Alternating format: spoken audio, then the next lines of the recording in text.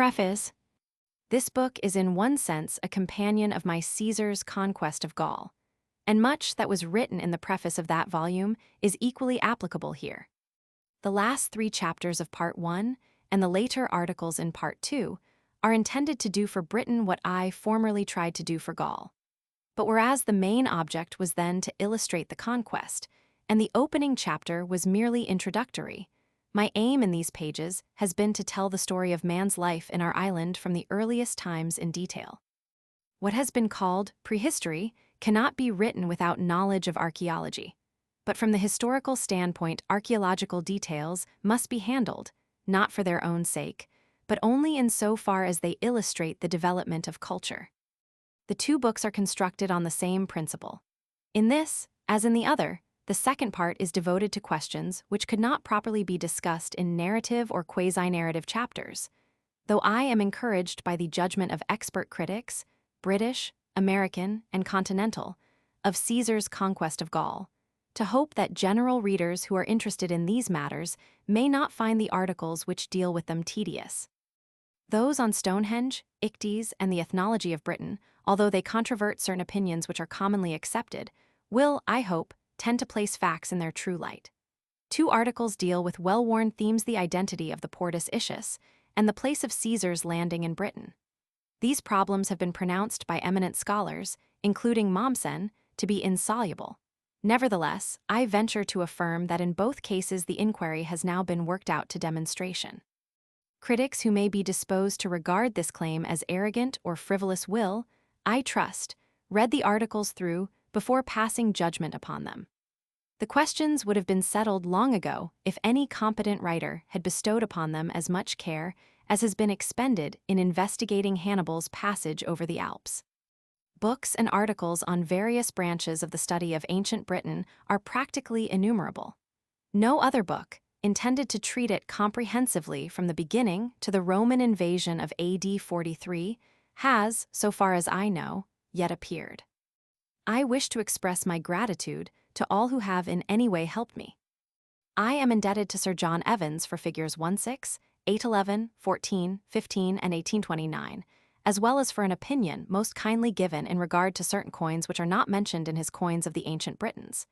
To the Director of the British Museum for figures 30, 36-9, 41, 43, and 44. To the Society of Antiquaries for figures 7, 13, 16, 31, 35, and 40. To the delegates of the Oxford University Press for figures 12 and 32-4. To Dr. Joseph Anderson for figure 17. And to Canon Greenwell for a proof of a valuable and interesting articularly Iron Age burials in Yorkshire which, I believe, is to appear in Archaeologia. Captain Tizard, RN, FRS, kindly answered various questions which I asked him about tidal currents. Mr. E. J. Webb, Sir George Darwin, Professor Postgate, Professor Haverfield, Mr. Clement Reed, FRS, Mr. George Barrow, FGS, Captain J. Iron, Commander Richmond, RN, and Commander Boxer, RN, gave me information, which in every instance will be found acknowledged either in footnotes of Part 1 or in Part 2 on various points of detail. It is vain to plead that work would have been better if circumstances had been more favorable. But if any indulgence may be accorded to an author who, except on holidays, can only find leisure for writing or research after he has fulfilled the duties of an exacting profession, and who, in order to gain time, has worked steadily throughout his vacations for nearly 30 years, I am entitled to it. Doro Place, Kensington, W. October 19, 1907. Chapter 1. Introduction. When Caesar was about to sail on his first expedition to Britain, he summoned the Gallic traders whose vessels used to ply between Gaul and the Kentish coast, and tried to elicit from them information. But to quote his own words, he could not find out either the extent of the island, or what tribes dwelt therein, or their size, or their method of fighting, or their manners and customs, or what harbors were capable of accommodating a large flotilla.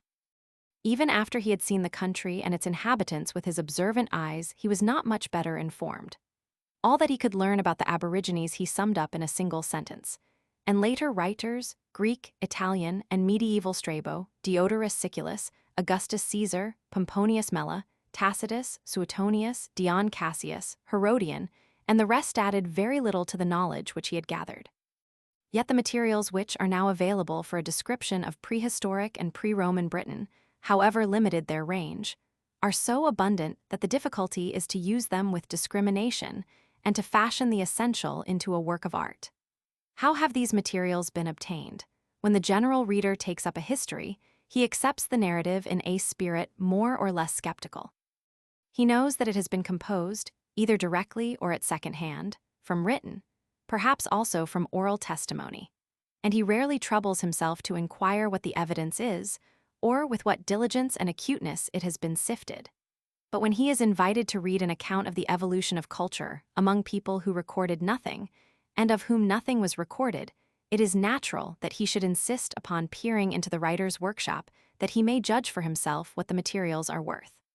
During many centuries, while the materials were most abundant, they remained unused. Many of them were rifled by treasure seekers, carted away by builders, or destroyed by the plow. Even when the Renaissance turned men's minds to the study of the past, they had no thought of any sources of information except the written documents which they were only beginning to learn how to use. The Italian scholar, Raymond de Marliano, the Dutch geographer, Abraham Ortels, made futile guesses about topographical questions suggested by Caesar's commentaries, but never dreamed that there was anything to be learned of a people who had lived in Britain when the South Foreland and Cape Grisnez were still undivided. Camden traveled over the length and breadth of England, amassing stores of information, much of which he did not know how to interpret, and built up geographical theories upon place names, which, in default of linguistic science, were of necessity worthless. Even the great French scholars of the 17th and 18th centuries Chiflet, Du Fresnay, Scaliger, Sanson, and Danville, although their geographical essays are still worth reading, failed to determine the port from which Caesar had sailed to Britain. Stukeley, who was one of the first to excavate barrows and describe their contents, and who made valuable observations of some of our megalithic monuments, encumbered his folios with fanciful speculations, which only served to entertain his contemporaries and to mislead posterity. But these men had no access to the sources which are now open to many who are intellectually their inferiors, and notwithstanding the smallness of their achievement, they did their work as pioneers. About the middle of the 18th century, a spirit of antiquarian curiosity was aroused in England. The Society of Antiquaries, which had been founded in 1717, received in 1752 a charter from George II, and in 1770 appeared the first number of their principal organ Archaeologia, which is still in course of publication. Many of the earlier papers were crude and superficial, showing keen interest in the things of the past, but naturally betraying ignorance of the methods by which alone the significance of antiquarian discoveries could be ascertained.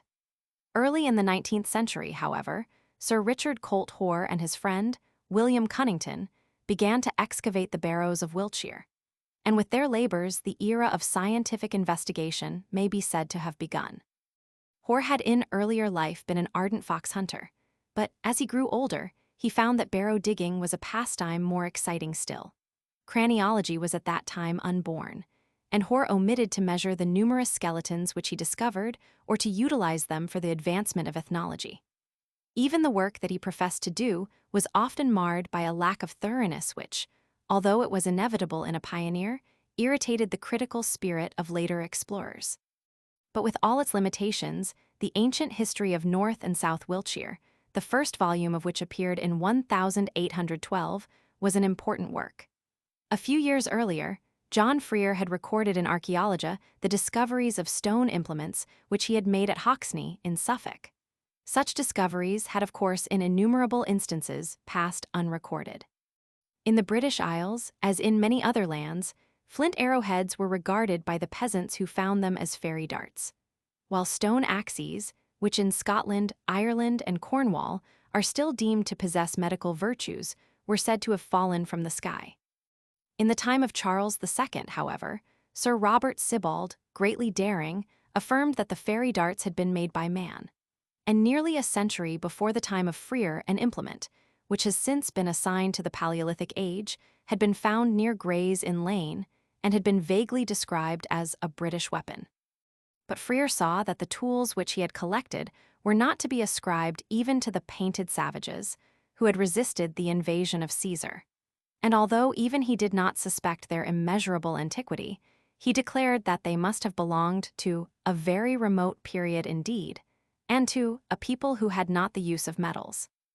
In 1824, Dr. Buckland, who had spent some years in exploring ossiferous caves, published an account of his work in Reliquiae Diluvianae, a book which, by attributing the phenomena that it recorded to an universal deluge, impelled geological research in a wrong direction, and delayed for many years the recognition of the truth that the earlier human occupants of the caves had been contemporary with the mammoth and other extinct animals. Soon afterwards, masonry, whose example was followed by Godwin Austen, examined Kent's cavern near Torquay, a task which was systematically completed some 25 years ago by a committee of the British Association. It was not, however, before the middle of the 19th century that the knowledge of the Stone Ages began to be built up on a sound foundation. From 1841 to 1860, Boucher de Perthes was patiently exploring in the neighborhood of Abbeville and Amiens the gravels which the River Somme had deposited in the Pleistocene period, and collecting flints which were proved to have been shaped by the hands of man.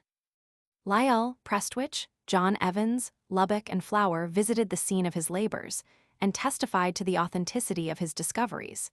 And after long controversy, the most reluctant were forced to admit that the human race had existed at a period infinitely more remote than had hitherto been imagined. Similar discoveries were soon made in England, in various European countries, in Africa, Asia, and America. In our islands, as well as on the continent, as antiquarian zeal became more widely diffused, the need of organized effort was felt. And, side by side with the leading academies, the Society of Antiquaries, the Society of Antiquaries of Scotland, the Royal Archaeological Institute of Great Britain and Ireland, the Royal Irish Academy, the Royal Society of Antiquaries of Ireland, and the Cambrian Archaeological Association local societies were gradually formed in every important provincial town. Accident from time to time revealed objects for which no search had been made. Ploughmen guiding their teams, navvies working upon roads or in railway cuttings, miners and quarrymen, laborers draining land, sportsmen groping after game which they had shot, came upon antiquities of the nature of which they were ignorant. Evans, in the intervals of leisure which he could win from a busy life, indefatigably collected implements of stone, bone, and bronze, systematized the discoveries of a host of minor workers, and marshaled facts and deductions in volumes which have become classical.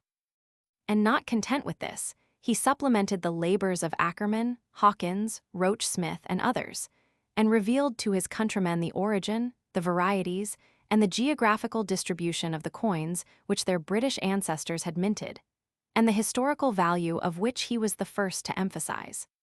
His son, who has lately become famous as the explorer of Crete, carried his researches further afield, but often found time to grapple with British problems, contributed to our knowledge of Stonehenge and other megalithic circles, and by his discoveries at Aylesford in Kent, threw a beam of light upon the history of the Celtic Iron Age. Boyd Dawkins explored the caves of Somersetshire, Derbyshire, and Wales. Bateman, Thurnham, Davis, Warne, Greenwell, Mortimer, and Atkinson of Danby continued in a more scientific spirit the labors of Hoare, and recorded the discoveries which they had made in numerous barrows. General Pitt-Rivers brought the experience of a soldier, the sagacity of a man of the world, and the genius which was his own to the investigation of archaeological and anthropological problems, demonstrated the value of thorough excavation and of accurate pictorial illustration, impressed upon the rising school of students the need of precision in recording the circumstances of every find, and by expending a considerable fortune in adding to knowledge, set an example of enlightened generosity. Sir Arthur Mitchell, in a series of lectures which have been described as a masterpiece of skeptical irony, warned antiquaries, but in no didactic spirit, to think, and to think again, before they drew conclusions from the records which the spade had revealed. The Devonshire Association appointed committees to examine the antiquities of their richly dowered county, and printed a series of reports upon the megalithic monuments, the graves, and the hut circles of Dartmoor. John Abercrombie traced from Great Britain to the original seat of manufacture the sites where the so-called drinking cups, which accompanied so many British interments of the earlier round barrows, have been found. while Romilly Allen, following in the steps of Wollaston and Franks, helped to elucidate the development of the art of the Bronze Age and the late Celtic period. Professor Gowland disclosed by excavation the origins of Stonehenge, and by his metallurgical knowledge enabled us to understand the methods of prehistoric miners. Charles Read made intelligible, even to casual visitors, the collection of antiquities in the British Museum, which illustrates the culture of the ages of stone, bronze, and iron. Francis Haverfield, scholar, archaeologist, and practical excavator, while making himself the foremost authority on the history of Roman Britain, incidentally enlarged the records of pre-Roman times. Joseph Anderson carried on the work, which Daniel Wilson had begun, and described the successive stages of culture through which the inhabitants of Scotland had passed from the earliest to the beginning of the historic period. Coles, Christison, and Bryce added significant details to the information which his lectures had given. But it would be tedious to prolong the list of workers. Everywhere the success with which the last resting places of the dead had been made to tell their tale stimulated antiquaries to search for fresh relics that might help them to realize more fully how those dead had lived. Flint quarries and workshops, where primitive tools were fabricated, hut circles, Scottish brocks, lake dwellings, pits, and earth houses were explored, and in response to the exhortations of petrivers, camps and other earthworks were patiently excavated.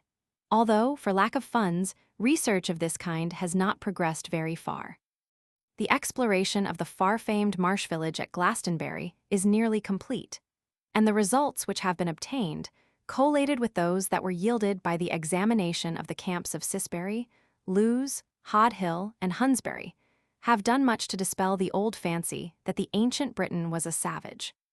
But perhaps no intelligent man ever progressed far in archaeological study without discovering for himself this caution: though the relics of man's handiwork, unlike his written history, cannot lie, their meaning may in divers ways be misinterpreted. They will not yield it up except to the trained and discerning eye. Meanwhile, toilers in other fields were cooperating with the archaeologists. Physical anthropology began to make strides. Since Davis, Thurnham, and Rolleston described the skeletons which had reposed in the long barrows and the round barrows of Wiltshire, Gloucestershire, Yorkshire, and Northumberland, since Huxley wrote his memoirs on the riverbed skulls of England and Ireland, greater accuracy of method has been evolved, and Beddoe, Turner, Garson, and Haddon have supplemented and corrected their predecessors' work.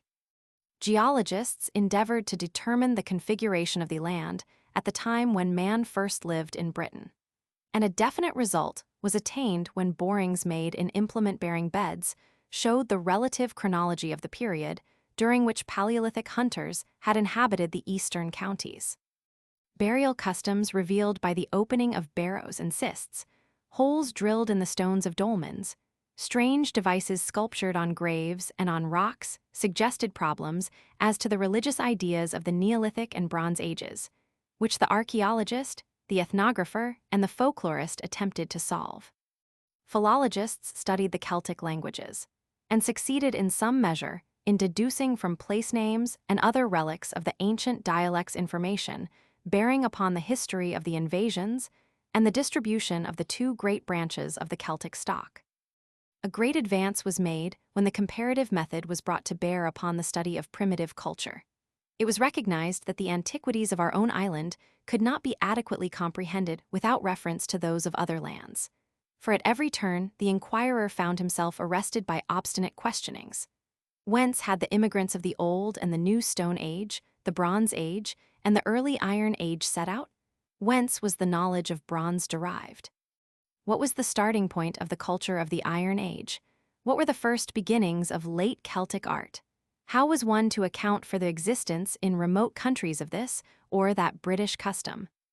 The British archaeologist who would intelligently ponder these questions must take account of the work which has been done by Cartelhac, the brothers Sayert, Bertrand, Edouard Piet, Salomon Reinach, Montelius, Sophus Muller, Arthur Evans, Ridgway, Myers, and Flinders Petrie in elucidating the antiquities of France, Spain, Italy, Central Europe, Scandinavia, the Aegean Sea, North Africa, and Egypt.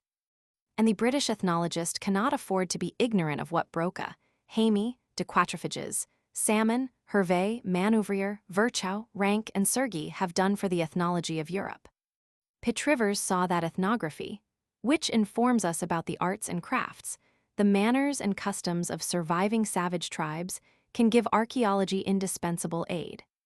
And all who have compared the contents of the American Room and the ethnographical gallery in the British Museum with what they have seen in the prehistoric room will believe the keeper when he assures them that, in all probability, the resemblance between the perishable productions of the modern savage and those of prehistoric man, which are now lost, was as great as that which undoubtedly exists in the case of implements of stone and bone which have remained.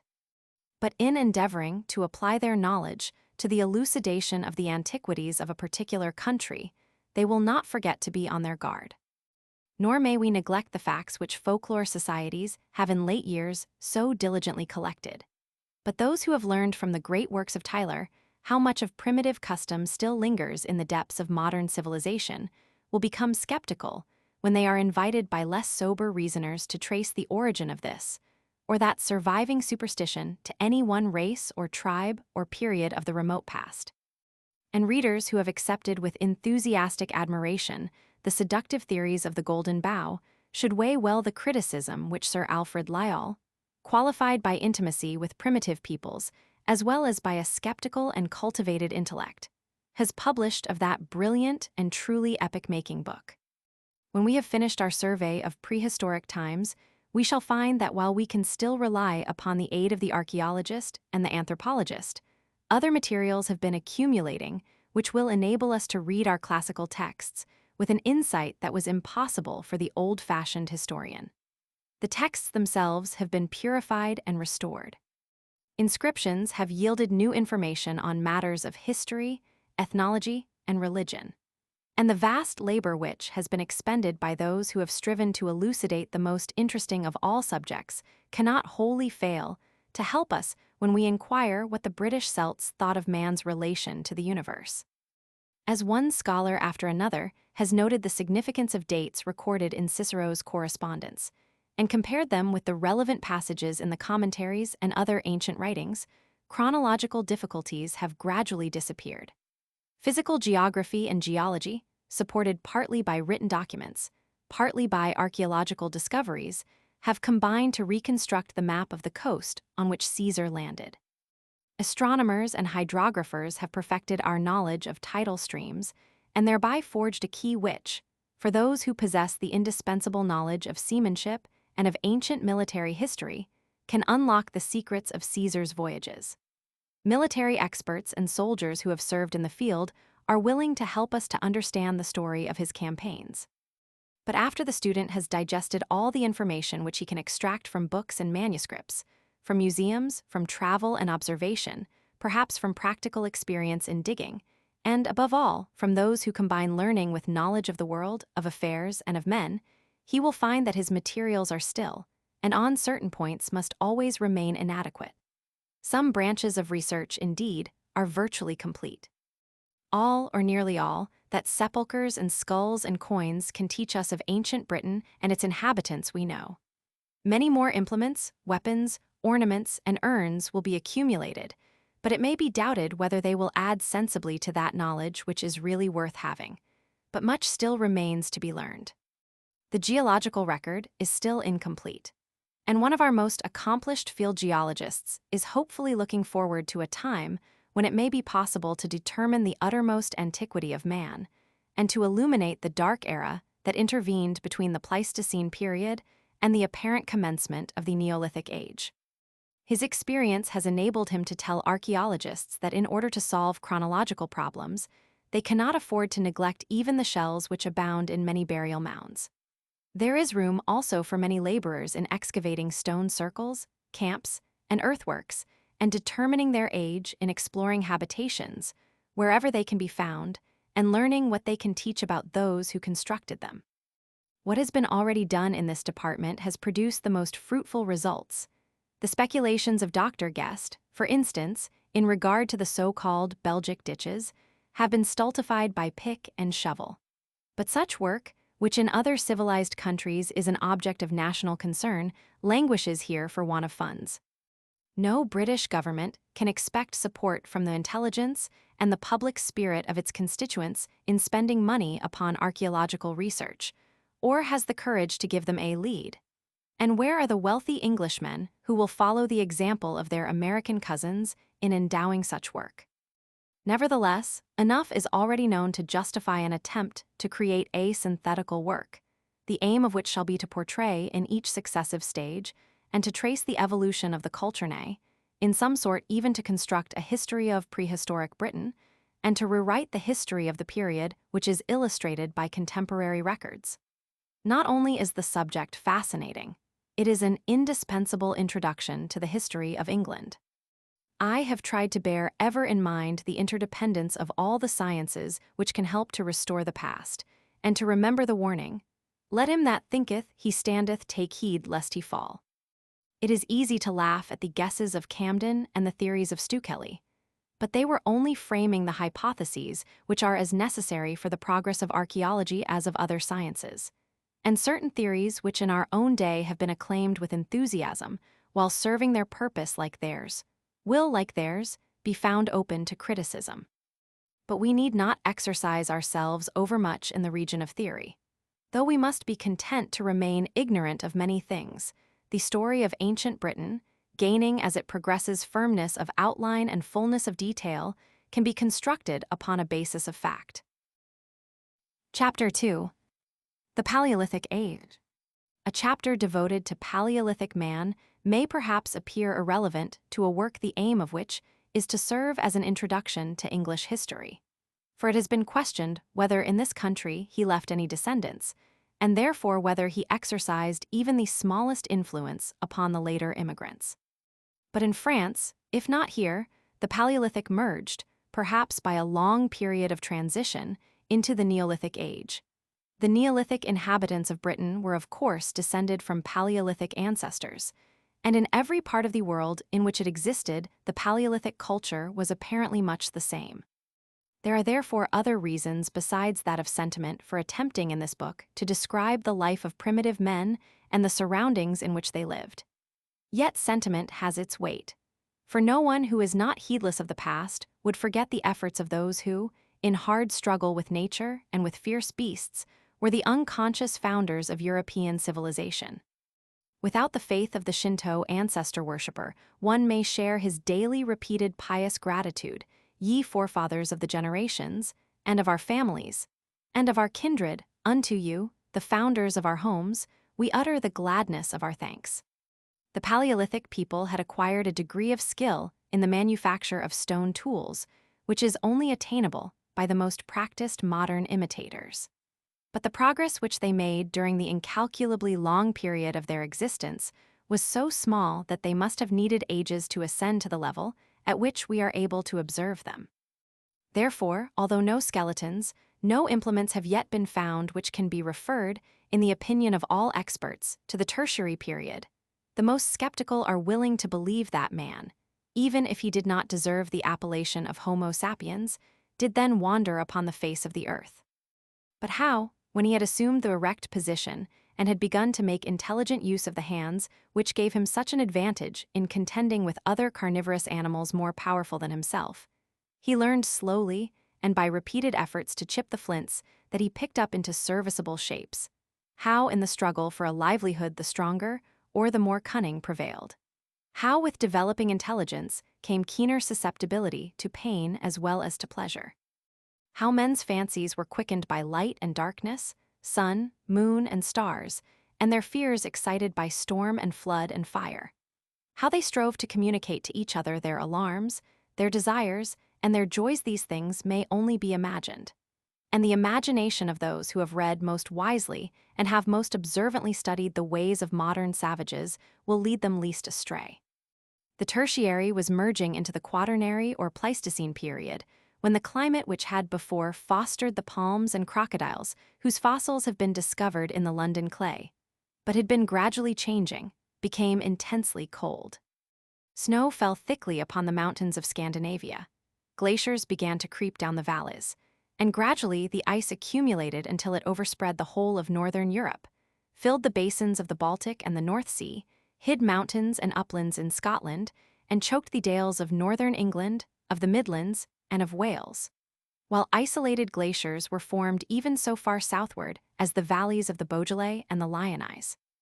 The ice has left its record upon the Highland and Cumbrian mountains, whose rugged crags it molded into flowing curves, upon rocks which were scratched by stones embedded in slowly moving glaciers, in the mud, stiff and tenacious, which they deposited as they grided over many kinds of rocks, and which, being interspersed with stones, large and small, is called boulder clay, in rocks which they transported and dropped far from their native sites, and by which the directions that they followed can still be traced.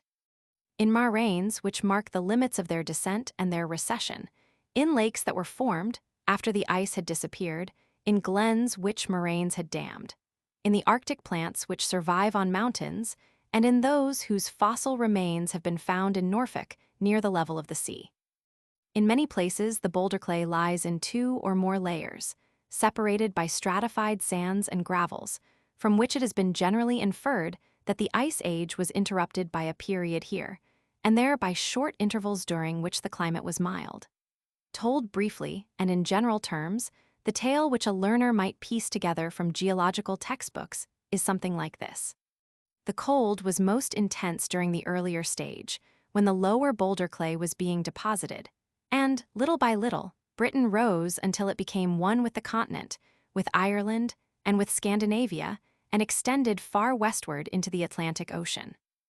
Then we are told, the ice sheet that covered Scandinavia was 6,000 feet thick, and though it became thinner as it advanced southward, it shrouded the hilltops in Scotland, where boulders were lifted right over the water parting, and dropped on the western side, and scored its marks upon rocks in the Lake District at heights of 2,500 feet. While, spreading over Ireland, it went out to sea beyond Cork and Kerry, where the wall of ice broke off and floated away in bergs. Then the land slowly sank, until in the interglacial period only the hills stood out above the sea, and Great Britain became an archipelago. Again the movement was upward, though often interrupted and perhaps not general in extent. The climate was again becoming severe, and, although the rigors of the first period were not repeated, local glaciers crept down the higher valleys north of the Midlands, while icebergs floated over the parts that remained submerged and over the North Sea. Now too, as in the earlier period, the cold was not everywhere continuous. There were oscillations during which the glaciers alternately advanced and retreated. As the Ice Age was beginning to near its end, the land continued to rise until the North Sea, the English Channel, and the Irish Sea once more disappeared. In the latest stage of all, when Arctic conditions were about to vanish even in our northern latitudes, there was a gradual subsidence. Scotland was lowered about 100 feet beneath the present level of the sea, as the highest, raised beach along the shores of the great estuaries testifies, and the waters rushed in over the sinking valley of the Dover Strait. Such was the orthodox faith, but the rising geologists have discarded some of its articles, and even among the faithful there are pious doubters. Many authorities deny that the seashells which are found on hills in North Wales, Cheshire, and elsewhere prove that they were once submerged. Those shells, they insist, were plowed up by glaciers out of the seafloor, and they require us to believe that they were carried up the sides of the hills to heights of 1,350 feet above the sea level. But although these shells are probably not in their original position, and the mere presence of marine organisms is no sufficient proof of former submergence, shells have been found near Inverness, 500 feet above the sea, in the very place where they lived and died. Still, it does not follow that the submergence which they attest was interglacial. Some inquirers believe that the glaciers advanced and retreated once and no more, that there was only one slight elevation of the land and one slight subsidence. Others that Britain was not only elevated twice, but also twice partially submerged. Others that it was finally severed from the continent in the earlier part of the Ice Age, when the drainage of northern Europe, pouring into the North Sea and barred by the ice sheet from escaping northwards, cut for itself a channel across the isthmus which now lies below the Dover Strait. One expert still insists that when man first entered Britain the whole country stood at least 600 feet above its present level. Another, in the same work, denies that its greatest elevation was more than 70 feet, and their editor looks helplessly on. One writer suggests that there may never have been an ice age, in the strictest sense of the term, at all, but only local glaciers, such as now exist in Greenland. Another has labored to show that the accumulation of ice sheets merely marked one or more culminating epochs in a period when the climate was at least as commonly temperate as Arctic. Others even now maintain that not one only, but 5 interglacial periods interrupted the intense cold. Others again, that there was no interglacial period at all, but only local ameliorations of climate. Another fertile theme of controversy has been the origin of the boulder clays. But the confession of a Fellow of the Royal Society, who, as a member of the Geological Survey, lived in Norfolk for 8 years, studying its geology, suggests that, after all, a sense of humor may compensate for inability to fathom the mysteries of the Ice Age. After spending about a year in Norfolk, he says, I began to believe I knew all about the drifts, but during the following 7 years of my sojourn in that county, as I moved from place to place, I somehow seemed to know less and less, and I cannot say what would have been the result, but fortunately, the Geological Survey of the county came to an end. Fortunately, too, it is not essential to our study of Paleolithic man to decide in every case between the theories of rival geologists. All admit that in Britain the Thames was the extreme southern limit of glacial movement, although even in the southern fringe Arctic conditions prevailed. That glaciers covered a large part of the country north of the Thames, and on the higher regions coalesced into ice sheets. The view that the lower boulder clay was a moraine profond has at last been generally adopted, while almost all agree that there was at least one interglacial period, and that there were climatic variations in certain tracts. Nevertheless, one of the ablest and most experienced of our field geologists has recently given weighty reasons for his own conviction that even this solitary age of amelioration should not be regarded as an established fact. But if we are to study the Paleolithic age intelligently, we must endeavor to test for ourselves the dogma that Britain was then continental. That dogma has recently been questioned by geologists who have minutely re-examined in the field the phenomena of the glacial epoch. Mr. Clement Reid, for instance, holds that in the Paleolithic age England never rose more than 70 feet above its present level, and that men first entered it across a narrow strait which was formed in the earlier period of glaciation. It is certain that the sea then washed the coast of Sussex and the western counties. For near Selsey, there is a patch of boulder clay only 1 south of the Thames which must have been deposited by shore ice, and there are rocks belonging to Bognor or the Isle of Wight, to the Channel Islands, and to Brittany, which were transported by icebergs and dropped when they melted under the summer sun. Again, before the first English boulder clay was formed, Arctic plants flourished near Cromer. And, says Mr. Reid, as these occur just above the present sea level, and lie evenly on the strata below without deeply channeling them, the height of the land at the commencement of the glacial epoch, in Norfolk at any rate, must have been almost the same as it is now.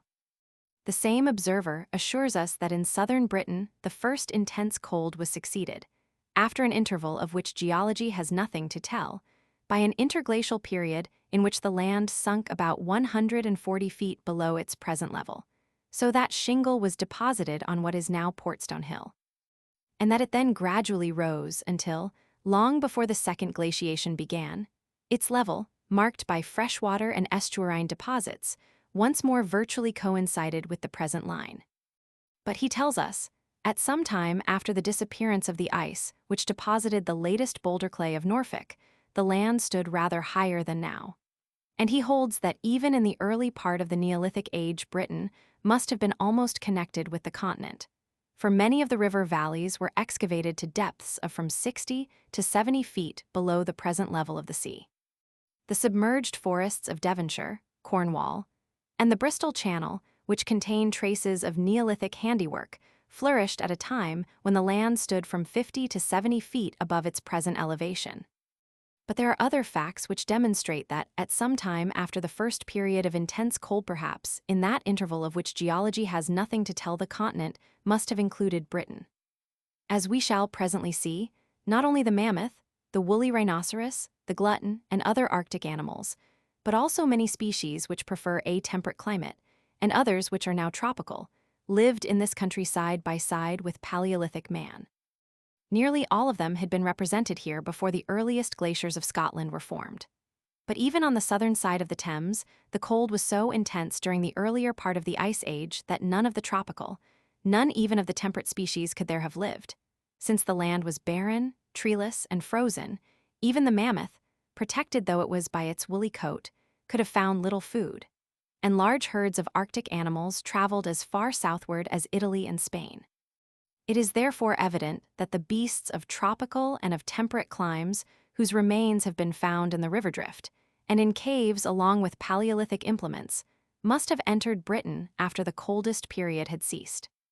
Moreover, vast quantities of bones of Pleistocene mammals, some of which, such as the reindeer, have never been found in Britain in preglacial deposits, have been dredged up out of the bed of the North Sea, principally from the Dogger Bank. And it is therefore clear that at some time after the climax of the glacial period that sea or a large part of it did not exist. It cannot indeed be proved that the men of the river drift and the caves entered Britain as soon as the other animals. And possibly the Dover Strait may have existed as a narrow channel at the time of their arrival. But since the bones that were raised from the Dogger Bank appear to belong to the time when the Thames was laying down the gravels in which men's tools have been found, it seems probable that the land bridge was standing in some part of the Paleolithic age. It has been demonstrated that Paleolithic men were living in East Anglia after glaciers had finally disappeared from that part of the country. The valleys of the Ouse and its tributaries, in the gravels of which their implements are to be found, were worn down through boulder clay. Excavations at Hawksney in Suffolk have shown that the people who left their tools there lived at a time which was separated by two climatic waves, attested by the flora of two sets of strata, from the age in which the latest boulder clay of that district had been deposited. Moreover, in many cases in which evidence has been adduced to show that Paleolithic remains are of glacial or interglacial date, doubts have arisen either as to the artificial character of the flints or as to the age of the beds in which they were found. When, for instance, a member of the Geological Survey announced that he had found Paleolithic implements at Brandon in Suffolk in 3 interglacial beds, separated by layers of boulder clay, Sir John Evans suggested that the clay was not in its original position, but had slipped down from a higher level. Again, Dr. Henry Hicks and Sir Joseph Prestwich were convinced that the cave of Key Gwyn in the Vale of Clwyd had been inhabited before the climax of the Ice Age. Here a flint flake was taken out of earth separated by a superincumbent bed of clay from a layer of sand and gravel, above which again rested boulder clay that, in Hicks's judgment, showed no sign of having ever been disturbed, and which, in the opinion of Mr. Clement Reid, must have been deposited before the last glaciation of the district. Even this evidence, however, is not unanimously accepted. Flints have also been found in the Cromer Forest bed at East Runton, which was certainly preglacial, but Sir John Evans cannot see on them the faintest marks of human workmanship. Nevertheless, it is not improbable that when the hunters whose tools have been exhumed from the drift of southeastern Britain were living in a comparatively mild climate, Scotland, the Lake Country, and the highlands of Yorkshire and Wales may still have been partially buried beneath ice. The high-level drift of the Thames Valley, which has yielded so many implements, is believed by eminent geologists to have been laid down at a time when ice spread over northern Britain. And in support of this view, it has been contended that in those regions no Paleolithic implements have been found. The argument cannot be easily set aside, but it has been pointed out that in the northern districts, owing to the extreme scarcity of flint, stone tools could only have been made of harder rocks, on which it is not so easy to detect marks of human agency, that the alluvial deposits in those parts are not readily accessible to search, and that, if they are patiently explored, implements may yet be recovered from them. Some years, however, have elapsed since this suggestion was made, and it has not yet been verified. Moreover, the absence from the country north of Yorkshire, save in a few preglacial deposits, of such bones as have been found with Paleolithic remains seems to indicate that the animals contemporary with Paleolithic man were unable to find food in northern Britain owing to the continuance of an Arctic climate. Man was undoubtedly living in southern Britain in the cold period that succeeded the so-called interglacial period of Sussex and Hampshire, for the plateau gravels that cap the Bournemouth cliffs, in which his tools have been found, are older than the valley gravels of the Hampshire Avon and the Stour, which were formed towards the end of the Ice Age by torrents that streamed over frozen chalk downs impervious to water and swept away the fragments of their crumbling surface. Furthermore, stone implements have been found at Caddington below and near London embedded in a stratum known as contorted drift, which is believed to have been formed in a period of great cold, and it is merely a question of words whether this period is to be included in the last phase of the Ice Age. But there is one district from which evidence has been obtained that has convinced many who sought conviction that there were men in Britain before the first British Paleolithic tool was made. In the village of Itham, near Sevenoaks, lives a tradesman named Benjamin Harrison, whose discoveries have caused much searching of heart, if they have not revolutionized our knowledge of the life of early man. In 1885, he began to search for old stone implements on the chalk plateau between the valleys of the Medway and the Derwent.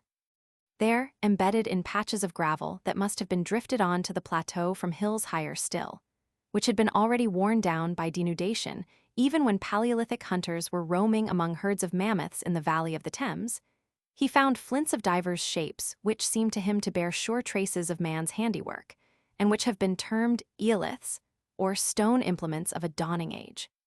Nearly all of them, indeed, were so rude that the chipping on their edges has been ascribed by skeptics to the action of nature. But if even a small fraction of them could be proved to be authentic, the contention of their finder would be established. They recur, again and again, in certain well-defined and peculiar shapes. The chips have in many cases been removed not from the exposed parts, but from concave sides which, he would have us believe, natural agents could hardly have affected. If Sir John Evans and other experts are unable to accept them as artificial, Canon Greenwell, Pitt-Rivers, and Prestwich were convinced that they had been wrought by man. Even the laborers who picked them out of the gravel hardly ever failed to distinguish them from the surrounding flints. And, if we may believe the champions of their authenticity, those who assert that they were shaped by nature have failed to produce stones of similar forms from the valley drift. Now when the hunters of the Thames Valley were making their tools, Britain had the same main features of hill and dale that it has today. But when the gravels were being drifted on to the Kentish Plateau, Thames and Medway were yet unborn. And filling the great valley that now lies between the North Downs and the lower Greensand Hills, some 5 miles further south, the plateau rose southward to central Wealden uplands 2,000 feet or more above the sea. With no special knowledge of geology, the antiquary who spends a holiday in walking from Sevenoaks or Wrotham onto the plateau may satisfy himself that this is true. Mingled with the eoliths in the patches of drift are fragments of chert that must have been washed down from the lower greensand at a time when it rose high above the plateau's level. For south of the eolithic area, inclining upward below the chalk and below the upper greensand, the outcrop of the lower greensand shows itself still. The plateau drift lies upon rock of preglacial age, and although there is no evidence that it is itself older than the Pleistocene period, some geologists hold that it was deposited soon after, perhaps before, British glaciers began to form. But assuming that the eoliths are artificial, does it follow that they are older than the oldest paleoliths, or that they were wrought by a race different from the men of the valleys? Mr. Clement Reid has pointed out that the gravel at Alderbury, some 3 miles below Salisbury, in which multitudes of eoliths have been found, is on exactly the same level as that of a gravel 3 miles lower down the valley, where Prestwich picked up a Paleolithic implement which had fallen from a yet higher elevation. If the position of this implement was an index of its age, eoliths were being used in Wiltshire after paleoliths had begun to be manufactured. On the other hand, it is asserted that eoliths have lately been found in tertiary deposits on the high plateau above the Avon, and one geologist, who rejects all eoliths, would argue that Benjamin Harrison's labors have not been vain. Many Paleolithic implements have been found on the Kentish Plateau, but never embedded in association with eoliths. Most of them are unworn and look as if they had remained on the very spot where they were lost, and it is easy to see that they are far less ancient than the eoliths. But certain implements have also been found there which, although they were not lying in the gravels, appeared to bear marks of having been derived from them and washed down in the same drift that contains the eoliths. Like the latter, they were stained deep brown, covered with glacial scratches, and coated with the white deposit of silica. If this argument had been generally accepted, one might conclude that the greater antiquity of British man does not depend for its proof upon the authenticity of the eoliths. What all admit is that in France flints of Eolithic form have been found even in tertiary beds. But while the extreme antiquity of many eoliths is certain, the question of their authenticity has recently been debated with renewed and redoubled vigor. About 2 years ago, an eminent French paleontologist, Monsieur Marcellin Boule, announced that in the process of manufacturing cement at Mantes, many flints had been converted into Eolithic forms. And it has been contended that the conditions which were actually observed in the factory were analogous to those of the torrential streams, by which flints may have been dashed hither and thither as they were swept on to the Kentish plateau in primeval times. An ardent advocate of the authenticity of eoliths insisted that some of the Kentish types would be looked for in vain among the machine-made specimens from Mantes.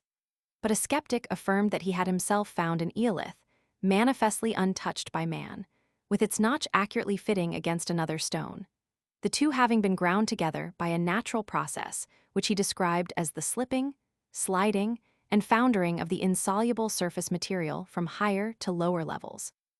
Although it was objected that certain rectangular eoliths with blunt edges could not have been produced except by art, it is permissible to doubt whether the human origin of eoliths will ever be established beyond dispute. And he who reflects that they have been met with not only in tertiary beds, but in those immeasurably later deposits, which were contemporary with or but little older than Paleolithic man, will leave them for the present without regret to the consideration of enthusiasts. Let us then try to conceive of the environment of those Paleolithic hunters of whose culture we have clearer indications in a late phase of the Ice Age, when the glaciers of southern Britain had passed away. Then, the configuration of the country was very different from that which we behold. The chalk ranges of Kent and of Picardy were unbroken. The Thames, fed sometimes by torrential rains, flowing rapidly and fitfully in the broad shallow valley which it was excavating, was depositing gravels on the slopes that bordered it, 100 feet above the level of its existing waters, and wandering far eastward across a plain from whose now sunken surface bones of mammoth and reindeer, of hyena and bear have been dredged, to swell that greater Rhine which found no outlet till it reached a far northern sea. Mammoths, woolly rhinoceroses, and giant elks with antlers 10 feet across roamed in the forests. Hippopotamuses swam in the streams. Brown bears and grizzly bears and lions and hyenas made their dens in caves, and dragged into their dark and sinuous recesses the prey which they had torn down in the open. The earlier Paleolithic immigrants, impelled perhaps by scarcity of game, had crossed the valley of the Dover straight doubtless from the nearer parts of France or Belgium. But the original home of the race is unknown, for Paleolithic tools have been found not only in this island and almost every European country except Scandinavia, but also in North Africa, in the Valley of the Nile, in Palestine and Asia Minor, the Euphrates Valley, Somaliland, India, and North America. As a high authority has remarked, they are so identical in form and character with British specimens that they might have been manufactured by the same hands. And the same may be said of those which were wrought by the Tasmanians, who, 50 years ago, had not yet been exterminated by the pioneers of Christian civilization. Many attempts have been made to calculate the number of millenniums that have elapsed since our Paleolithic age began and since it came to its end. Kroll, the author of the astronomical theory of the Ice Age, finally concluded that that epoch ceased about 80,000 years ago. And Sir Archibald Jakey labored in his youth to estimate the time which the rivers would have taken to excavate their valleys from the days when they were depositing the high-level gravels to the era when they reached their present depth. But anyone who uses his powers of reflection will see how many elements of uncertainty must stultify such a method as this. And, since the cause of the Ice Age remains unknown, the calculations of Kroll were futile. Indeed, if it were possible to prove that 80,000 years have passed since the beginning or since the end of the Paleolithic Age, not much would be gained. For whose mind can conceive what such a period means? The wiser archaeologists have given up the quest of chronological precision, and they know that the imagination may be stimulated by more legitimate means. Go to Caversham and stand upon the gravels washed down by the Thames in his lusty youth, 120 feet below he is flowing now. Think of the ages that passed while his waters were hollowing out that valley, which was as it is still before the Paleolithic age had passed away. Walk along the cliff near Bournemouth and look out over the Solent Sea. That cliff was once a riverbank, and even the cautious geologist who has described how Hampshire was wrought into its present form is willing to believe that man had then appeared in our land.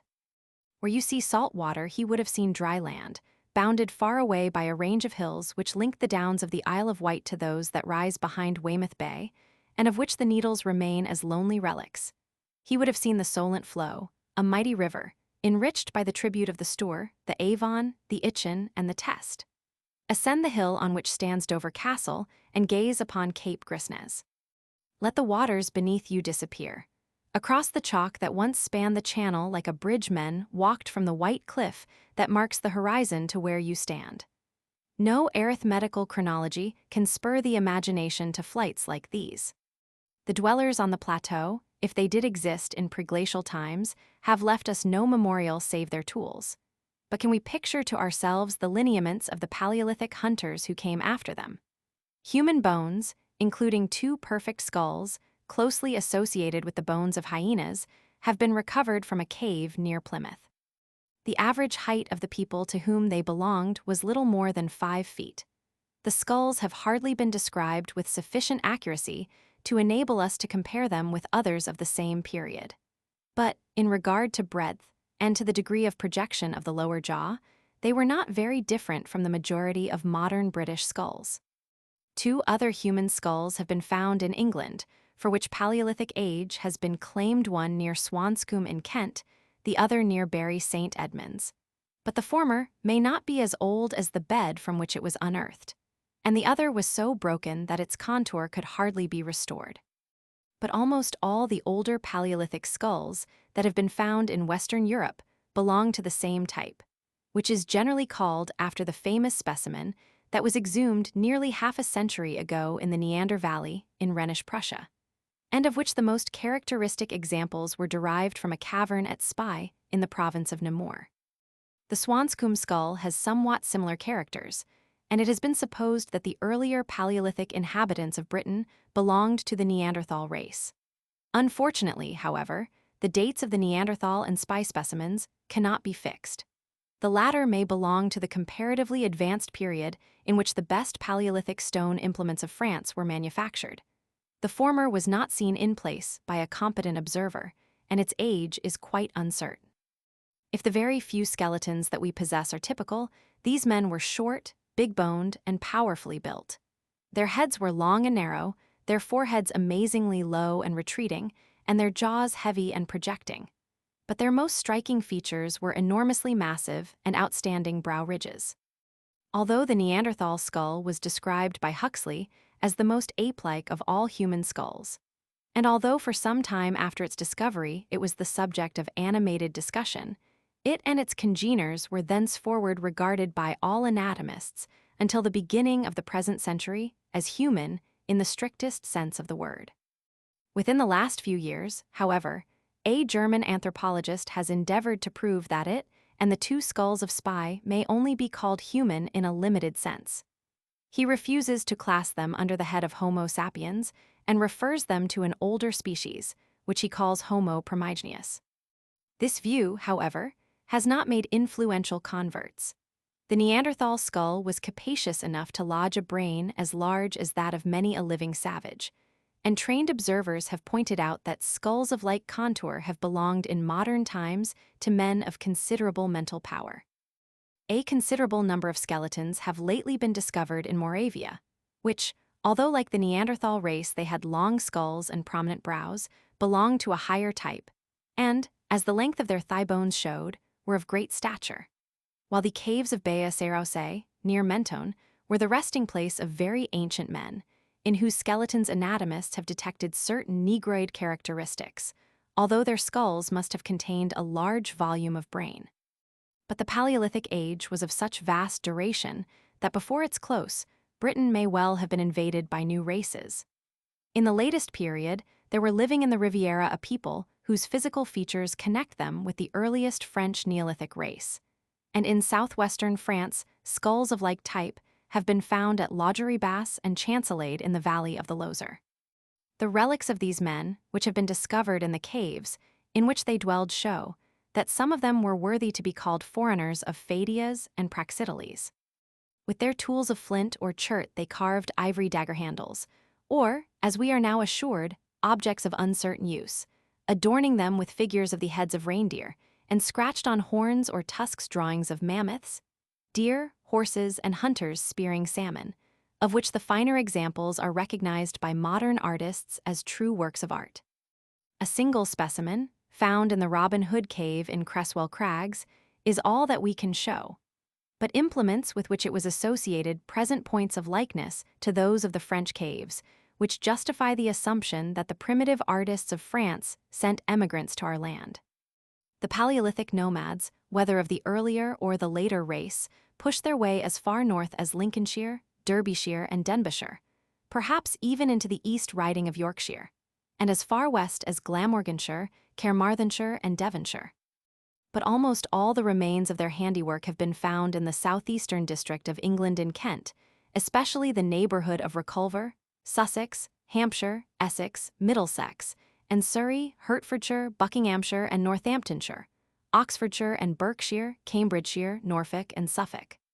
The places in which these relics lay buried may be grouped in 4 classes: the plateau gravels already described, gravels which were apparently deposited not by rivers, but by heavy rains which, falling upon frozen chalk downs, destroyed the shattered surface and swept it away in floods, the river drift, and caves. And unlike the belongings of the Neolithic herdsmen, those of the older inhabitants are not to be found, except in special cases, on or near the surface of the earth. The amateur who has acquired the rudiments of geology and has learned to discern stone implements among the fragments of rock which surround them, knows that in the gravels and sands which rivers deposited at various elevations, when they were flowing now here now there, in higher and wider channels, he may hope to find specimens to add to his collection. Common sense, too, teaches him that in the same valley the higher terraces were formed before the lower, and that the tools which they contain, however closely they may resemble those which are embedded below, are nevertheless, as a rule, far older. If he asks himself how they found their way into these gravel beds, reflection will soon suggest the answer. It would seem that although the Paleolithic hunters dwelled sometimes near lakes or ponds, they usually settled on the banks of streams.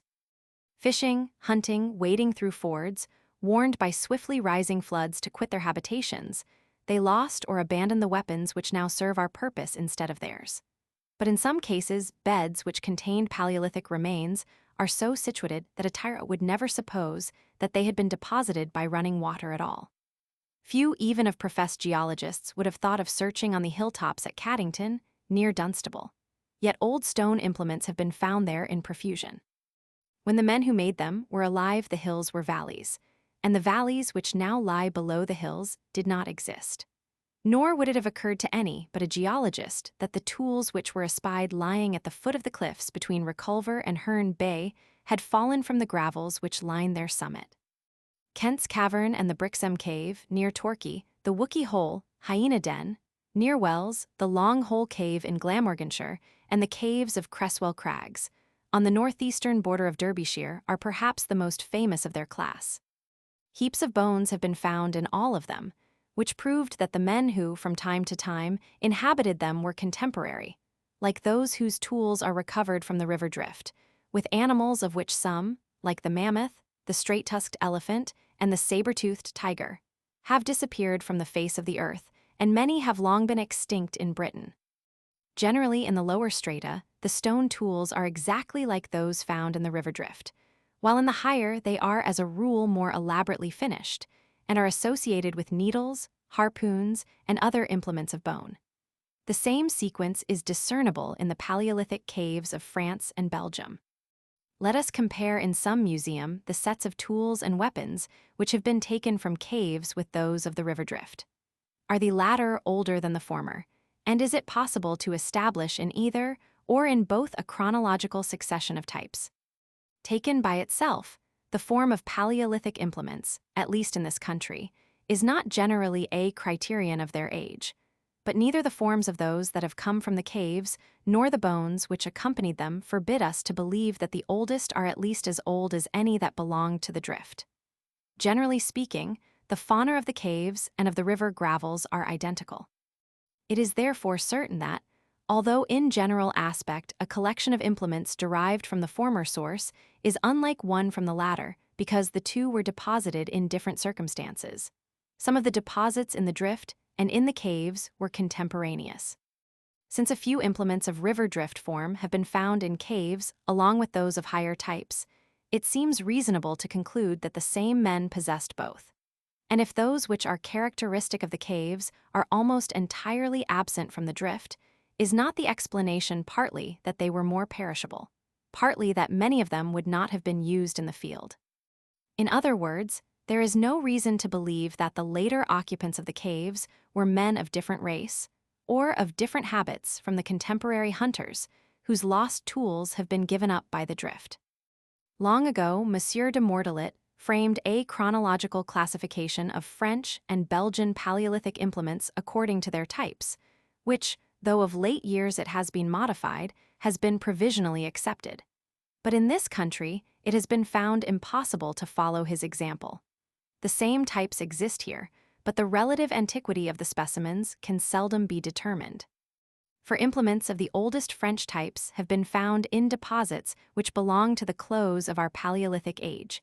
Even when implements from the high-level terraces are compared with those of the lower, no marked distinction is observed.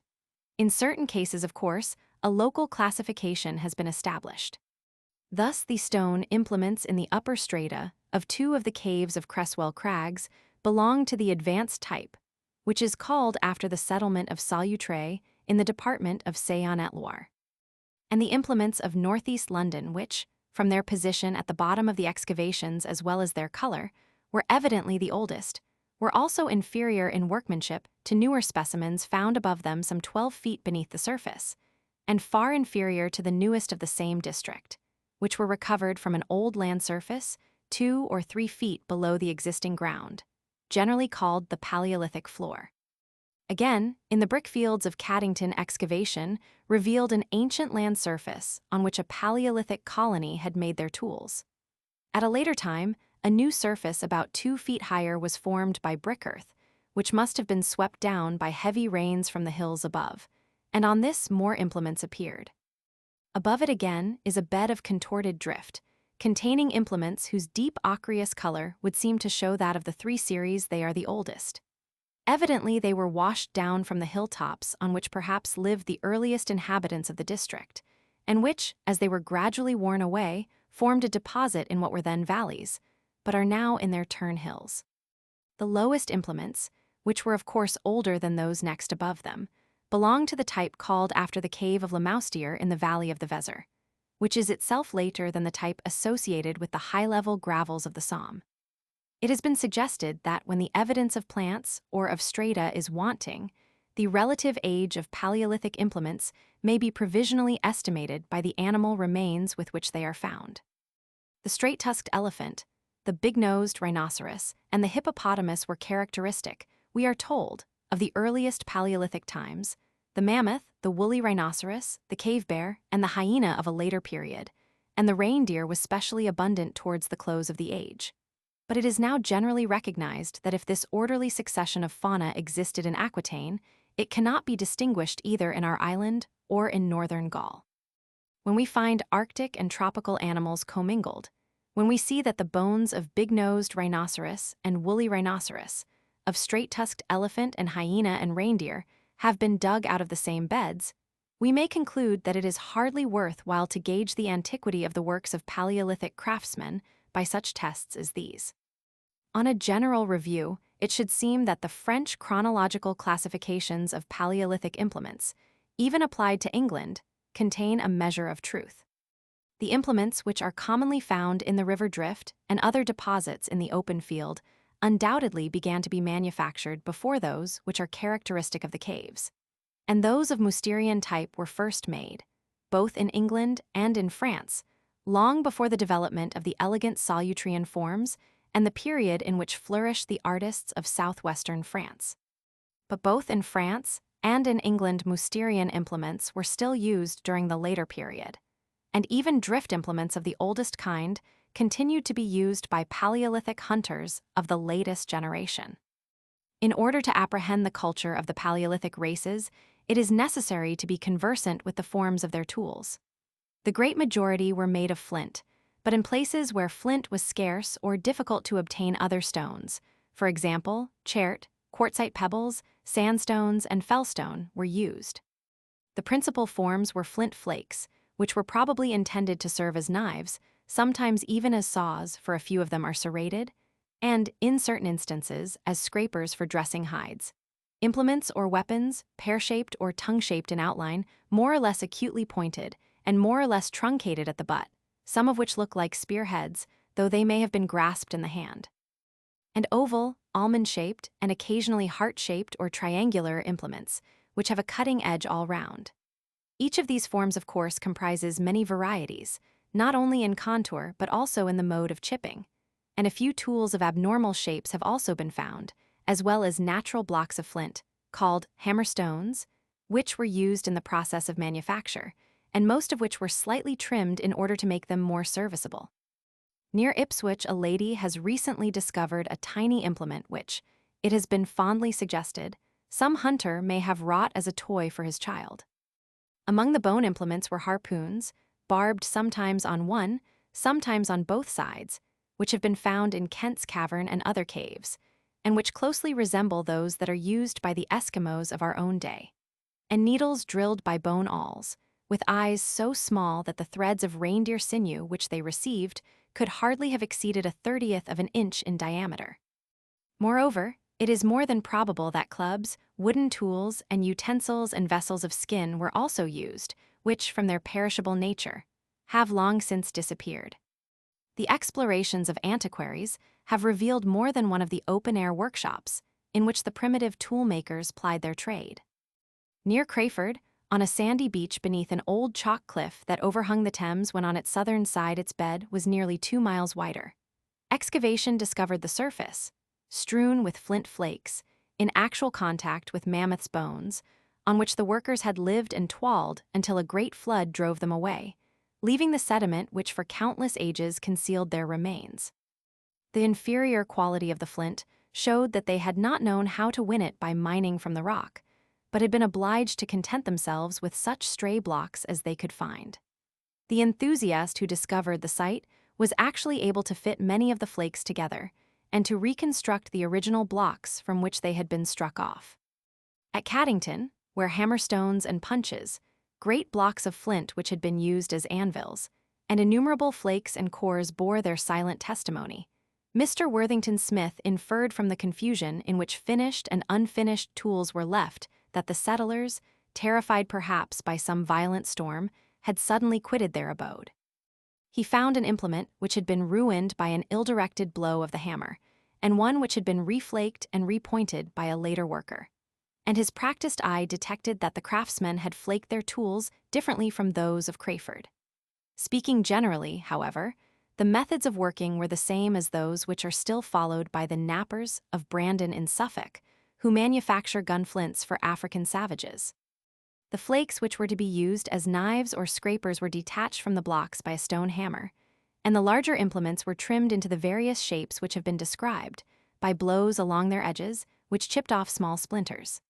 The effect of the hammer was to produce on the flake, just below the point where the blow was delivered, a protuberance, which is called the bulb of percussion, and which of course left a corresponding cavity on the block from which the flake was detached. This bulb is the mark by which a manufactured flint may be recognized, but on tools whose artificial origin is manifest even to an untrained eye, it has often been obliterated by the process of chipping. Inquisitive antiquaries have raised the question whether any Paleolithic implements were furnished with handles. The Tasmanians simply grasped their tools in their hands, and there is little evidence that the Britons mounted theirs. But the triangular, sharply pointed flints which have been already described might sometimes have been used as arrow points or javelin heads. Some were doubtless missiles and nothing more. But as experts who have passed their leisure in recovering, comparing, and classifying these things confess, it is impossible to define the various purposes to which this or that stone tool was applied. Who, says Lord Avebury, could describe the exact use of a knife? We only know that with his rude implements the Paleolithic hunter did all the work that his hand found to do felled trees, chopped wood to feed his fire, dug up esculent roots, scooped out canoes, killed and cut up the animals on which he subsisted, skinned them and dressed their hides to clothe himself withal, encountered his enemies in battle, and defended himself in conflict with the beasts against which his keen sight and hearing, his intellect, and these weapons, which it enabled. Side note. Culture of the Paleolithic inhabitants of Britain, him to fashion, were his sole protection. Yet as we look at the tools in a museum, nearly the same at the end as the beginning of our immeasurably long Paleolithic age, we marvel even more at the mental stagnation of the primeval savage than at the skill which he had laboriously attained. And we wonder how it was that men who had learned to chip their blocks of flint so accurately remained content, generation after generation, with the art which they had acquired, and never thought of grinding the cutting edge against another stone and thus producing a better and sharper weapon. We see in our own times, wrote Sir Charles Lyell, that the rate of progress in the arts and sciences proceeds in a geometrical ratio as knowledge increases. And so, when we carry back our retrospect into the past, we must be prepared to find the signs of retardation augmenting in a like geometrical ratio.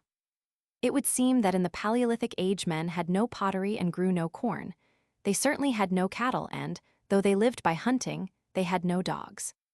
Perhaps they sometimes dug pits to trap their game, for one of the engravings from La Madeleine may have been intended to depict a beast impaled upon a wooden stake. Their numbers must have been very small, for people who live by the chase alone require for their sustenance forests of vast extent. Some, as we have seen, lived in caves. Others, as we may infer from the remains that have been picked up beneath the cliffs of Oldbury, by Sevenoaks, under projecting ledges of rock, generally perhaps, and especially in districts in which no caves were available, the dwellings were huts or shelters made of trees and boughs. Some of the bones that were found in Kent's Cavern, some even of the gravels that have yielded eoliths, show traces of fire, which was probably produced by the friction of sticks or by striking flint against iron pyrites. And one is tempted to infer that the hunters or their women learned to make their food more palatable by cooking. The numberless fractured bones which were strewed in the caves had evidently been pounded for the sake of the marrow, which in every age was a dainty dish for prehistoric folk. And in the closing period, when harpoons had been invented, men were able to vary their diet of meat and herbs and wild fruit with divers kinds of fish. By that time, too, they had acquired the art of sewing, and doubtless they made themselves coats of skins, perhaps even, like the cave dwellers of the Pyrenees, long gauntlets of fur. While fossils that have been found with natural holes artificially enlarged may justify the assumption that, like the cave dwellers of France, they adorned themselves with necklaces. The figure of a horse engraved on a bone that was disinterred from one of the Creswell caves suggests, as we have seen, that in this country, as in France, there were men who were not destitute of the artistic faculty. But this solitary specimen can hardly compare with the best of the drawings that delighted the explorers of the contemporary French caves. It is difficult for anyone who looks at these lifelike sketches to believe that those who made them were not inspired by love of art. But the ingenuity of a modern archaeologist, who observes that the Australian Aborigines scratch on rocks the likenesses of animals as charms to promote their fecundity, has suggested that they were merely talismans intended to supply the hunter with abundant game. As he insists that the animals which the artists represented were all edible, one may fairly ask whether they were accustomed to feed upon the glutton, the serpent, and the wolf. Whether they counted each other as legitimate prey, what could have been the utilitarian motive for depicting an otter chasing a fish? And what was the object of engraving the strange quasi-human creature, which the antiquary who discovered it in the cavern of Maz Dazzle described as an anthropomorphic ape, nearer akin to man than the anthropoids that we know? Nevertheless, it is not improbable that religion, which has stimulated savage as well as medieval and modern art, may have been one of the motives of the cave dwellers. And perhaps the artist was sometimes a magician, though it would be idle to speculate on the purpose of his spells. Disciplined imagination, working upon a basis of ascertained fact, may help one to picture the lives of those primitive inhabitants of our island. We can see them returning at evening to the fires which their women had kindled, and which served at once to warm them, to cook their food, to keep off beasts of prey, and to scare away the malignant spirits of whom, if they were like other savages, they were yet more in dread. We may see a vast herd of reindeer crossing the ford at Windsor, and wolves watching for their chance to spring upon stragglers. We may hear the trumpeting of the elephant, the roar of the lion, the bellowing of the wild bull, the howl of the hyena, the snort of the hippopotamus, as it splashed or swam in the waters of the Thames or the Ouse. We may imagine the hunter striving by sign, or gesture, or rudimentary language, to express his delight when he has succeeded in the chase, his despair when ill success leaves him and his to pine with hunger, his terror when the eclipsed moon turning to red, when flood, or lightning, or pestilence warns him that the spirits of nature are wroth, his grief when bear, or bison, or famished wolf has slain his wife or child. How he disposed of his dead he has left no sign. But in the caves near Mentone, which were inhabited in successive periods of the Paleolithic age, there were evidences that the corpses had been decently interred, and the skeletons found in Moravia had been carefully protected by a rampart of stones. Had the primitive people of Britain any religion, or any ideas that contained the germs of religious belief? It is not enough to point to modern savages like the Tasmanians, whose material culture was lower than that of the Paleolithic Britons, but who certainly believed in a spiritual world. The cave dwellers of Mentone were interred with their implements and ornaments, perhaps intended for use in a future state, but such evidence is not forthcoming here. The painted pebbles, however, and the bull roarers, which were treasured in the caves of southwestern France, may well have had analogues among the inhabitants of this island who were in the same stage of culture. And doubtless, like the similar objects which are shown by the natives of Central Australia, they were connected, more or less closely, with religious ideas. No savage tribe, indeed, has yet been observed of whom it can be proved that they were without religion, for some travelers who have affirmed the contrary have been unable to comprehend ideas which differed wholly from their own. Some have recorded facts which gave the lie to their own denial. Some have confessed that after long intercourse they had discovered the existence of beliefs which they had never suspected. And all who have been qualified by tact and sympathy to deal with savages have recognized how hard it is to induce them to disclose their inmost thoughts. But much depends upon the sense in which the word religion is to be understood. The great anthropologist whose writings have given the most powerful impetus to the study of primitive culture has taken as his minimum definition of religion the belief in spiritual beings. And although it might be rash to affirm that materialism is inconsistent with religion, and no sympathetic reader would deny that the Latin poet who denounced foul religion with such fierce earnestness had a religion of his own, Professor Tyler's words may serve as our guide. It is true that the conception of a spiritual being formed by a primitive mind has hardly anything in common with that approved by a theologian or a philosopher. For the savage, as for Tertullian and Origen, spirits are not immaterial. They are exceedingly subtle, but still corporeal. Nor, indeed, are they necessarily immortal. Savage religion is utterly different from that which has been the guide of life to men who, though they had put away all hope of everlasting life, retained their sense of the nobility of human nature, to visit the fatherless and widows in their affliction, and to keep himself unspotted from the world. Utterly different from that which inspires the idealist to whom theology is a vain thing and the supernatural unreal, but who clings to his belief that man's punishment or reward hereafter is simply to be what he has become, that his destiny is to grow in grace, lapsing perhaps, but again aspiring, until his spirit becomes one with the indwelling Spirit of God.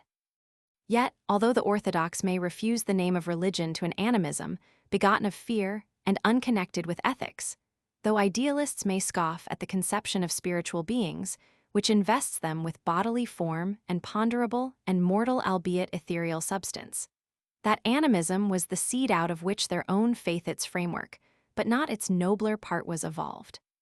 He whose mind is informed by the teaching of ethnography may conceive, if he has a sympathetic imagination, the mental state that gave birth to primitive religion. But if his reading has not been wasted, he will understand how vain would be the attempt to ascribe to this or that prehistoric people any known savage creed. For, alike in origin and in essence, the forms of modern animism are manifold. To the Paleolithic Briton fire, leaping, roaring, and devouring, devastating flood, rushing wind, lightning flash, disease, death itself all may have been animated by spirit, or have been themselves spiritual beings. Elves, goblins, phantoms may have been created by his brain, and have seemed to flit before him when prolonged fasting had stimulated the creative power of his fancy. The conceptions that were ultimately to become the greater gods of polytheism may have arisen in his mind, as in the minds of other savage men. At least we may believe that, unless he differed greatly from the modern savages whose handiwork resembles his, he began to people the universe with spiritual beings when he became conscious of his own soul. That the phantasms which he saw in dreams were for him real and alive. That every spirit in which he believed originated in the curiosity that led him to seek the cause of every natural phenomenon. That, although social friction had compelled him to recognize a moral code, his religion and his morality were not one but two, not mutually supporting but distinct. And, finally, that no thought of future retribution or reward troubled or comforted his heart. Intimately connected with primitive religion is totemism, that strange institution which has been observed in various stages of survival among the North American Indians, the forest tribes of South America, the Aboriginals of Western and Central Australia, the Malays, the hill tribes of Central India, certain Mongoloid tribes of Central Asia, in Bechuanaland, and in the Bantu district of South Africa, which in every case began before those whom it affected had come to domesticate animals, to till the earth, or to fashion pottery, and which tends to decay when hunting gives place to pasturage. One cannot but inquire whether an institution so widespread existed among the prehistoric inhabitants of Britain, and, although no distinct case of totemism has been found or recorded in Europe, the inquiry is not perhaps so hopeless as it may at first sight appear. The leading principles of totemism have been so often defined that they are doubtless familiar to many readers. Evidently, it originated at a time when men were not possessed by the fancy that they were a distinct branch of creation, but felt their kinship with other animals, which they had hardly begun to regard as inferior. The members of the clans which form a totemic tribe trace their descent generally from some animal, sometimes even from a plant or an object which we should call inanimate, and bear its name. But how did the conception of relationship between a clan and an animal or vegetable species arise? It has been suggested that metempsychosis may supply the explanation. Some great man perhaps gave out that after his death no hare was to be eaten by his clan because a hare would be possessed by his soul. Thus not only his own children and grandchildren, but also hares would be his descendants, and he would be the founder of a totem family, which might develop into a totem clan. On the other hand, it has been argued that when totemism began descent was necessarily reckoned in the female line, and that it is therefore useless to search for its origin in anything. For example, a paternal soul tenanting an animal which was deemed to be inherited from a male ancestor. Until a recent date, it was an article of faith among anthropologists that, except in special circumstances, the life of a totem animal was, in the eyes of the clan which belonged to it, sacred, and that marriage between the members of any one clan was absolutely tabooed. If a clansman of a crocodile clan desired a wife, he must seek her from a wolf clan or from some other. But within the last few years, totemism has been carefully and minutely observed among the Arranta tribe of Central Australia, and the records of these observations mark a new era in anthropology. With the Arrantas, totemism does not forbid the slaughter of the totem animal and does not prescribe exogamy. It is based upon the belief that they are descended from quasi-human animal or vegetable ancestors, whose souls are still reborn in human form in successive generations. It has, however, been maintained that in the organization of this tribe there are still discernible traces of totemism of the primitive type, involving both exogamy and respect for the life of the totem animal, and also that their totemism is so decadent that nothing can be learned from it as to totemic origins. Totemism is indeed a subject of extraordinary difficulty. Its literature is enormous and rapidly growing, and it is out of the question in this book to do more than point out its problems and put the reader in the way of pursuing the study for himself. The problem of its origin can never be solved with certainty, for the institution cannot now be observed in its primitive state, and any attempt to trace it backward must start from conjecture as to the original social condition of man. Perhaps the most plausible and ingenious theory rests upon the assumption, for which considerable evidence has been adduced, that groups of men originally designated one another by animal and plant names, and that these names were accepted even when they were bestowed in derision. Such a group, finding itself called, let us say, by the name of the pig, and not knowing how it had come by the name, would naturally believe that there was an intimate connection between itself and the porcine species. The taboos which forbade the slaughter of the totem animal and marriage between a man and a maiden of the same kin would, it is argued, follow when once the universal belief that the blood is the life, and therefore sacred, was evolved. There are superstitions and names which suggest that totemism may once have existed in Britain, but even if their evidence is accepted, it is of course impossible to point out the source from which they were ultimately derived. They may have belonged to our early Neolithic age, or they may have been introduced later, when totemism had died out, by invaders who had received them from inferior tribes with whom they came in contact. We are assured that Cornish fishermen believe that drowning men sometimes assume the form of animals, that in the village of Birchurch in Shropshire it is deemed unlucky to kill a bat, that at Great Crosby in Lancashire the goose is held sacred, and that certain Scottish clans derive their names from animals. The familiar passage in which Caesar observes that the Britons counted it impious to taste the flesh of hares, fowls, and geese has also been interpreted as a survival of totemism. But this is a mere guess. The greatest of anthropologists has warned us not to assume that every sacred animal is a totem. The association with a clan of a species of animals is only one form of animal worship. It is, however, quite possible that if these animals had once been totems, they were revered by clans with whom the ancestors of the British Celts had mixed before they emigrated from Gaul. For broken bones of the hare, which were found in one of the caves of Preface in Denbighshire, show that at all events in that part of Neolithic Britain the animal was eaten. Some anthropologists have argued that the domestication of animals and even agriculture resulted from totemism. Thus Monsieur Rienich insists that the domestication of the boar is an irrefragable proof of its former sanctity.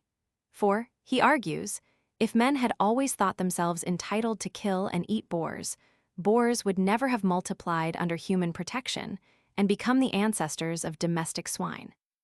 Domestication, he considers, implies a long truce between men and animals, something analogous to the Golden Age, celebrated by poets of antiquity, in which men were vegetarians.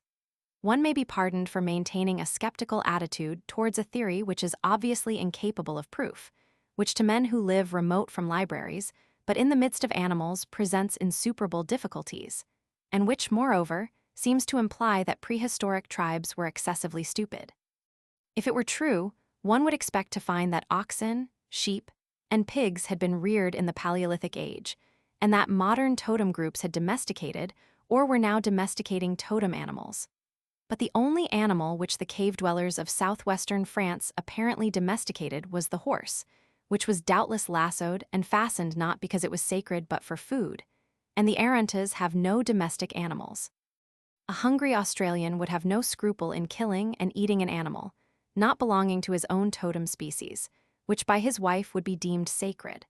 The Bantus have sheep and oxen, but neither the ox nor the sheep is among their totems.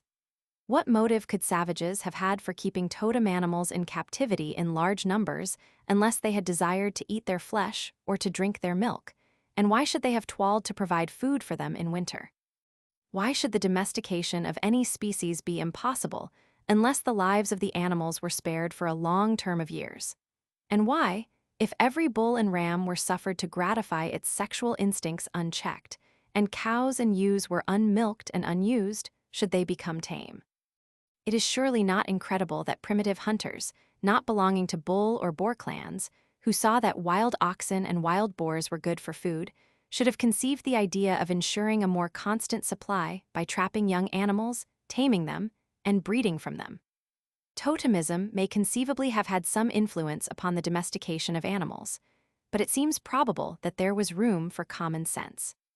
And the mere fact that a piece of sculpture representing an ear of barley was found in a cave at Lourdes hardly seems sufficient to justify the conclusion that barley was an object of worship in the Paleolithic age, and that its subsequent cultivation was due to totemism.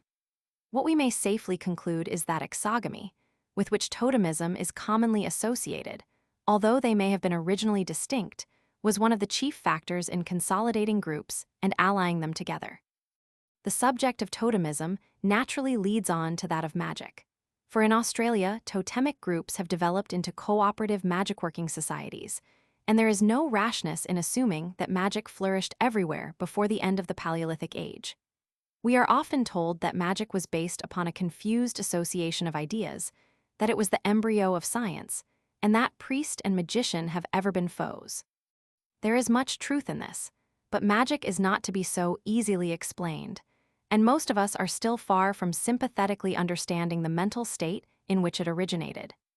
To say that one kind of magic is an outgrowth of the law of similarity, the magician fancying, for example, that by making drawings of animals he can cause their species to multiply, that the other depends upon the law of contact, when, for instance, it is supposed that whatever is done to a weapon will correspondingly affect the person whom it wounded. To say this is not to fathom the magician's mind. Magic, notwithstanding the hostility with which priests have regarded magicians, cannot be separated from religion by a line of demarcation, nor indeed is it always possible to differentiate magicians from priests.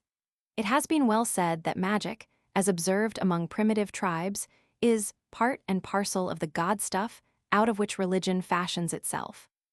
Australian magicians believe that their powers are conferred upon them by supernatural beings, and the magicians of many tribes call upon spirits to aid them in working their spells. One of the most important functions of the magician is to ensure an adequate fall of rain. But in New Guinea, this duty belongs to the priest of the god by whose favor the rain is believed to fall. Vast learning has been expended to prove that monarchy originated in magic, but we only know that magicians have sometimes succeeded in making themselves kings. And doubtless in certain cases, magic may have helped to sow the seed out of which gradations of rank were evolved. But this would be but one more illustration of the accepted truth that family, tribe, priesthood, monarchy, all our institutions are rooted in savagery. Side note, was there a hiatus between the Paleolithic and the Neolithic age? The close of the British Paleolithic age is veiled in obscurity. Mesolithic implements, whose form might show that they belong to a period of transition between Paleolithic and the Neolithic age, have been diligently sought for, and some of the seekers insist that they have found them. But the claim has not won general acceptance, and even if it could be established, a doubt would remain whether the makers of those implements belonged to the Paleolithic race of Britain or to a race which had come from abroad after our Paleolithic age had passed away. In the words of a high authority, there appears, in this country at all events, to be a complete gap between the river drift and surface stone periods, so far as any intermediate forms of implements are concerned.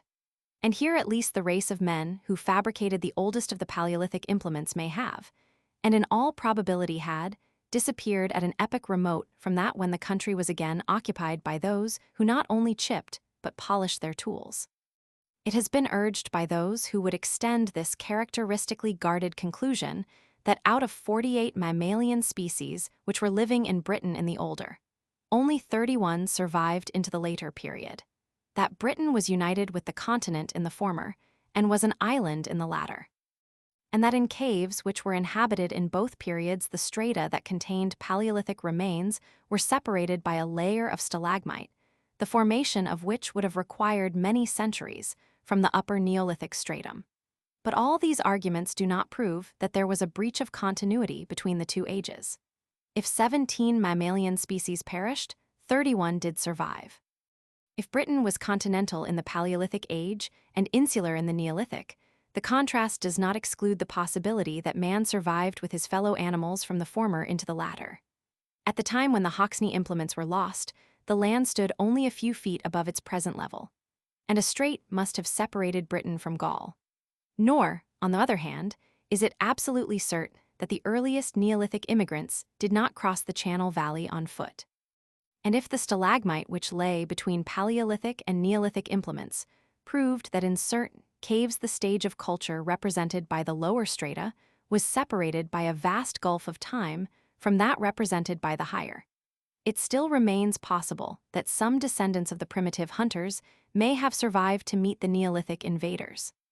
Whoever maintains that there was a hiatus between the two stone ages in Britain must frame some theory to account for the disappearance of the Paleolithic race.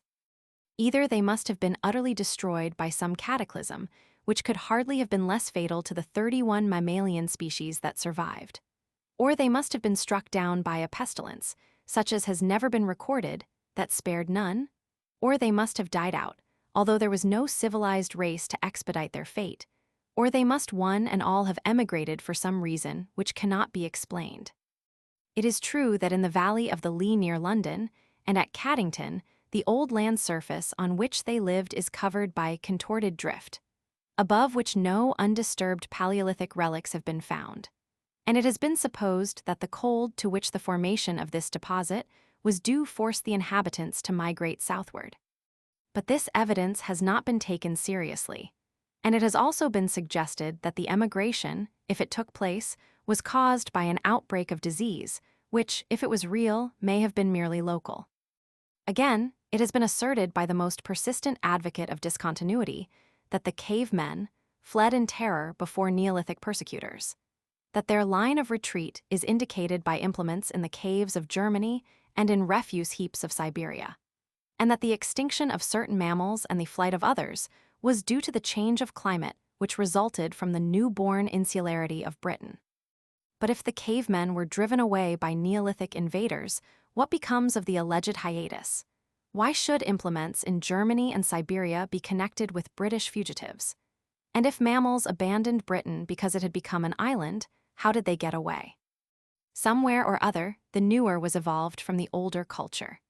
The Paleolithic skeletons, which have been found in the caves near Mentone, are not distinguishable from those of the same Ligurian coast, which were interred in the Neolithic age. And evidence from stratified deposits in the valley of the Seine, lying one above another in unbroken succession, as well as the remarkable discoveries at Maz d'Azil and in the Riviera, have convinced the anthropologists of France that in their country a hiatus did not exist. Therefore, those of us who cling to the belief that the Neolithic immigrants who first ventured to launch their frail canoes on the narrow channel and ran them aground on the Kentish coast may have found the newborn island inhabited by men of an older race, have some reason to show for our pious faith. Chapter 3. The Neolithic Age. No one can say how long after the close of the ice age the first Neolithic immigrants appeared, nor can it even be positively affirmed that in northern Britain the last glacier had then melted away. If they sailed across the Dover Strait, it was, as we have seen, extremely narrow, and we can hardly be sure that it existed at all.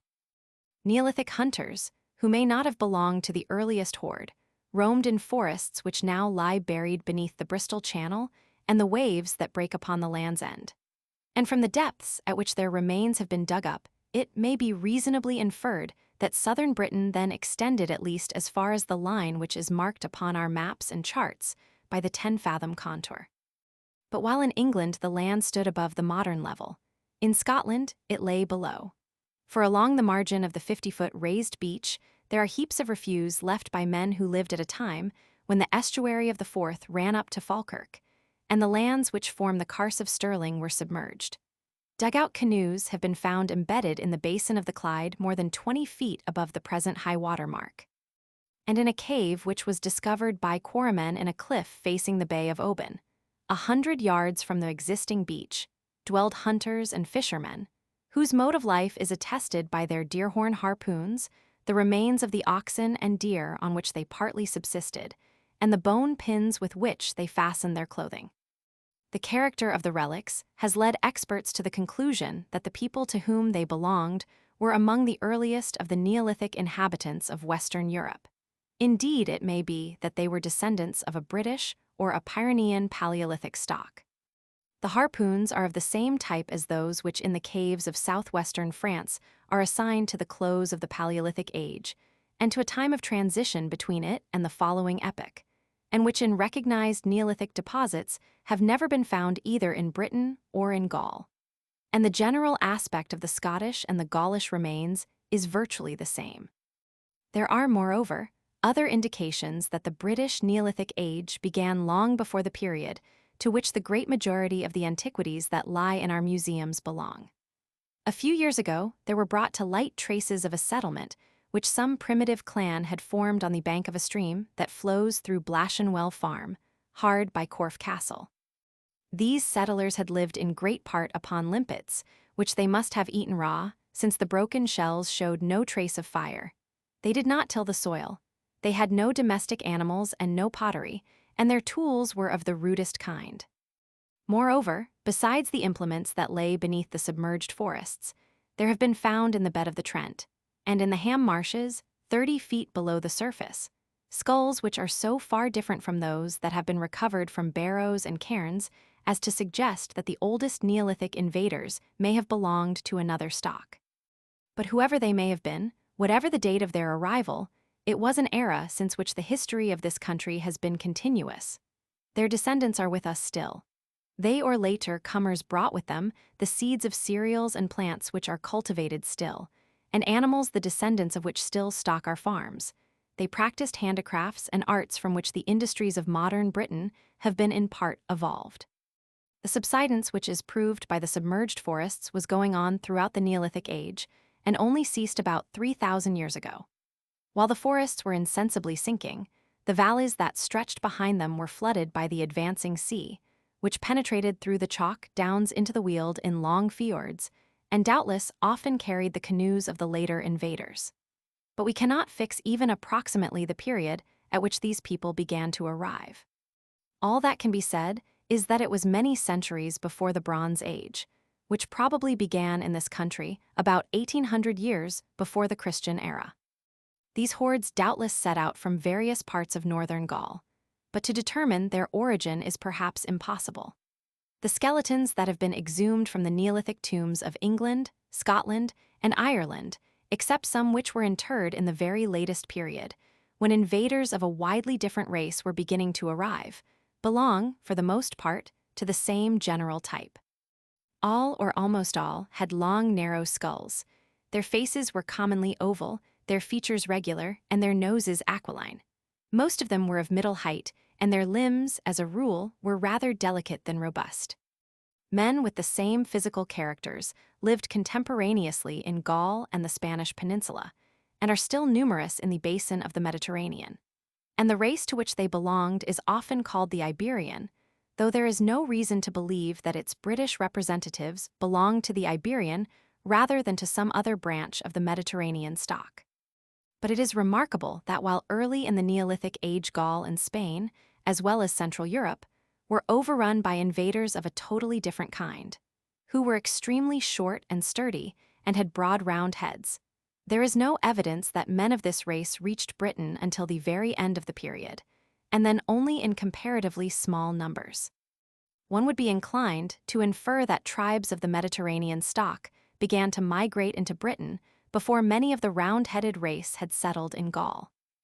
Vain attempts have been made to trace the migration to its original starting point by the distribution of the dolmens, or rude stone sepulchres, which are found in many European countries.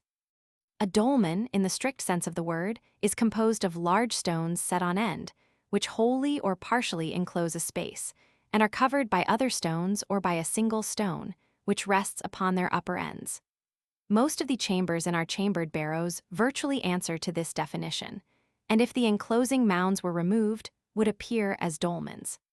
Some few, however, as well as chambers which have been explored in Brittany, were roofed over, like the so-called beehive huts, by layers of stones, which, as they rose, gradually approached each other, the highest supporting a flat slab whose weight kept them in place, while the pressure of the superincumbent cairn or barrow gave solidity to the whole.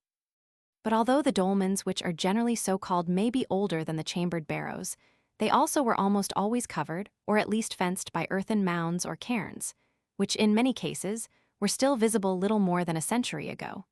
There is no reason to suppose that in this country or in Ireland they were built by tribes of a different stock.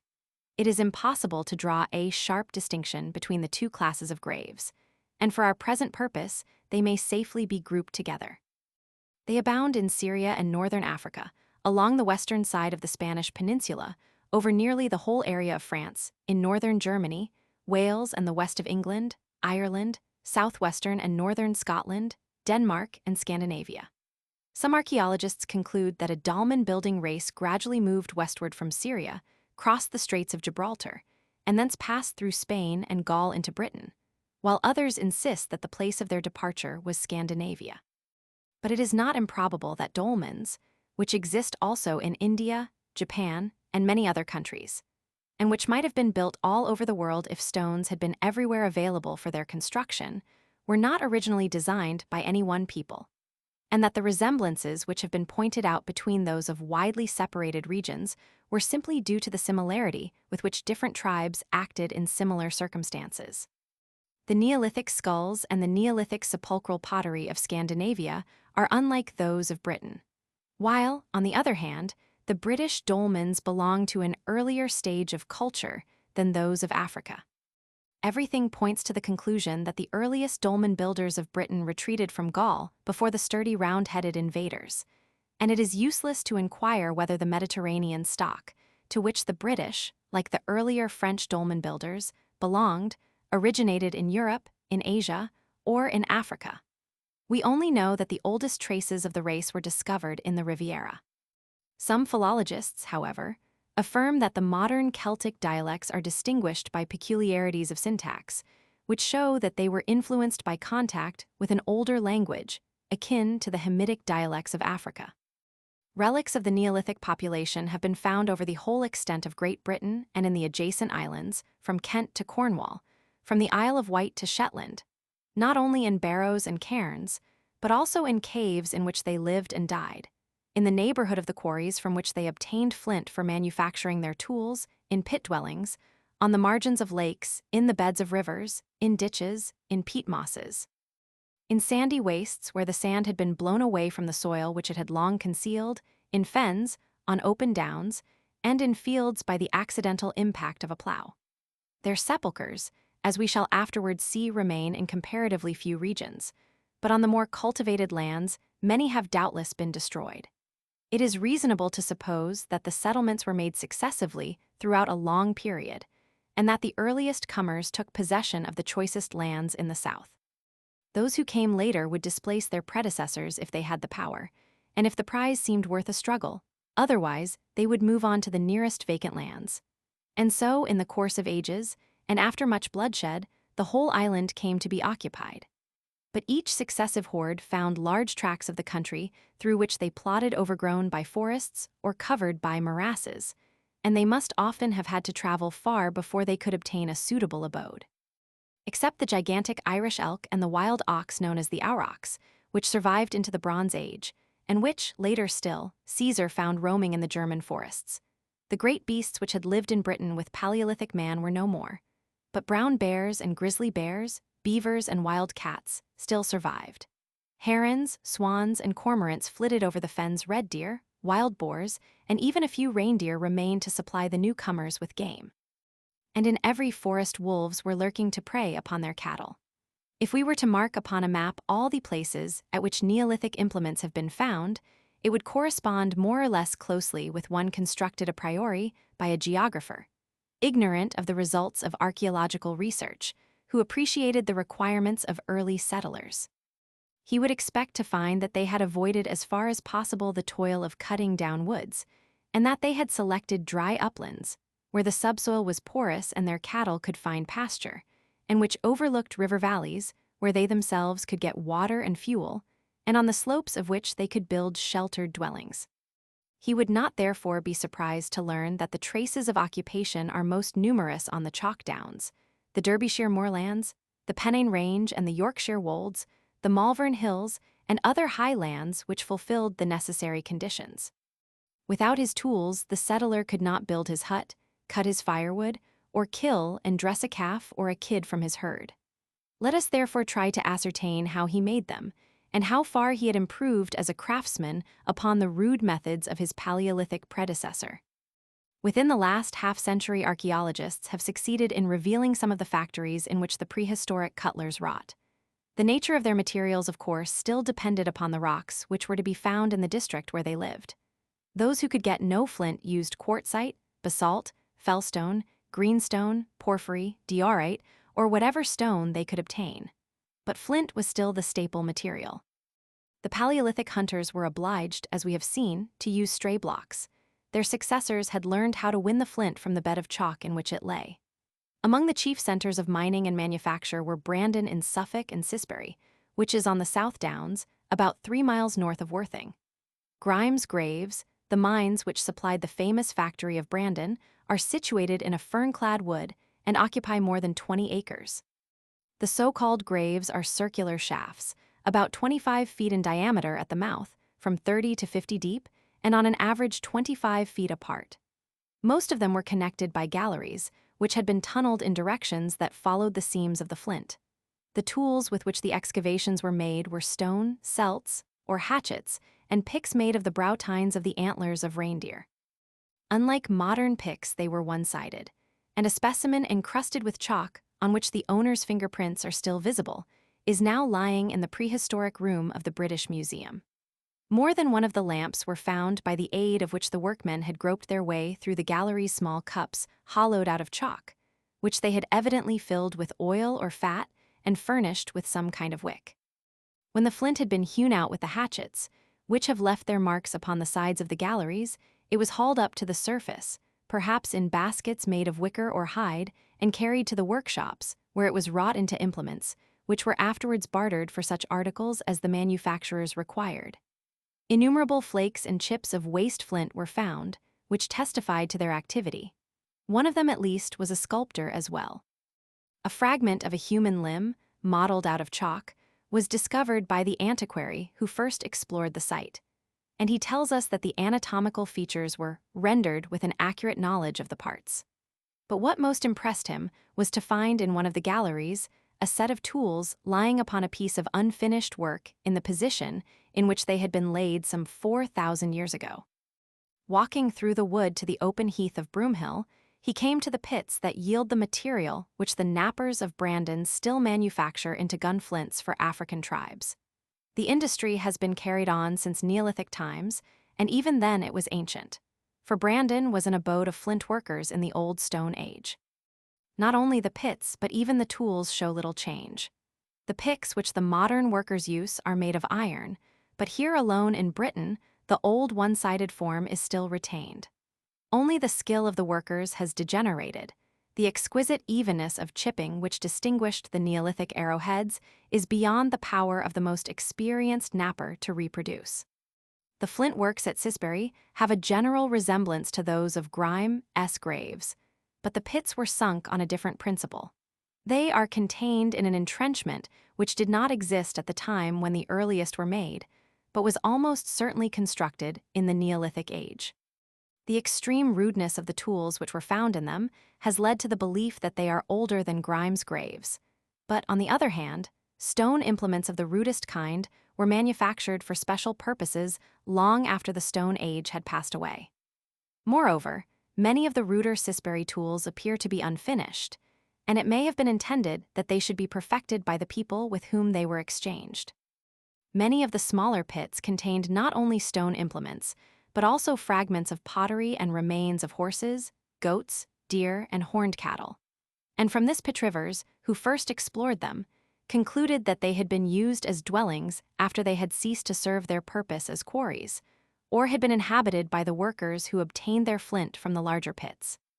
On this site also deer horn picks were found, and Petrivers, wishing to test their value, provided a set of similar tools, with which he and one of the laborers whom he employed dug a pit 3 feet square and 3 feet deep in an hour and a half. With the better material, which was thus obtained, the Neolithic craftsmen fashioned implements of which some can hardly be distinguished, even by experts, from those of the older period, though the greater number are recognizable even by a tyro. It must, however, be remembered that in many cases one cannot tell whether a find of stone implements belongs to the Neolithic or to the Bronze Age, and some are probably later still. Indeed, it would be impossible to point to any kind of stone implements which ceased to be manufactured in Britain when bronze was introduced. Side note, Indefiniteness of the prehistoric ages. One of the first cautions, which the student of archaeology gives himself, is that the epochs into which it has been found convenient to divide the prehistoric period were not definitely separated. It has been well said that they shade into one another like the colors in the solar spectrum. The age in which we are now living affords an illustration. In one sense, what might be called the mechanical age began when the first motor car appeared on a London street, but we are still living in an era of transition, which will not end until, if ever, horses shall have ceased to be used for traction. Similarly, stone tools continue to be used throughout the Bronze Age and the late Celtic period, and in certain remoter parts of the British Isles, they are being used today. When they are found associated with primary interments in long barrows or chambered cairns, or when they are met with in large numbers in other deposits, which there is no reason to assign to a later period, they may as a rule be safely referred to the Neolithic Age. But, as we shall presently see, there are certain implements of stone which were undoubtedly used in the Bronze Age, and of which it cannot be said with certainty that in this country they were used before. Some interments, however, which are ascribed to the Age of Bronze may have belonged to the older race, who still remained in their Neolithic age, although they were glad to use any bronze tools upon which they could lay their hands. Similarly, the grave of an Australian savage who was buried some 60 years ago was found to contain, besides a piece of flint, a clay pipe, an iron spoon, and the handle of a pocket knife. The several kinds of tools that first began to be used in the Neolithic age present numerous varieties of form which, in this book, it would be irrelevant to describe. To deal with them is the province of archaeology, and the reader who wishes to make himself acquainted with them can do so, after he has mastered the literature of the subject, by visiting the collections in our museums and by himself becoming a collector. Here we desire only to learn so much as may help us to understand how Neolithic man lived, and from what origins the culture which succeeded his was evolved. The Neolithic age is sometimes, especially on the other side of the Channel, called the period of polished stone, but most of our flint implements were neither ground nor polished, they were merely chipped. Many specimens indeed, from one cause or another, have never received their finishing touches, but many others were of such a kind that grinding or polishing would have been labor lost. Neolithic flint implements may be grouped in two classes. In one, which comprises the larger kinds axes, hammerstones, and the like, the implement was made out of a block of flint, and the splinters struck off during the process of manufacture were either mere waste or utilized for making smaller tools. The other class consists of tools which were made out of flakes, the core, after all the required flakes had been detached, being thrown away. Flint fresh from the quarry was easier to manufacture, and accordingly, the cutlers established their workshops close by the mines. Their methods were perhaps not everywhere the same, but it is easy to form a general idea of them from observing the processes which are followed by tribes which are still in their Stone Age and by the knappers who ply their trade near Grimes' graves. Sometimes, like the Cloud River Indians, the workers may have applied a pebble or a punch of deer horn to the surface of the flint block and produced flakes by striking it with his stone hammer. But Sir John Evans believes that the flakes were generally struck off with a hammer or a pebble alone, and he has found experimentally that by this simple method a practiced hand can attain almost perfect precision. Laying the flakes which he had thus removed with the flat face uppermost upon a smooth block of stone, he has succeeded by blows of a pebble in chipping their ends into whatever form he desired. Similarly, hatchets were first rough-hewn by striking splinters from the flint block, and afterwards gradually chipped into the proper shape. Whether the material was flint or some other stone, the method would have remained the same. When it was desired to attain the utmost perfection, the implements were ground, not upon a revolving but upon a fixed stone, and polished by stone rubbers in conjunction with sand. The process by which the arrowheads and spearheads were manufactured, whose exquisite workmanship entrances all who see them, cannot be described, for the modern tribes who make such weapons work in various ways. Small stone tools, however, are often found, with blunted ends, made out of thick flakes, which may have been used in arrow flaking, and which accordingly have been termed fabricators. And as they are most numerous in the districts which have yielded the greatest number of arrowheads, the appellation is probably correct. Arrowheads have indeed been recently made with them, but with somewhat obtuse edges, and it has therefore been suggested that the fabricator was only used for removing irregularities from the flake, and that the final chipping was accomplished with a tool of deer horn, which, pressed deftly against the edge of the flake, detached minute splinters. The surface of many flint arrowheads and javelin heads is, however, covered with beautifully uniform fluting, like ripple marks on sand. And the most experienced modern operators confess that they do not understand how this effect was produced. It may be well to enumerate the various tools which would have formed a complete outfit for a Neolithic household. The kinds which were made from a block of stone were celts, which comprised hatchets and adzes, and of which some may have been used as chisels and knives, axes perforated for the insertion of a handle, chisels and gouges, hammerstones, pestles, and whetstones. Most readers are familiar with the term celt, but not everyone is aware that it has no connection with the name of the people who were the latest prehistoric invaders of these islands, and is simply an anglicized form of a Latin word, meaning a chisel, which does not occur except in the Vulgate. Some celts were ground or polished only on the edge, some over their whole surface, and a few are so exquisitely finished on both sides that the labor which was devoted to them would have seemed excessive unless it had been a labor of love. On the other hand, many were neither ground nor polished, and some of the ruder ones may have been used as agricultural implements. Several have been found with pointed butts and extremely elongated oval sections, which have the closest resemblance to celts from the West Indies, and illustrate the truth of the observation that identity in form of implements, weapons, and other objects belonging to widely separated lands does not necessarily prove community of origin, but as a rule merely shows that similar wants in similar circumstances produce similar results.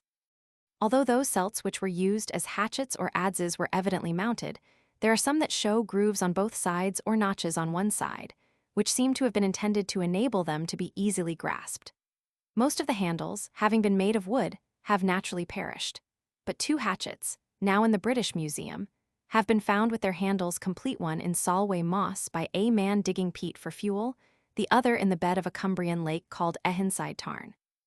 Unlike the Swiss lake dwellers, who had learned to fix their blades in deer horn sockets, which were sufficiently elastic to prevent the wooden halves from being injured by concussion, the makers of these hatchets had simply mounted them in a hole which fitted the butt, but which, by the jar of repeated blows, must soon have become split.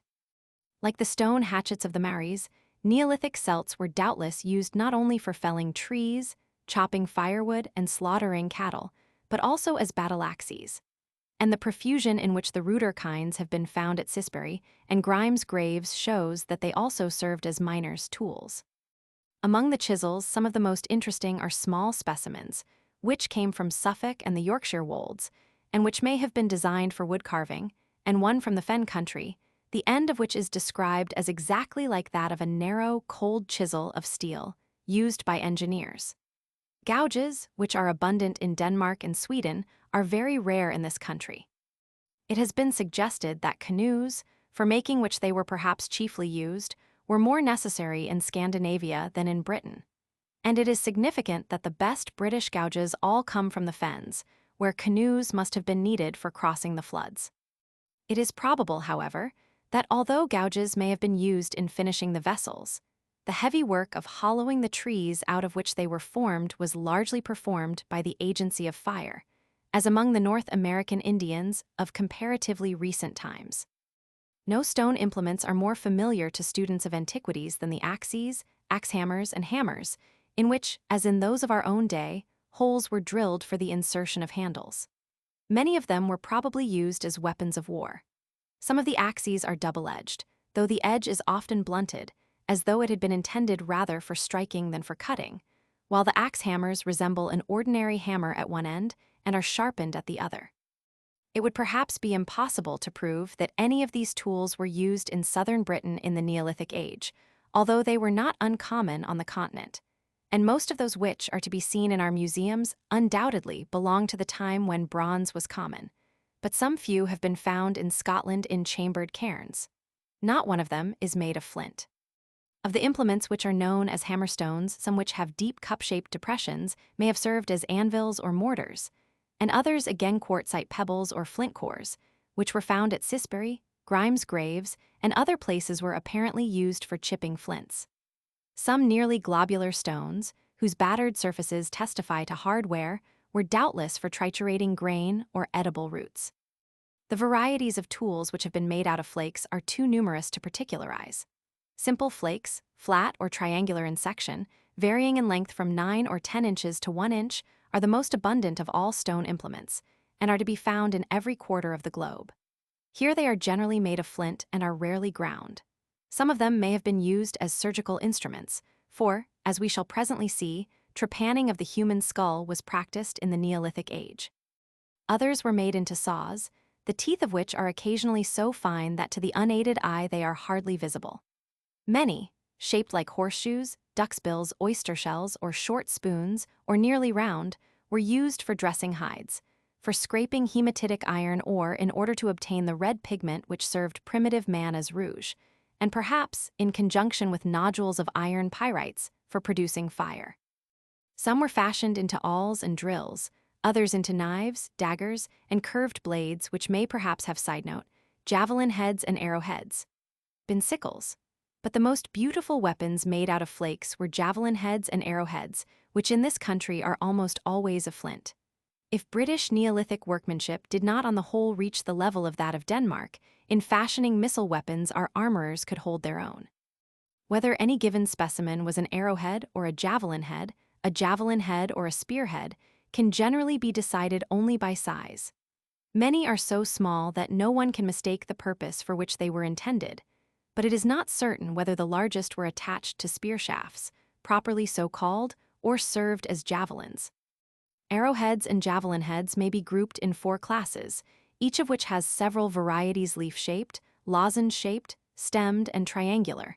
But some 5 or 6 arrowheads have been picked up whose outline was characterized by ogee curves. The stemmed heads are generally, and the triangular, which are rare, occasionally barbed. Although the various kinds were used contemporaneously, barbs were perhaps of comparatively late invention, and may have been evolved in the struggle for existence as the population became more dense. Not a single barbed arrowhead or javelin head has ever been found in a long barrow, but they occur in the chambered cairns of Scotland, as well as in certain English round barrows, which were erected towards the end of the Neolithic age. And a fine specimen was associated with many beautifully finished implements in a Neolithic village at West Wickham. A leaf-shaped arrowhead was found in a peat moss at Fyvie, in Aberdeenshire, still fixed in a cleft in its shaft, but the cord or sinew by which it had doubtless been secured had disappeared. Arrowheads may also have been made of hardened wood or bone, which holds poison better than flint. The archers of many countries use wrist guards to protect their arms against the recoil of the bowstring, and for this purpose, the prehistoric Britons made rectangular plates of stone or bone, curved to fit their wrists and perforated near the angles with holes to enable them to be fastened. Most of those which have been collected belonged to the Bronze Age, but they probably came into use before. Various other implements of bone awls, needles, chisels, and perhaps daggers and lance heads were also common in the Neolithic age. And it is worth noticing that a well-known collector has found Paleolithic tools which, as his practiced eye discerned, had been picked up and reflaked by Neolithic men. Of all stone implements, the most curious are the tiny objects which are known as pygmy flints, and which have been found not only in certain parts of Britain and Ireland, but also in France, Belgium, Spain, North Africa and Egypt, Palestine, and India.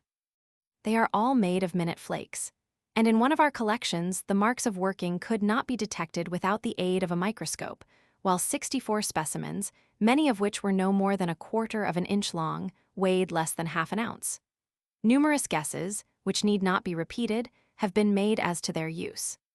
Everywhere their forms are identical, and, partly for this reason, partly because in many places no other implements were associated with them, it has been supposed by lovers of the marvelous that they were the work of a peculiar race. If the latter reason were valid, we should be compelled to assume that the Lilliputians had sent out many colonies from the land where Gulliver found them. But every archaeologist knows that tools and other articles of identical form are to be found in divers continents, and pygmy flints may often have lain with others and have escaped observation. A survey of the implements and other relics arranged in a representative collection teaches us that men had already learned the necessity of a division of labor. Some clans who used flint implements could only have obtained them by barter. Even in the great factories of Grimes Graves and Sisbury, the miners were evidently distinct from the cutlers, as were both from the herdsmen. But in other settlements, where mining and cutlery were apparently not predominant industries, implements have been found of such perfect finish that their manufacture would seem to have been the special or the sole occupation of skilled members of the community. But there was one thing which the forerunner of Neolithic man had done, and which he could not do. Among his relics we may look in vain for the carved dagger handles, the engraved antlers, and the other works of art of the Paleolithic caves. Except in Grimes Graves, not a single attempt to portray the human figure, or animal, or plant has ever been found among the deposits of the Neolithic age. If the artists of Derbyshire and Aquitaine had left descendants, perhaps they were massacred or enslaved, perhaps their individuality withered under oppression. Whatever may have been the cause, the old creative art was dead. Provided with their tools, the Neolithic herdsmen were able to construct dwellings which, humble as they were, must have been comfortable in comparison with the shelters that had satisfied the hunters of the older time. Unfortunately, however, the evidence relating to the domestic life of the Neolithic people is far less complete than that which has been preserved in regard to their Swiss contemporaries. In that age, and for many centuries after it had come to an end, the inhabitants of northern and western Europe, like the ancient Romans whom Horace eulogized, were content to live in habitations which were small and mean, while, under the influence of superstitious terror as much as of reverence, they constructed the mansions of their dead chieftains on a magnificent scale. Thus, while Neolithic sepulchres are still conspicuous upon the western hills, few buildings have left traces which can be referred with absolute certainty to the same period. Many of the hut circles and pit dwellings which have been excavated contain no trace of metal. But it is generally impossible, in any given instance, to dismiss all doubts as to their antiquity when we find others, precisely similar, which were certainly occupied, if not built, by people who used implements of bronze. Still, it is not credible that such dwellings were constructed for the first time after the introduction of metal working, and it is reasonable to believe that they were common before the earliest bronze implement was imported into Britain. Indeed, a pit dwelling has been found at the eastern end of a long barrow near the village of Hanging Grimston on the Yorkshire wolds, and, as it was proved by excavation to be older than the barrow, it must have been dug in the Neolithic age. There were of course villages of some sort at Sisbury and Grimes Graves, and at Grovehurst, near Sittingbourne, are the remains of huts which were occupied by implement makers.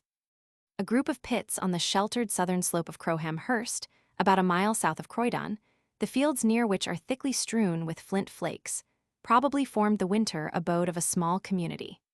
On Hayes Common a village has been explored, comprising about 160 pits, the period of which was determined by the discovery of a Neolithic workshop, on the floor of a pit of identical form, at Millfield in the immediate neighborhood. And the Neolithic age of a settlement at West Wickham was as clearly proved by the nature of the implements.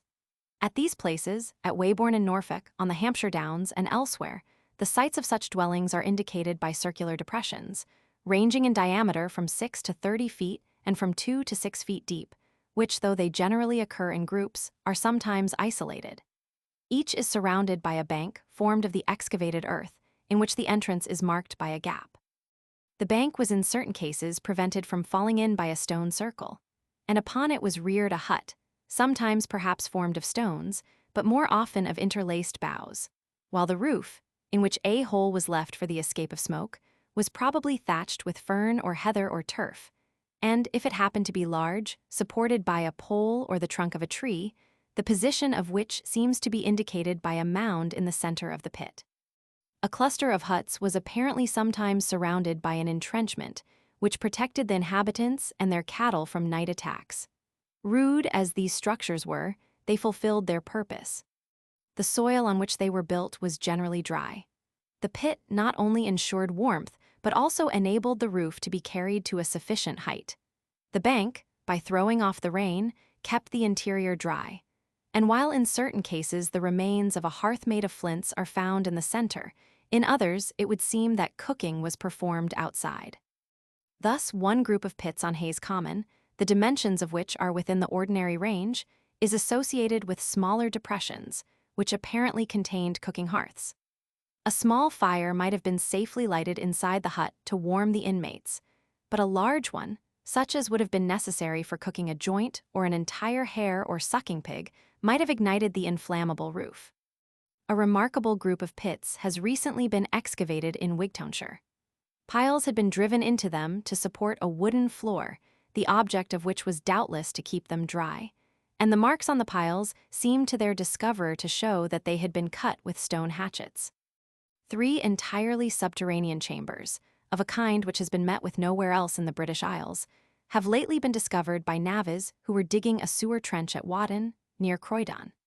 They were about 12 feet in diameter and 7 feet high. And although they contained fragments of Romano-British pottery, the flint flakes and blocks which lay upon the floors were assigned by the experienced antiquary who explored them to the age of stone. While he was impressed by their exact resemblance to certain Portuguese Neolithic chambers which were used for burial, he suggested that they might also have served as shelters in times of excessive heat or cold. Unlike their Swiss contemporaries, who built their huts on platforms, supported by piles driven into the beds of lakes, the Neolithic Britons lived mainly if not exclusively on land.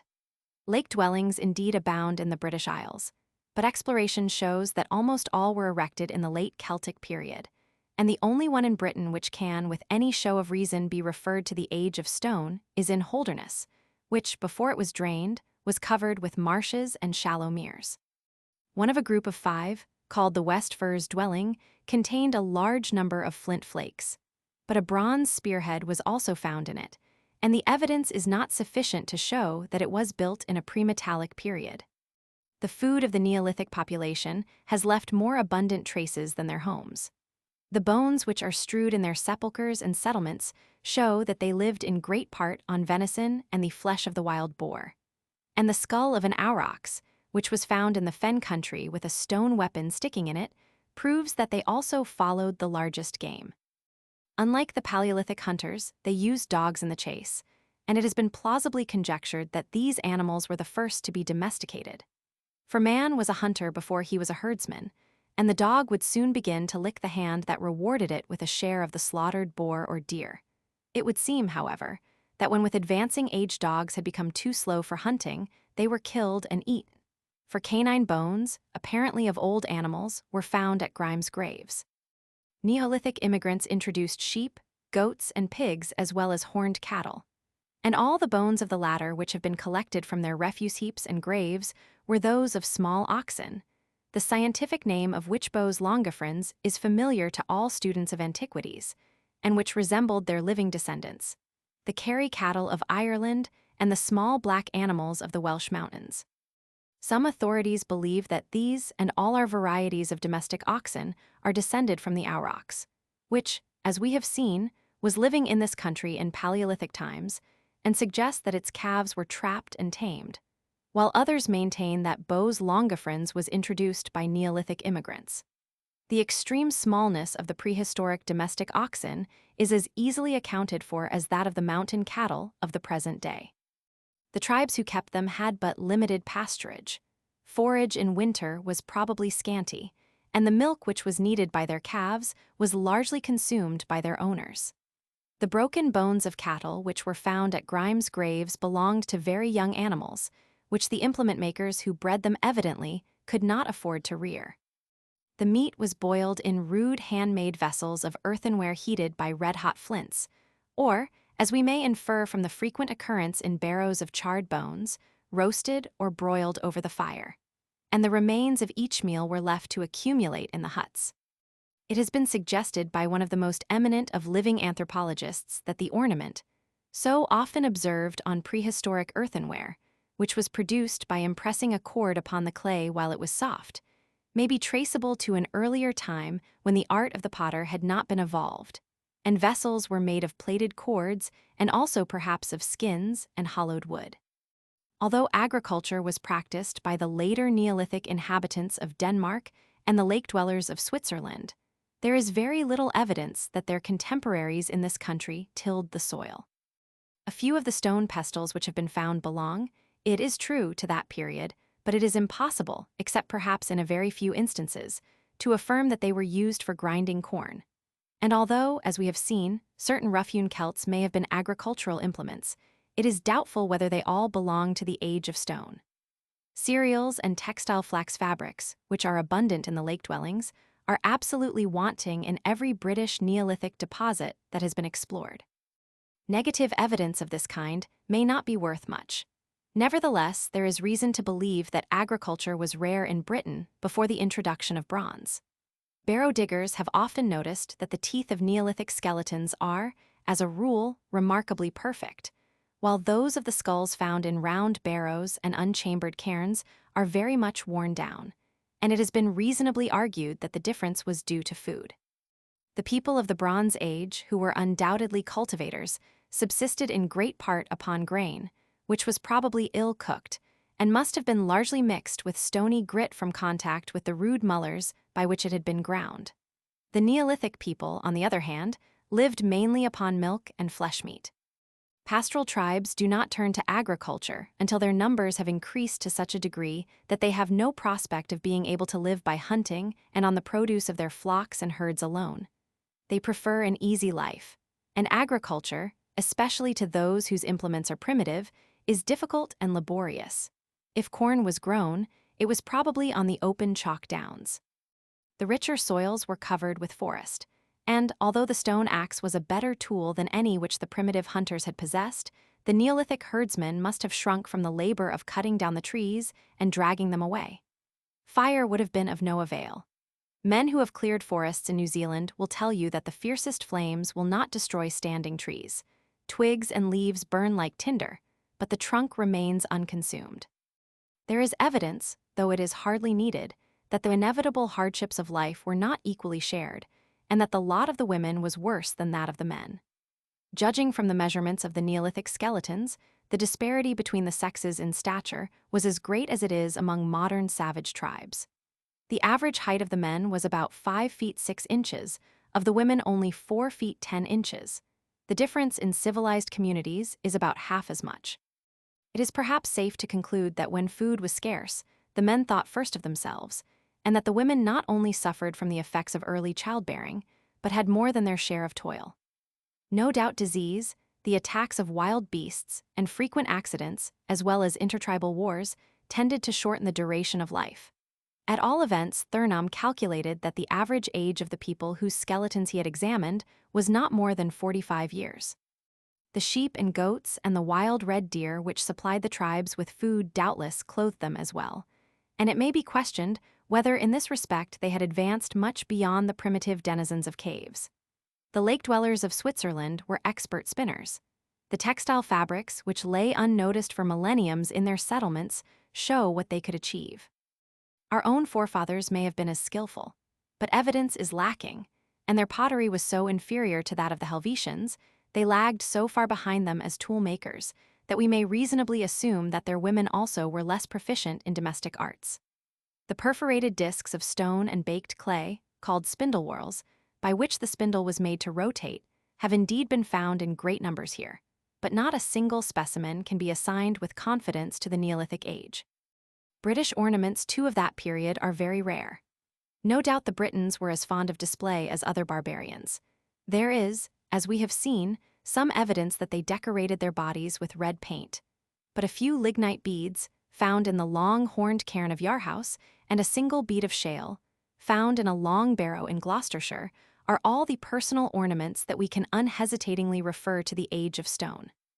An ingenious archaeologist, who perhaps knows less of human nature than of books and museums, has argued that the origin of jewelry was rooted in superstition. And those who know that natural hold stones are still prized as amulets in the more primitive villages of this country may easily persuade themselves that savage men and women had faith in the prophylactic properties of the perforated teeth and beads which they hung round their necks. But nobody who can understand the passion for sparkling gems, which possesses many women and some men, will believe that the love of adornment for its own sake was not as deep-seated in primitive human nature as superstition. But amulets of a different kind, which are abundant in other lands, appear to be almost entirely wanting in our own. It is not difficult to understand that in material culture, the prehistoric inhabitants of Britain should have been outstripped by those of the continent. But it is remarkable that a practice, the motive of which was mainly superstitious, and which was prevalent not only in every European country, but also in America, has in this island apparently left but one vestige, which belonged to the late Celtic period. 60 trepanned skulls were found in the cavern of Bombshows in the department of Loser. And 20 years ago, a French physician had collected 167. The operation was evidently performed either by scraping the skull with a stone implement or with a stone saw, for an eminent surgeon has remarked that saw cuts are distinctly visible on some of the French trepanned skulls. In a few cases, the object was to remove dead bone, but as most of the skulls show no trace of disease, it has been conjectured that the patients were afflicted with epilepsy, and that the operator's aim was to relieve them by permitting the escape of the demon who was believed to be the author of their sufferings. It is, however, certain that the skull of a corpse was sometimes trepanned, and the edge of the perforation in specimens of this class generally shows signs of an old cicatrization. The explanation may easily be found. Some of the fragments which had been removed from trepanned skulls were evidently used as amulets, for they are carefully rounded, polished, and perforated for suspension, and one was actually found hanging from a Gallic torque or gold collar of the early Iron Age. Most probably, as the famous anthropologist Paul Broca concluded, these amulets were taken posthumously from the skulls of persons who had survived the operation, being regarded as potent prophylactics. Folklore societies have collected countless instances of beliefs or customs preserved by the lower classes of modern nations, many of which are certainly of very remote origin, although it is generally impossible to say where they originated, or whether they belong to this or that people of antiquity. But there is evidence that one custom which appears utterly meaningless to those who have not inquired its original meaning, which is retained by peoples who have long forgotten what that meaning was, but which with others is still, or was in comparatively recent times, not merely a survival but a reality, existed among our Neolithic ancestors. Everyone has heard of the kuvad, or hatching, which ordains that when a child is born the father should take to his bed, and there remain for days or weeks after the mother has resumed her ordinary mode of life. We learn from Greek writers that it prevailed among the ancient Corsicans, the Tibareni of Pontus in Asia Minor, and the Iberians of northern Spain. And with various modifications, it exists or has existed among the Basques and the Caribs of the West Indies, in South America, California, Greenland, West Africa, southern India, the Indian archipelago, and eastern Asia. It originated in a belief that the real parent was the father, and that between him and his child there was a physical union so intimate that unless he rested and were nursed and abstained from ordinary food, his child would suffer. But this belief was not primitive. Matriarchy, it would seem, was the root of family life. Descent was reckoned through the mother, for the father was often unknown.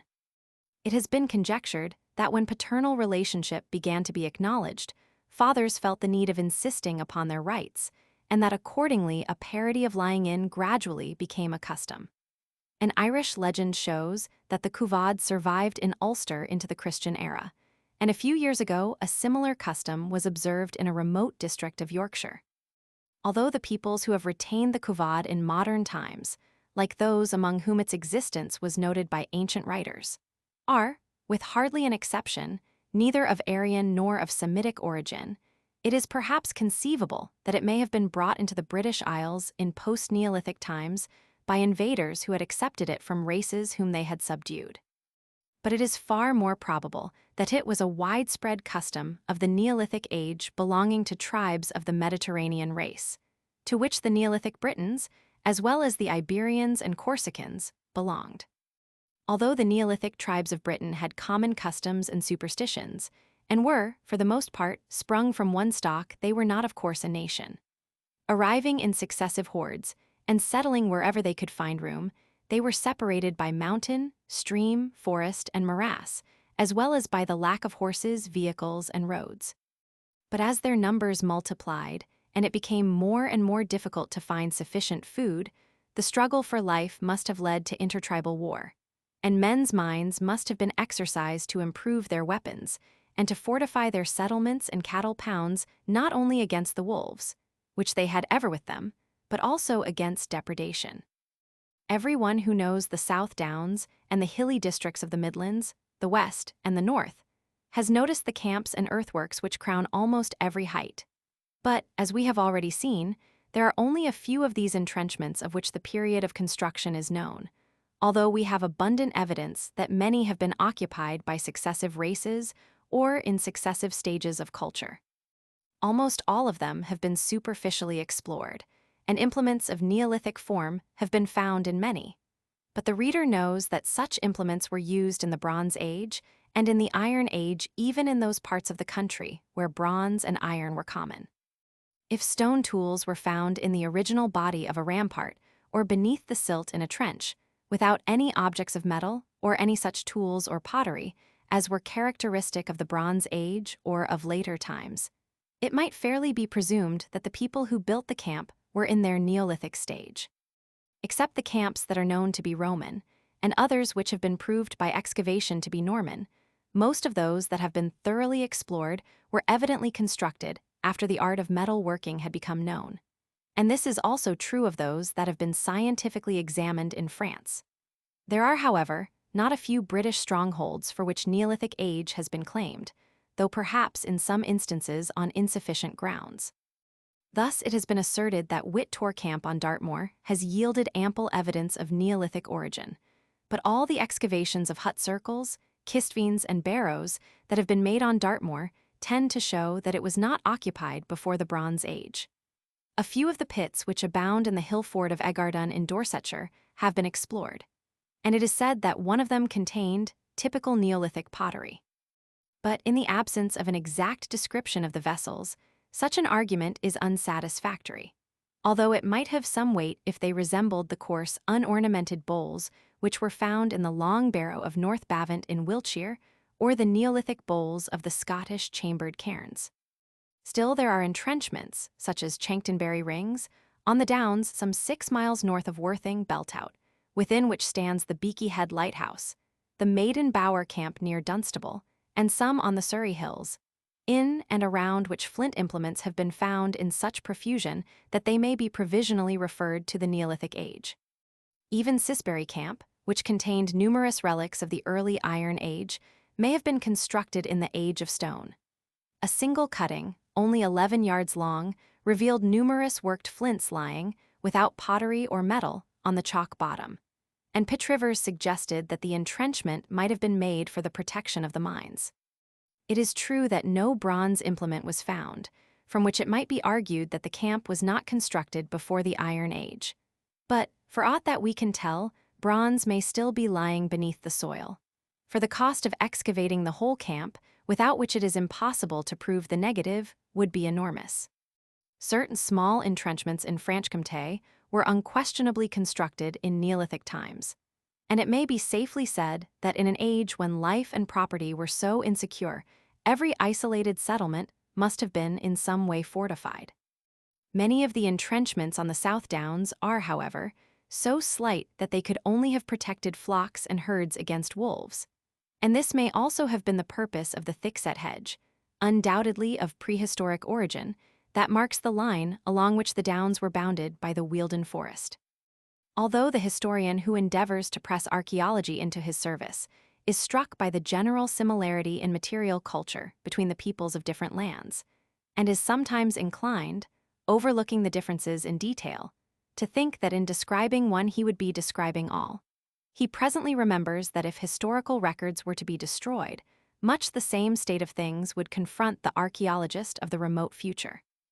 And in his own researches, he meets with differences which lead him to believe that in every land the first beginnings of a national culture and of a national character were already being evolved.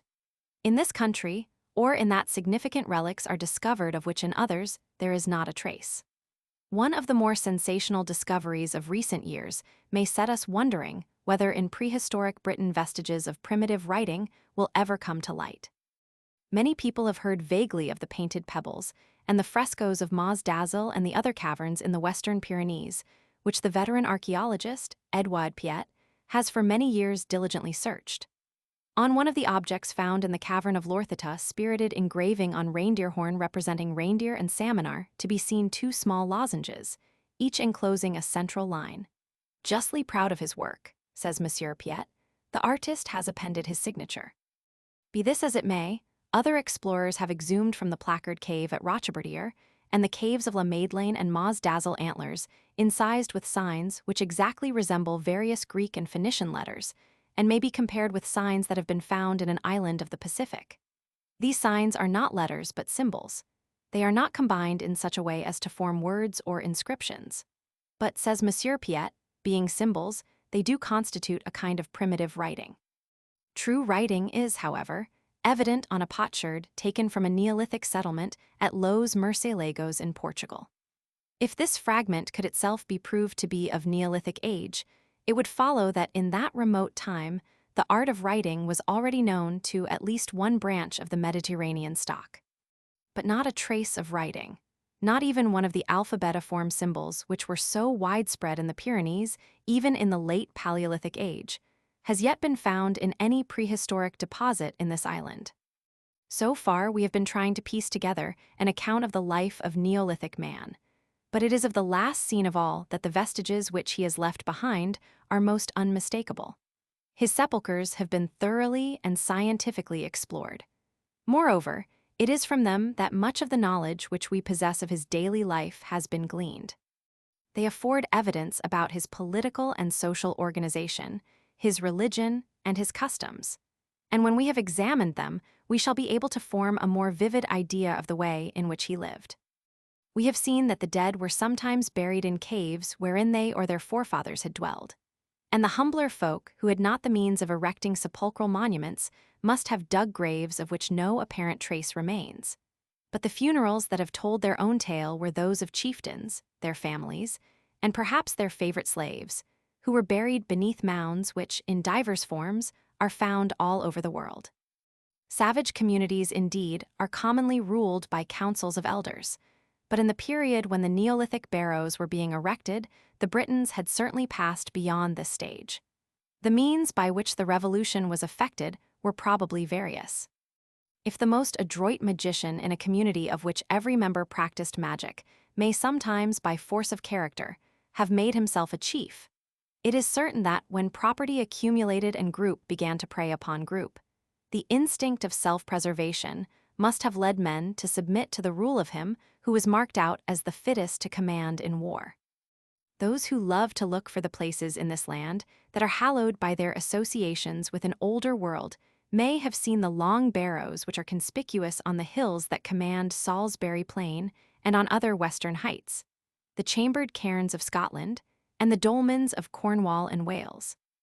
These sepulchres are far rarer than those of the Bronze Age, not more than 60 having been counted in Wiltshire, where they are most numerous, while the round barrows of the same county number nearly 2,000, and the area of their distribution is far less extensive. In Gloucestershire, Somersetshire, and Dorsetshire they are not uncommon. A few are to be seen in the East Riding of Yorkshire, and Kent, Berkshire, Oxfordshire, Durham, Cumberland, and Westmoreland have each one. Chambered cairns which are related to chambered long barrows are found near St. Asaph and in Caithness, and other chambered cairns and chambered round barrows, which belong to the latest period of the Stone Age or to a time of transition, exist in Orkney, Invernessshire, Argyllshire, and some of the adjoining islands. The home of Papa Westray, Derbyshire, Wales, Cornwall, and the Scilly Isles, and the islands of the Channel. The materials of which these monuments are composed vary, of course, according to the nature of the country in which they were erected. Stone was used where it was abundant, and earth or rubble where stone was not to be obtained. The significance of the barrows lies not in their substance, but in their form, but it is probable that the absence of chambered barrows in South Wiltshire and Dorsetshire, where unchambered ones are common, is due simply to lack of the necessary stones. The eminent Swedish archaeologist, Nilsson, argued that the passage graves, or chambered barrows of Scandinavia were designed on the model of subterranean dwellings. but the little evidence that remains tends to show that no such analogy existed here, and the Eskimos and Lapps, whose dwellings Nilsson had in view, bury their dead in tombs of a different kind. Antiquaries who have had experience in opening chambered and unchambered barrows consider that the two classes were erected in the same period. And the nature of the interments, as we shall presently see, justifies this conclusion. The orientation of the long barrows and of the chambered cairns which are classed with them seems to show that the builders intended that the spirits of the dead might look upon the rising sun. The axis of the barrow or cairn generally lies either due east and west, or in a direction approximating more or less closely thereto, and the broader and higher end of the barrow, where, as a rule, the sepulchral deposits are found, generally faces eastward. In a few instances, the axis lies between the north and the south, the broad end pointing sometimes northward, sometimes southward. When the direction is not due east, it varies between north-northeast and southeast, and one may reasonably conclude that this variation depended upon the place of sunrise at the time of the year when the barrow was erected. Similar varieties, combined with the same general tendency to point the barrow towards the east, have been observed in the Neolithic tombs of other countries. Long barrows vary greatly, not only in their materials and orientation, but also in their size and shape. Many of them exceed 100 feet in length, and the chambered barrow of West Kennet is 335 feet long and 75 broad at its eastern end. More striking, however, than the mere dimensions of a long barrow is the disproportion between its whole extent and that part of it in which alone the dead were laid. The immense toil which must have been expended in constructing such a monument by laborers who had only deer horn picks and stone tools proves not only density of population effective organization, and the despotism which the chiefs must have exercised, but also a religious the compelling force of which we, who live in a world that has grown old, can hardly conceive.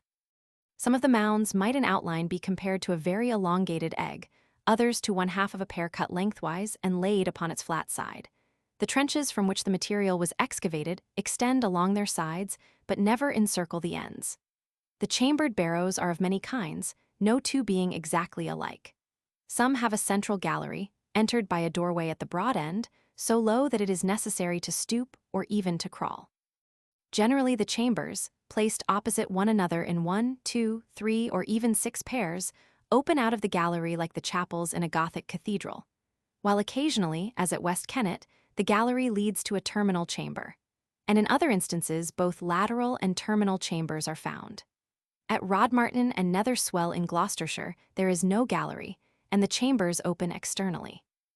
Galleries and chambers are alike built of stones set on edge, which the interstices being filled in with dry walling, support flags laid horizontally across, though occasionally, as at Stony Littleton in Somersetshire, the roof is constructed of converging layers of stones which form a rude arch. Some so-called chambered barrows, for instance Littleton Drew in Wiltshire, have no chambers, but only cists or shallow graves excavated in the soil and built up with stone slabs. The mounds were generally faced with dry walling, and on the chalk downs of North Wiltshire, where blocks of sandstone abounded, the wall was often, as at West Kennet, surrounded by a peristylith formed of stones erected at regular intervals. These stones have disappeared, but drawings, made in the 17th and 18th centuries, show what they were like. The architects were inspired by a vivid sense of beauty. The enclosing wall, as it approached the broad and high end of the barrow, was turned inwards by gradual and graceful curves, which generally terminated in great stones that served as the jambs of the entrance. Even when there was no gallery, this symmetrical curve was still adopted, and its termination marked by monumental pillars. The Wer Barrow on Cranbourne Chase, an oval mound of such uncommon form that Pitt Rivers, before he opened it, felt doubtful whether it did not belong to the Bronze Age, appears to have been a chambered sepulchre of an abnormal kind. When the tumulus had been removed, a trench, enclosing an oblong space, appeared in the chalk which had formed the old surface. Stake holes were detected in the trench, and the famous antiquary concluded that the stakes had been simply a wooden version of the long chambers of stone. Intimately related to certain chambered long barrows are the famous horned cairns, which exist only in Caithness. Although their forms also are various, the larger cairn of Yarhouse being extremely elongated while that of Ormegill might be almost exactly contained within a perfect square, the ruling idea remained the same. The exterior wall, which is always double, develops eastward and westward into horn-shaped projections, which curve outwards. Thus the four sides form four symmetrical concave curves, whereas in English chambered barrows, like that of Ely and some of the barrows at Upper Swell in Gloucestershire, the curvilinear projections which correspond with the horns exist only at the eastern end. An opening between the eastern horns and the Scottish cairns gives access to the chamber, which is commonly divided into three partitions by two pairs of stones, crossing the side walls and leaving a passage between. Just as the long are earlier than the short horned cairns, so the latter are earlier than the round chambered cairns of Scotland. For no horned cairns were erected after the Scottish Bronze Age had begun, whereas, although the round chambered cairns were developed towards the close of the Neolithic Age, and although metal has never been found in them, their external form was reproduced in the Bronze Age, when chambers were no longer built. The chambers of the round cairns also are divided into sections, and one of them, near Loch Etive in Argyllshire, shows traces of an encircling trench and rampart. In southern Britain, the chronological sequence was probably the same. The round chambered cairns seem to be later than the chambered long barrows. The Parc cum Tumulus in the peninsula of Gower, which has a central avenue and two pairs of opposite chambers opening out of it, has been likened to the Ely barrow, but its form is round. The chambered tumulus of Plas Newydd Park in Anglesey, which is roughly oval, may possibly represent an earlier and transitional form. Round chambered barrows exist in Derbyshire, the design of which is purely local. Thus the Five Wells Barrow, near Taddington, has two chambers, each of which was approached by a gallery entered through a kind of porthole on either side of the mound. The skulls that have been found in these tombs are of the Neolithic type, but a barrow on Derwent Moor, which is commonly assigned to the same period, contained an urn, ornamented with designs characteristic of the Bronze Age, in which a piece of copper was found. And an experienced antiquary has remarked that in cataloguing the remains found in the Derbyshire barrows, he found it almost impossible to separate the Neolithic from the Bronze Age interments. In West Cornwall also there are gigantic chambered cairns, round or oval, the date of which is uncertain. No bronze has been found in them, but abundance of pottery, and cists which are undoubtedly later than the chambers one, standing on the cliff which rises above Cape Cornwall, contained a double-walled dome and reminded its explorer of the huge tope at Bajpur. Chambered cairns of a peculiar kind remain in Argyllshire and the islands of Islay and Arran, the like of which have been discovered nowhere else except on the opposite coast of Ireland. Nearly all the pottery that has been found in them closely resembles that of the dolmens of northwestern France and the Pyrenees, while none exactly like it has been exhumed in England. And, combining these facts with the geographical position of the sepulchres themselves, the antiquary who has explored them concludes that their builders came late in the Neolithic Age from Brittany, and, sailing up St. George's Channel, settled on the opposite shores of Scotland and Ireland. Physically, however, they belonged, as their skeletons show, to the same stock as the great majority of the Neolithic people of Britain. Here, as also in France and northern Germany, funerals were performed both by inhumation and incineration. In the barrows of southwestern Britain, cremation, although not unknown, was very rare.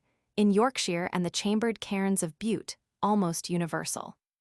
Judging from the analogy of other countries, and from the fact that inhumation persisted into the Bronze Age, and then for a long period was generally superseded by cremation, it seems probable that the latter was not introduced until a comparatively late epoch.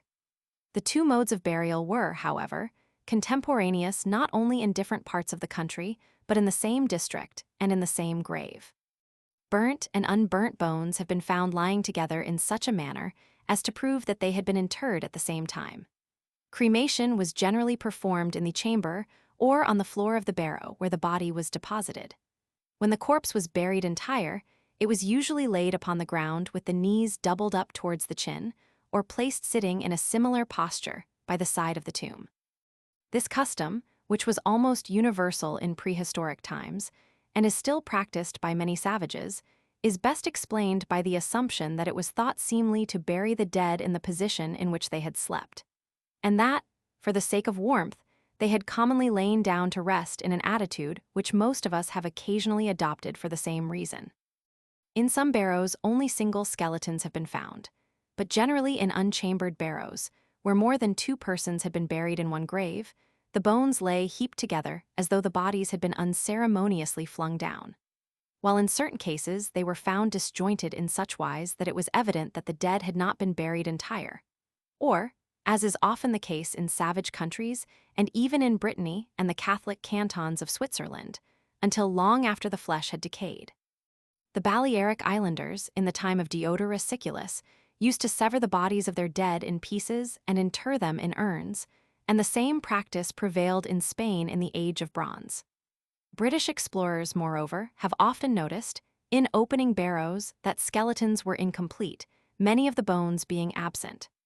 Since the piled skeletons belonged to old and young, male and female, it can only be concluded that corpses were often stored, as in a mortuary, until a sufficient number had accumulated, and then buried all together.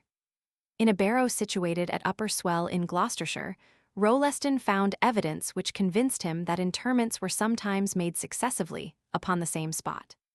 An undisturbed skeleton was here surrounded by a great quantity of bones, the arrangement of which was such that he was forced to conclude that they had been displaced in order to make room for it. In chambered barrows, successive interments were of course regular, gallery and chamber being designed to admit them. Thurnam was convinced that in the barrows which he explored there were unmistakable evidences of human sacrifice. In nearly all of them he found fractured skulls, the broken edges of which were so sharp that he inferred that the skull had been cleft in life by a club or a stone axe, while in some cases one skull only was unmutilated. His conclusion was that the few entire skulls were those of chiefs or their relatives, while the others belonged to slaves or captives who had been sacrificed. In one instance, in which only 2 interments were met with, the broken skull was that of a woman, while the bones of the other corpse, which belonged to a man, had been imperfectly burned. Thurnam argued that the burnt bones belonged to a chief, and that the woman was his wife. Rolleston, on the other hand, could see no reason for believing that the broken skulls had been cleft deliberately. He pointed out that the fragments were so numerous that if the persons to whom they belonged had been sacrificed, they must have been slaughtered by a succession of wanton blows, that the fractures were utterly different from those of skulls, which are known to have been broken by deliberate blows, and resemble those which have been caused by the shifting of soil or the collapse of stones. And he argues that from what we know of the sentiments of savage and barbarian peoples, it is in the last degree improbable that slaves or captives, if they had been sacrificed, would have been allowed to repose side by side with their lords. Nevertheless, it is not safe to reject all the evidence which Thurnam adduced. In a round barrow near Stonehenge Hoar found a skull which appeared to have been cut in 2 as deftly as by a surgical instrument. And one may believe that what was done in the Bronze Age was not unknown in the Age of Stone. When we remember that evidences of human sacrifice have been detected in French Neolithic tombs, and that the practice was universal in ancient times, we shall be safe in assuming that Neolithic Britain was no exception to the rule that after a chieftain's obsequies, his dependents were immolated, in order that their souls might be set free to minister to his.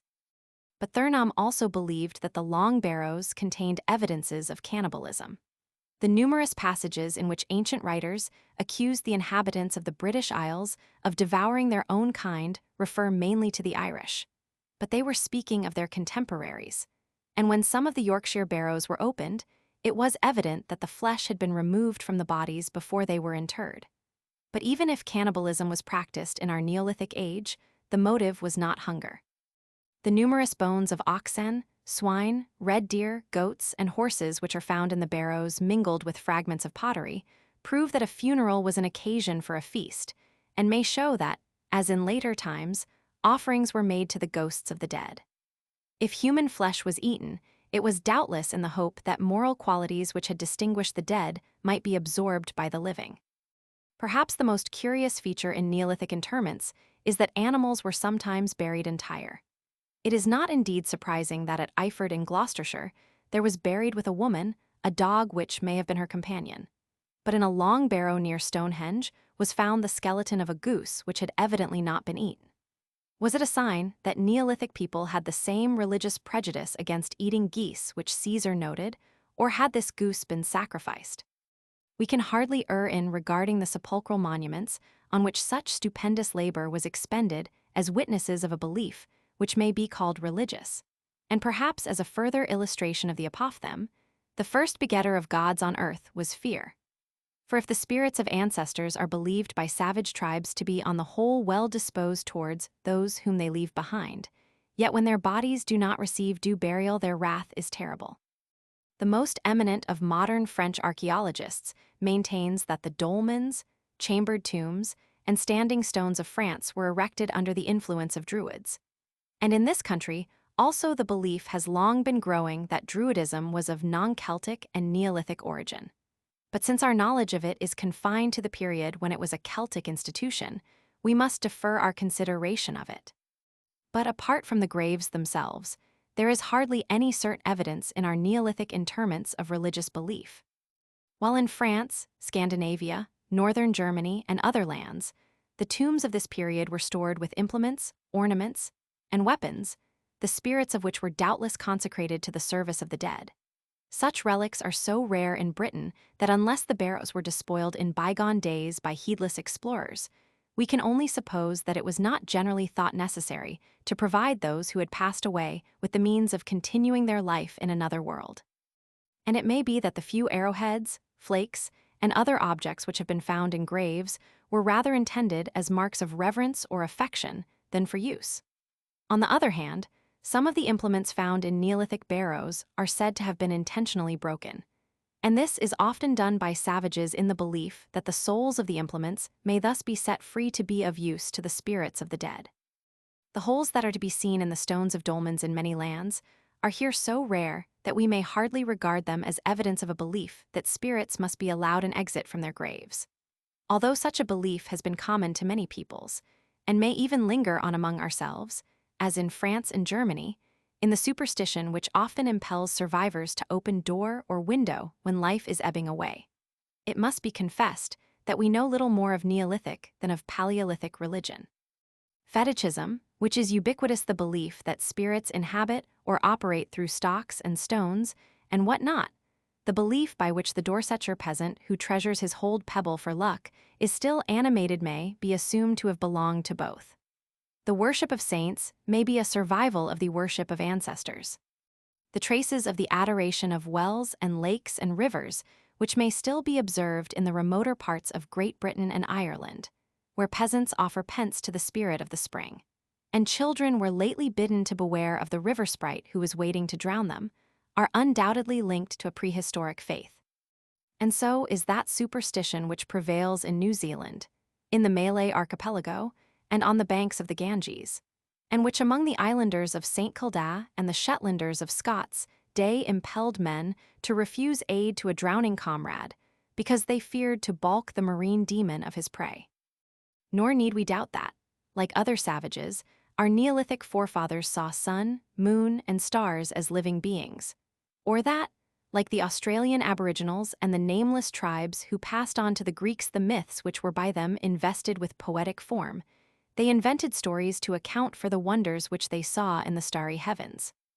Neither need we hesitate to believe that, as each clan had its chief, so the clansmen saw, above elves and kelpies, gnomes and goblins, rock spirits and tree spirits, the mightier deities of heaven and earth, sun and moon, fire, water, and thunder.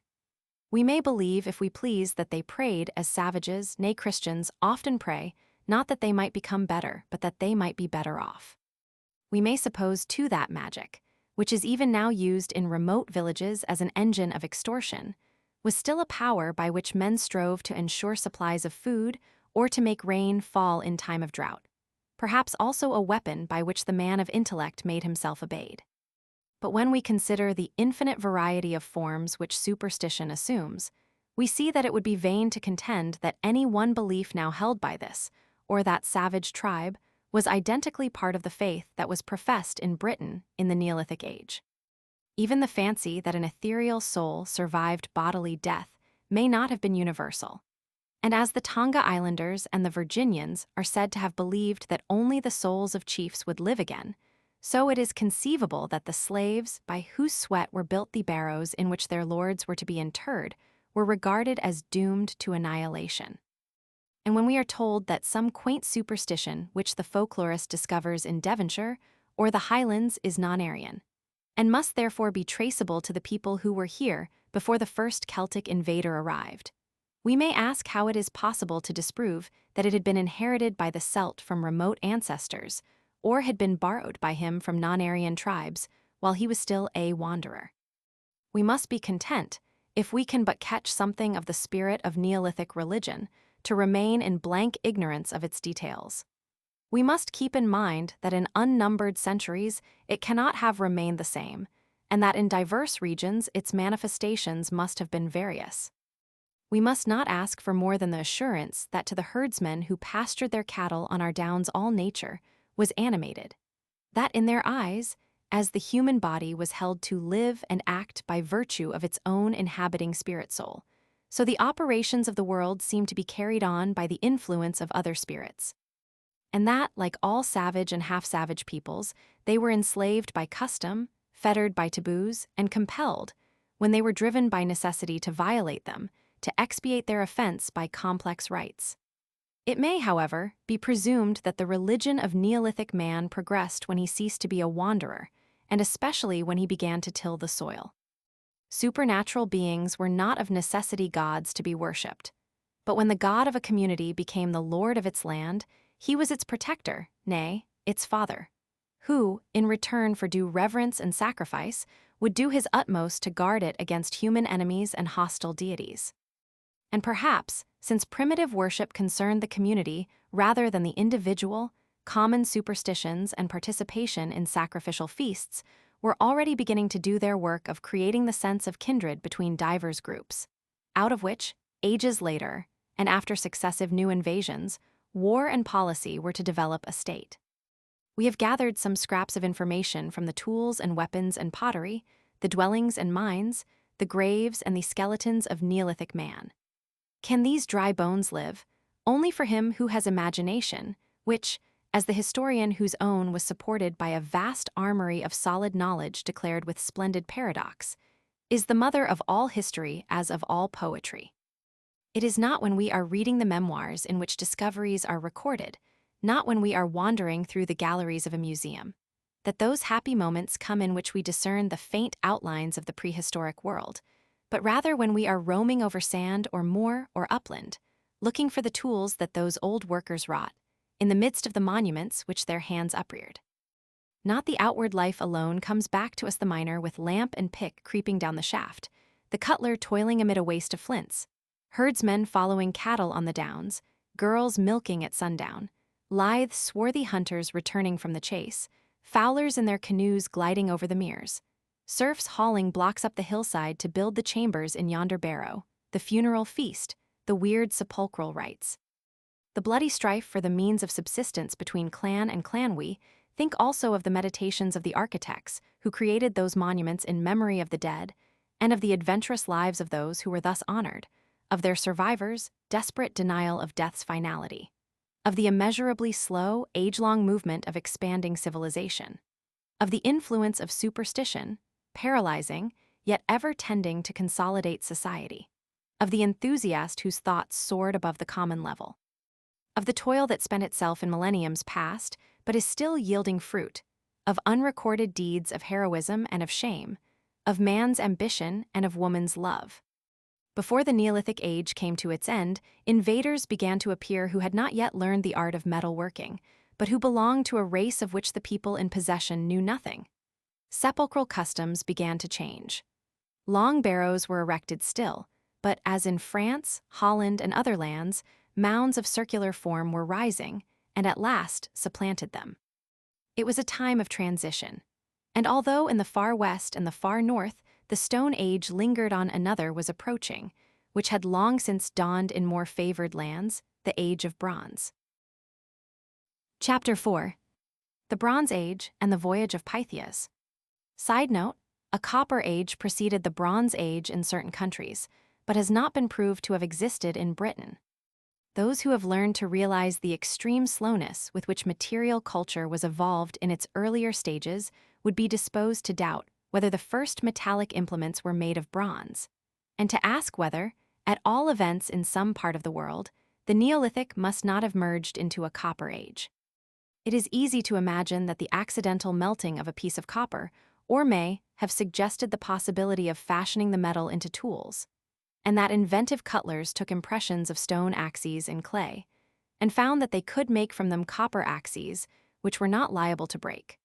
But one can hardly believe that simultaneously the discovery should have been made that the softness and bluntness of copper could be remedied by mixing with it a small proportion of tin. It is indeed not inconceivable that bronze was the first metal which was ever manufactured, for near the surface copper ores often contain tin oxide, and it has been proved that by smelting such ores bronze can be produced. But of course, only experiment could have shown that tools made of this metal were better than copper. The Egyptians were acquainted with the use of copper long before they began to manufacture bronze, and in many parts of the British Isles, as well as of the continent, copper implements have been discovered which belonged to prehistoric times. But such discoveries do not necessarily prove the existence of a copper age.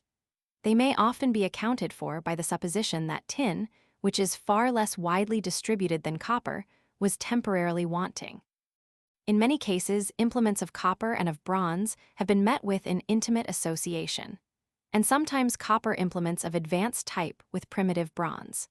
When, on the other hand, copper implements are repeatedly found in deposits which are known to be older than the oldest bronze in the districts in which they occur, the conclusion is irresistible that they were used there before bronze was manufactured. There was certainly a copper age in Mesopotamia, Egypt, and Cyprus, and probably also in Hungary, northern Italy, Spain, and Ireland, with which, in ancient times, Spain was closely connected, and in which copper celts were unmistakably modeled upon those of stone. But for Britain, the evidence is not sufficient. We must assume then provisionally that in our island the metal which was first used for cutting tools was bronze. Side note, bronze implements used for many centuries in Europe before the Iron Age. Certain metallurgists, however, maintain that a Bronze Age, properly so called, may never have existed, and that iron may have been manufactured during and even before the period to which the bronze tools that are exhibited in museums belong. Iron was undoubtedly known to the Egyptians at a very remote date, perhaps as early as bronze. Primitive methods of extracting iron from its ore, which are still practiced in India and Africa, require far less skill than the manufacture of bronze. The metallurgists argue that since iron is rapidly oxidized by air and moisture, the iron tools which they assume to have been made in the so-called Bronze Age must have perished in the conditions to which most of the bronze tools that have been discovered were exposed. And they insist that iron tools have actually been found in association with objects of the early bronze and even of the late Neolithic age. The inconsistency of these arguments is self-evident, and if their authors had known the rudiments of archaeology, they would never have published them. Hundreds of iron weapons have been recovered from the Thames. A competent archaeologist has affirmed that there was not one which could not with certainty be attributed to some period later than the Bronze Age. And since numerous articles of stone and bronze have been found in the same bed, he reasonably concludes that if iron implements had been used in the Bronze Age, some few at least must have come to light. Nor is there any reason to suppose that if iron tools had been laid in graves of the Bronze Age, they would necessarily have perished beyond recognition. For in the famous Tyrolese cemetery of Hallstatt, and in many other deposits that, like it, belong to the transitional period when bronze and iron were simultaneously used, the iron objects, oxidized though they are, retain their distinctive forms. Yet in the numerous British barrows of the Bronze Age, and in the hoards of the same period that have been unearthed in England, Scotland, and Wales, not a trace of iron has ever been found. Nothing then can be more certain than that in Britain, as in the rest of Europe, the Iron Age was preceded by a long period during which the only metals used were copper and bronze. Every antiquary knows that bronze did not reach this country until long after it was first used in southern Europe, and that it was common in Egypt many centuries before. But in what part of the world it was first manufactured remains an unsettled question. The oldest piece of bronze that has yet been dated was found at Merdum in Egypt and is supposed to have been cast about 3,700 years before the birth of Christ. But the metal may have been worked even earlier in other lands, for a bronze statuette and a bronze vase, which were made 25 centuries before our era, have been obtained from Mesopotamia, and the craft must have passed through many stages before such objects could have been produced. Yet it would be rash to infer that either the Babylonians or the Egyptians invented bronze, for neither in Egypt nor in Babylonia is there any tin. Some archaeologist who shall explore the virgin fields of the Far East may one day be able to prove that bronze was worked by the Chinese, in whose country both copper and tin abound, earlier than by any other people. But even so, it will still remain doubtful whether the art was not independently discovered elsewhere. There is no evidence that the bronze culture of Mexico and Peru did not originate in America. And although it was once believed that all the tribes of Europe ultimately derived their knowledge of the metal from Asia, there are many who now maintain that it is impossible to detect in European deposits of the bronze age the slightest trace of Oriental origin. But whatever may have been the case in southern lands, there is no doubt that the knowledge of bronze came to this country from abroad. The old theory that it was a result of Phoenician commerce with Britain has long been abandoned, and British bronze implements are so different from those of Norway and Sweden, Denmark, and Hungary that it cannot have been derived from any of those countries. German influence was felt at a comparatively late period, but from first to last, the British bronze culture was closely connected with that of Gaul, and through Gaul with that of Italy. The period when bronze first appeared in Britain can only be approximately fixed. It is certain that in the southeastern districts, iron tools began to be used not later than the 4th century before the Christian era. The final period of the British Bronze Age is marked by the discovery of bronze founders, hoards, all of which contain tools or fragments of tools which are known as socketed celts, or other socketed instruments which were contemporary with them. These hoards are so numerous and so widely diffused, and the objects of which they are composed are so varied in form, that the time during which they were deposited cannot, in the opinion of experts, have been less than 400 or 500 years. But before the first socketed celt was cast, the bronze culture passed through earlier stages, during which the flat celts that resembled those of stone were being used, and then gradually giving way to improved forms, which in their turn were succeeded by later developments.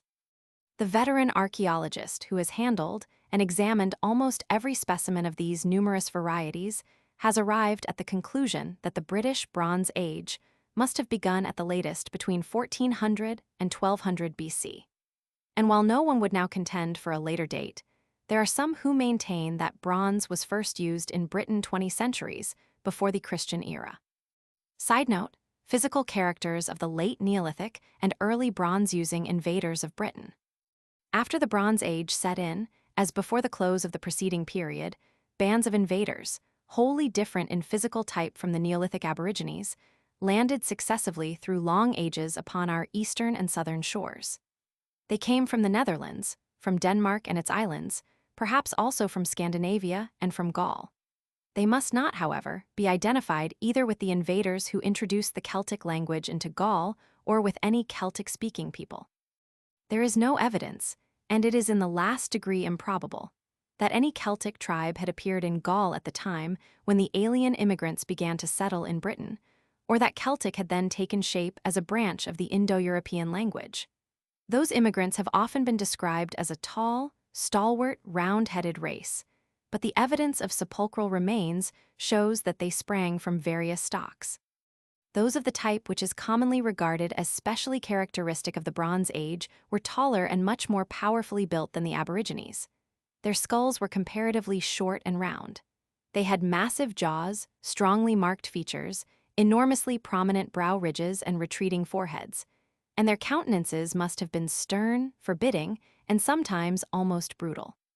Similar skulls, which have much in common with the primitive Neanderthal type, have been exhumed from Neolithic tombs in Denmark and the Danish island of Falster.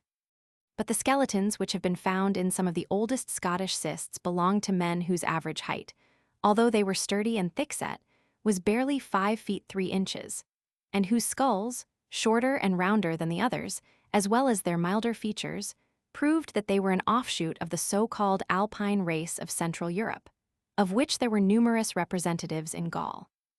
Again, there were tall men with skulls of an intermediate type, while others, who combined harsh features and projecting brows with narrow heads, and whose stature was often great, would seem to have been the offspring of intermarriage between the older and the newer inhabitants. Not a single skeleton of the characteristic British round-barrow type is known to have been discovered on French soil. The round-headed inhabitants of Gaul were as conspicuously short as those of Britain were generally tall. Nor, excluding the Britons of the Alpine stock, was there any physical resemblance between the two peoples. The British invaders of the Alpine stock, judging from the pottery which was found with their skeletons, came for the most part, as we shall afterwards see, not from Gaul but from the valley of the Rhine. Moreover, the round-headed people of Gaul settled there first early in the Neolithic age, before a Celtic word was spoken. And although their descendants formed the substratum of the Gallic population, who, in Caesar's time, called themselves Celts, that name was introduced by conquerors of a wholly different stock. Probably a Celtic invasion of Britain took place before the British Iron Age began, but the remains of such invaders are not recognizable in any British graves. Each of the invading clans was doubtless ruled by a chief, for many of the burial mounds which they erected were intended for the great alone, and could only have been constructed by the organized labor of many hands. They must have respected family ties, for women and even babies were interred with scrupulous care, and more than one barrow was reared for the reception of a single child. Yet infants have so often been found buried, along with women, that one can only conclude that infanticide was as prevalent in ancient as in modern Britain. Only the children were slain because their mothers could no longer nurse them, not because they desired to rid themselves of trouble. Side note, character and results of the invasions. The invaders pour in bronze weapons. In Wiltshire and other parts of southern Britain, the old population would seem to have been largely dispossessed or subdued. But the skeletons found in the barrows of Derbyshire and Staffordshire, of Yorkshire, and the other northern counties, indicate that there the immigrants mingled more or less peacefully with the people whom they came among. Fighting no doubt took place everywhere, but the notion that bronze weapons gave the first invaders victory is disproved by the fact that in the earlier part of the era bronze was both costly and rare.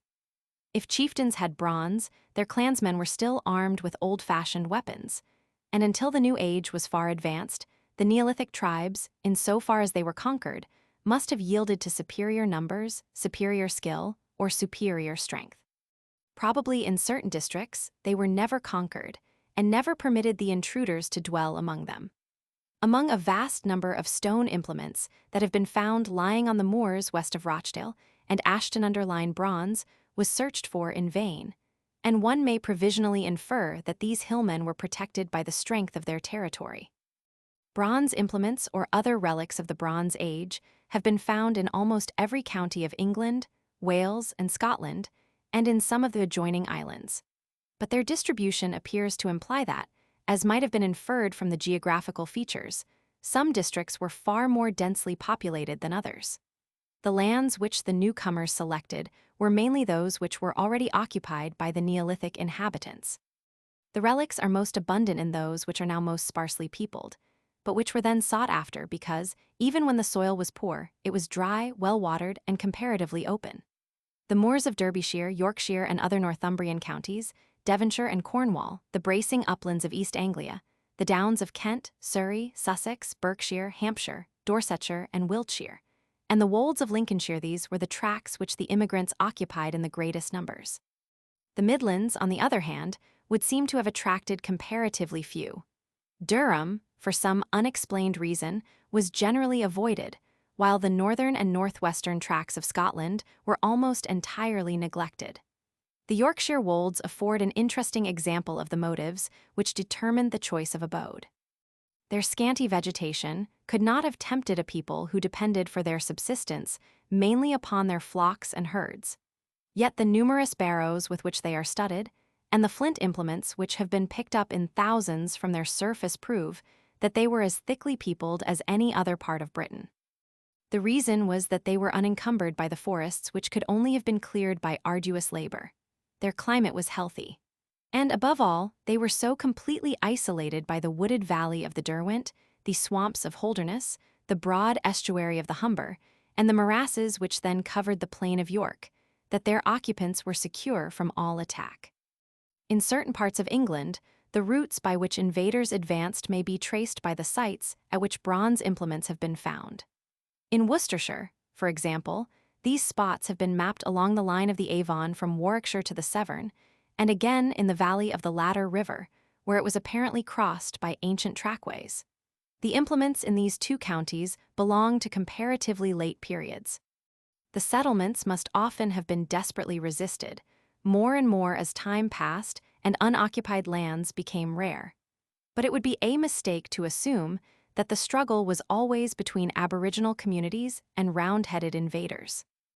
There must have been much intermingling between the old population and the new. Gradually, the use of bronze weapons must have spread to Neolithic clans or to those who could obtain them by barter or theft. And by the time when the Bronze Age was far advanced, tribes of mingled stock must often have presented a united front to enemies from overseas.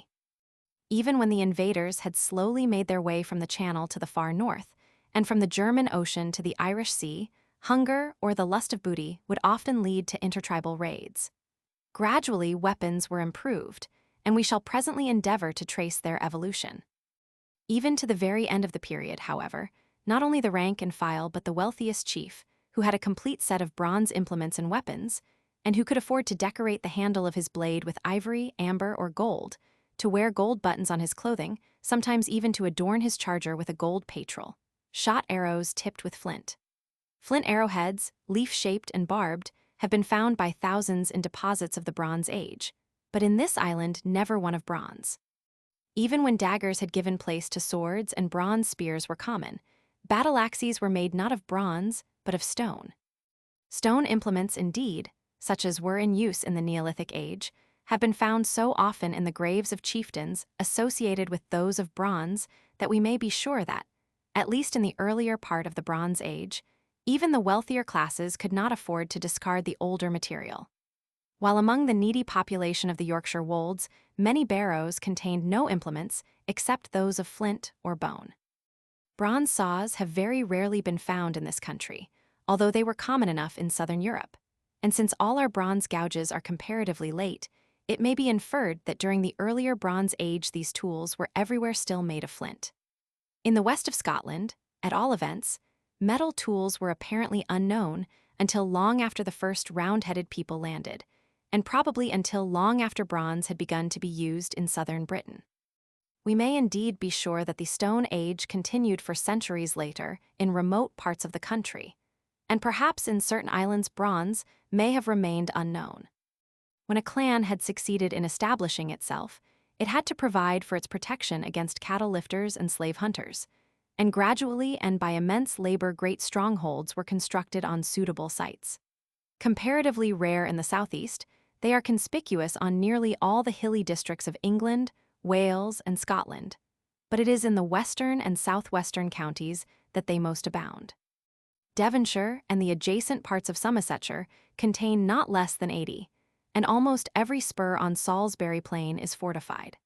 The multiplicity of these camps bears witness not only to density of population and constant warfare, but also to the utter disunion which existed at the time when they were constructed. Supposing that the majority of the forts in Dorsetshire, for instance, were built in the late Celtic period, we should have to conclude that the Durotriges, who then inhabited that district, were merely a loose aggregate of scores of clans, ever ready to prey upon one another. For if the forts had been destined only to repel the attacks of some other tribe, they would hardly have been so numerous and so widely scattered.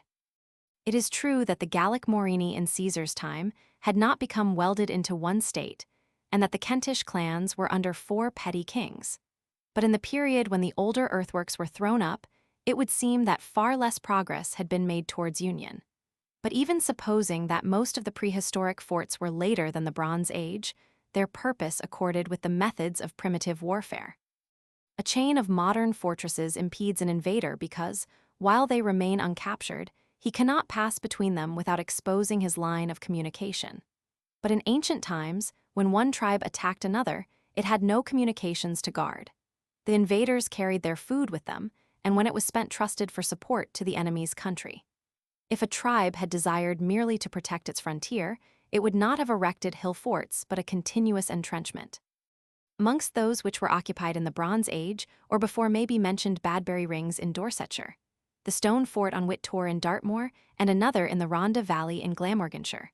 Small Down Camp near Evercreech in Somersetshire, the fort of Carn Brea in Cornwall, the series of entrenchments which mark the spurs of the hills that command the valley of the Esk from Gisborough to Whitby, those which line the western border of Worcestershire, Oldbury, some 3 miles east of Sevenoaks, Hollingbury on the Sussex Downs, Lutcombe Castle on the Berkshire Downs, overlooking the Vale of White Horse, and the greatest of all the Maiden Castle, whose stupendous ramparts are the pride of Dorchester. But it is probable that the greater number may ultimately be referred to the Age of Bronze. The form, construction, and materials of British forts are naturally diverse.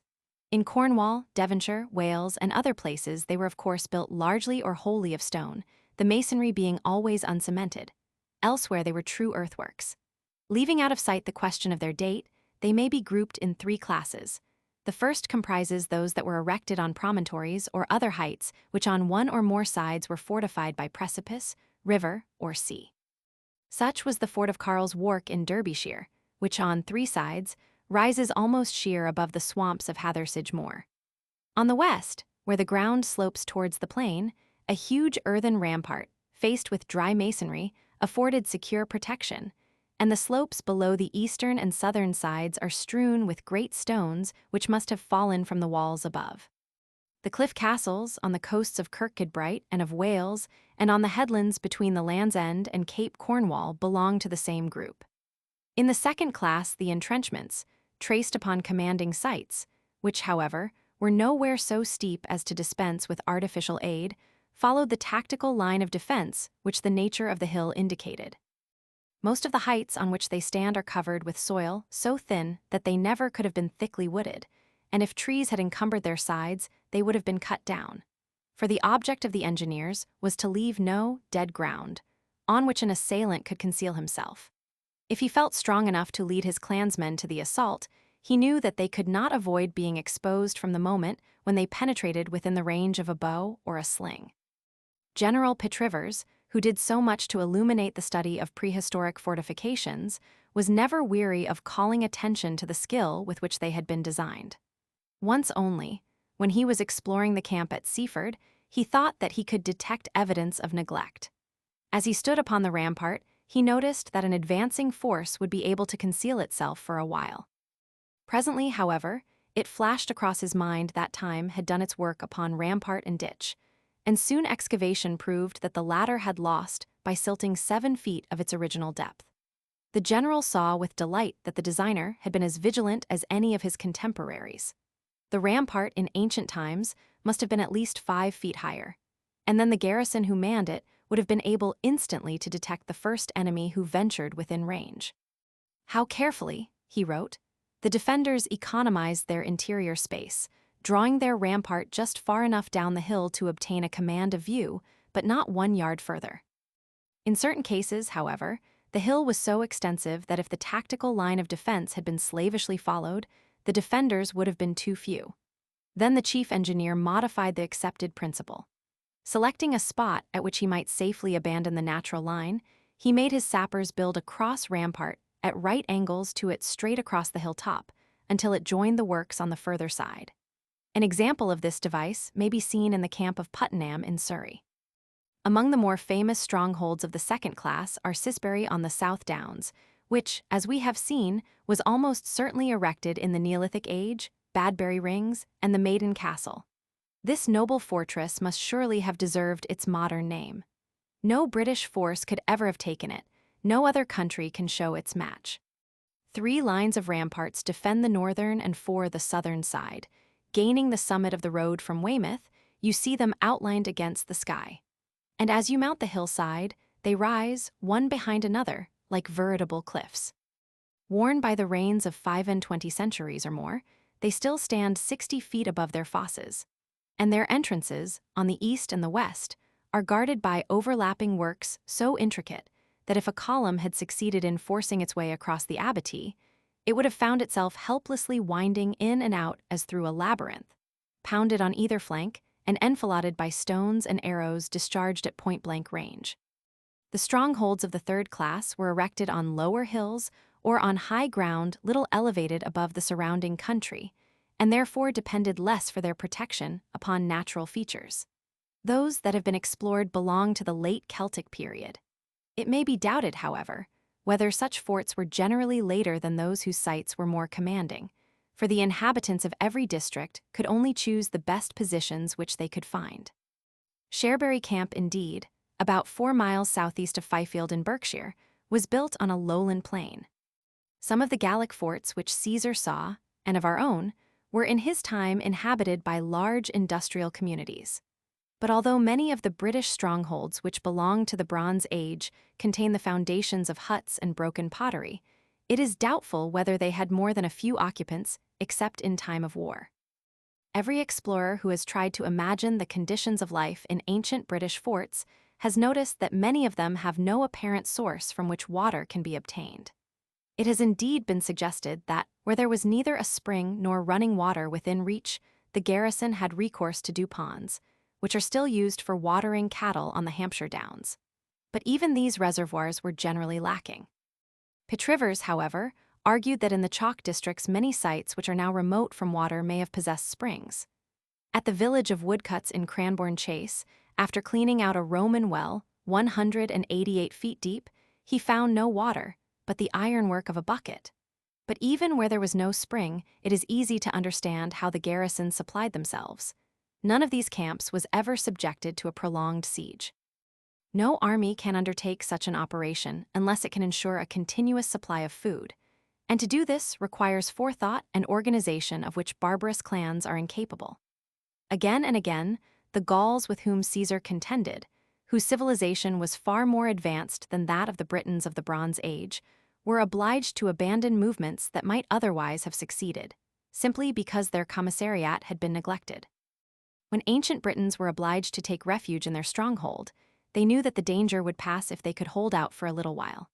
Women and children who failed to reach the entrenchment in time were doubtless slain or enslaved. But otherwise the worst that was to be dreaded was the loss of crops or stock and the destruction of dwellings. We may suppose that while the cattle were being driven into the fort, the women carried up in vessels of skin or earthenware as much water as would suffice for a few days. Such was the practice of the Maoris at a recent time. In spite of war, industrial arts were making progress, which was stimulated by war itself. Copper was abundant in Cornwall, Cardiganshire and Anglesey, and near Llandudno. Tin was to be had near the surface in Cornwall, and perhaps first attracted attention where it was associated with gold.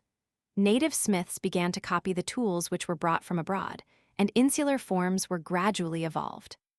Among the immigrants, there must have been some who were acquainted with metallurgy, and just as the modern coach builder finds himself obliged to manufacture motorcars, so, we may be sure, the more enterprising cutlers who had hitherto made stone implements gradually learned to produce tools of copper or bronze. The metals were, of course, not at first procured by mining. Copper would be obtained from boulders or from lumps of ore on hillsides, and tin from the gravel beds of streams. The methods, which have been recorded by modern observers of primitive communities, are probably much the same as those of the Britons of the Bronze Age. The original furnaces differed hardly at all from the fires at which food was cooked. The fire was kindled within a fireplace of large stones, underneath which was a pit. The wind, rushing through the crevices of the stones, created a draught, which may have been forced by some rude bellows. After the embers and the slag had been raked away, the molten metal in the pit was watched until it was on the point of becoming solid, when the copper cakes were snatched out and broken into the lumps of which specimens have been found in bronze founders' hoards. For the smelting of tin, a method may have been adopted which was still practiced in Germany in the Middle Ages. A trench was filled with brushwood, above which logs were piled, and as soon as the fuel was aglow, the ore was pitched onto the fire until a sufficient amount had accumulated. Then the embers were raked away, and the molten tin ladled out.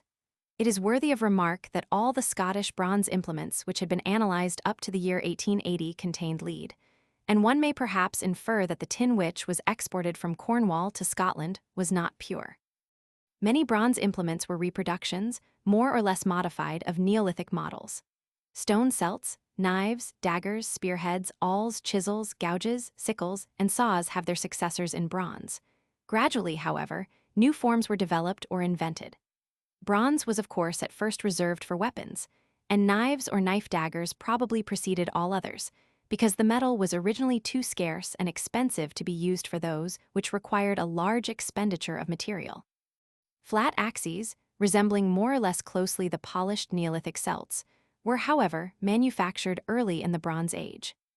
After some time, the sides of the narrow part of the celt, above the cutting edge, were hammered upwards, probably in order to steady the blade against a lateral strain. And thus, by insensible gradations, the flat was transformed into the flanged celt, while a projection, commonly called a stopridge, was cast on the narrow part of the blade, with the object of preventing it from being forced too far into its wooden haft.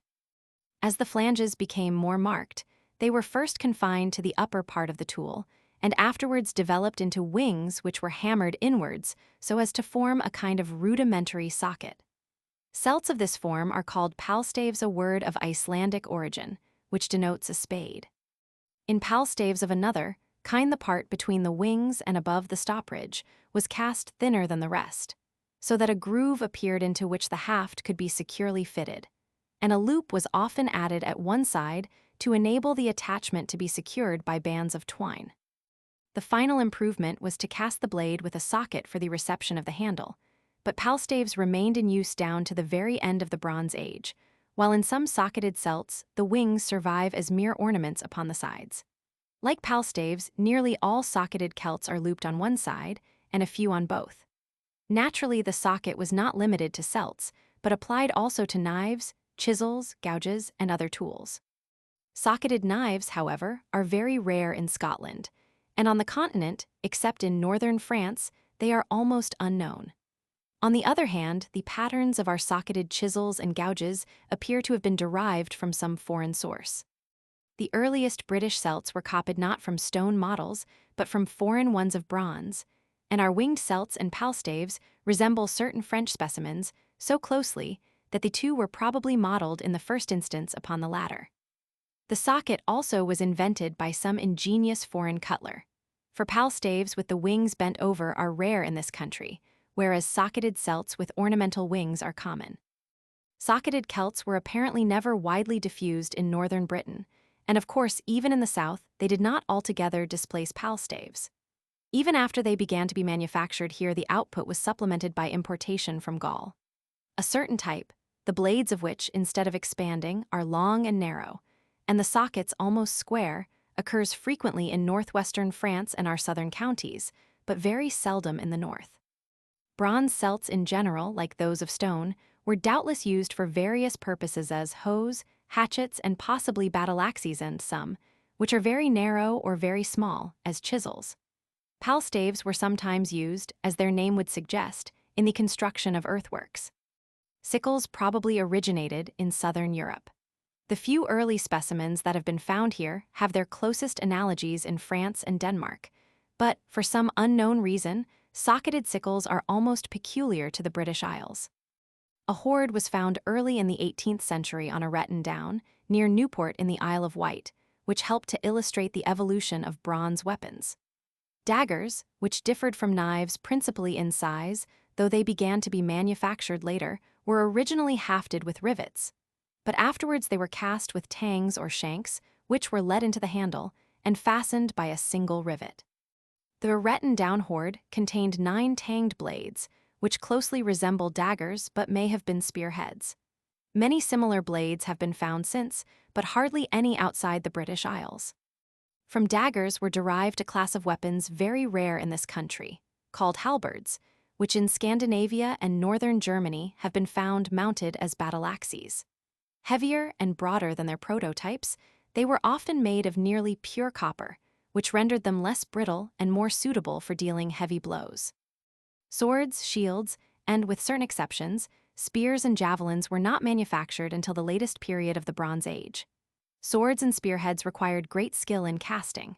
Shields were so thin that they could not be cast at all, but were wrought by the hammer. Even at the close of the Bronze Age, they were probably unobtainable except by the rich, while the rank and file doubtless still made shift with bucklers of wickerwork, wood, or leather. The shields of the Bronze Age were invariably circular. Nearly all were ornamented over their whole surface with concentric rings, of which one example has as many as 30, separated by circles of small studs, and this ornamentation is peculiarly British. One curious shield, found in the Fen country, is adorned with serpentine lines, which may have been intended to represent snakes. British bronze swords, like those of the continent from which they were copied, are commonly of a type which is called leaf-shaped, the blade tapering gently inwards from the hilt, then gradually expanding until, at about 1/3 of the distance, measured from the point, it attains its greatest width. They, as well as certain rapier-shaped swords, were intended for stabbing, not striking. Their length was generally about 2 feet, but varied between 16 and 30 inches. Their sheaths were as a rule made of wood or leather, which, however, were often tipped with bronze, and many of these tips or chapes have been found in the Thames and elsewhere without the scabbards, which had perished. The spears of the earlier Bronze Age were identical with Neolithic flint weapons. Probably the earliest bronze spearheads were some of the larger blades that have been found in Wiltshire barrows, which are commonly described as knives or daggers. Others were derived from the tanged blades of the Aretin-down type, if indeed the latter were not themselves spearheads. A curious and unique specimen, which was found in the Thames at Taplow, and is now in the British Museum, is ornamented with gold studs on the bottom of the blade, which are merely survivals of the rivets that attached to its haft the dagger from which it had been evolved. Spearheads of this kind, which are invariably provided either with a pair of holes in the blade or a pair of loops below it, intended to secure its attachment to the shaft, are extremely rare on the continent and appear to have been invented in Ireland, whence they spread in the course of trade to Britain. Another form of spearhead, which originated in the British Isles and has never been found elsewhere, was barbed and seems to have been used for hunting rather than in war. The commonest, however, is the continental leaf-shaped type, some specimens of which have analogies in Gaul and the Swiss lake dwellings. The smaller weapons of the spearhead class were doubtless javelins. Many of the molds in which weapons and implements were cast have been preserved. Open molds sufficed for flat axes, but the more difficult operations of casting palstaves and socketed celts required that the molds should be made in halves. All the open ones that remain were of stone. Many others, however, were doubtless formed of more perishable materials, such as clay or compact sand. Bronze molds were also used, but the only specimens which have been found were for palstaves, socketed celts, and gouges. There is a bronze mold in the British Museum that was itself cast in a mold of clay, formed round a model palstave, and attached to it by string, which was of course reproduced in the metal. Leaden celts have once or twice been met with, which of course would have been useless as cutting tools, and it is probable that they were intended simply for making molds of clay or sand. Bronze molds were costly and would soon wear out. It has been suggested, therefore, that, just as a printer uses in his press not his original woodblock but an electrotype copy, so the bronze founder generally reserved his bronze molds for making leaden models from which any number of clay molds could be formed. Sockets were produced by means of clay cores, which were inserted in the molds. Socketed celts have so often been found in hoards with the cores remaining in them that we may reasonably conclude that they were bartered by the bronze founders in this state, and that, as in the Neolithic age, the purchasers finished them with their own hands. The hammers and anvils which were used in the final stage of manufacture were commonly stone, though a few light bronze hammers have been unearthed, and the decoration was applied by means of punches. The patterns with which weapons were decorated are worth noticing even by those to whom archaeology for its own sake makes no appeal. Daggers and flat or slightly flanged celts were incised with rectilinear figures and chevrons only. Winged celts, palstaves, socketed celts, and spearheads have similar designs in a few instances, but for the most part they are ornamented with concentric circles. The significance of these facts will become apparent when we come to deal with certain chronological questions relating to the Bronze Age. What we know of the metalwork of this period has been learned mainly from buried hoards which were never recovered by their owners, and of which more than 100 have been unearthed in Great Britain from Cornwall to Sutherland. These hoards were of three kinds. Some, consisting entirely of newly made articles, belong to traders. Others, which comprise damaged or broken goods, and include molds and often cakes of copper, represent the stock and trade of bronze founders, who tramped over the countryside and were ready to cast implements or ornaments of the latest fashion and to melt and recast old ones for anybody who could give them what they wanted in exchange. The tools in these collections were for the most part broken intentionally to make them more portable and ready for the crucible. Other hoards again, which frequently comprise ornaments, alone or associated with implements, were the property of persons who were not in the trade.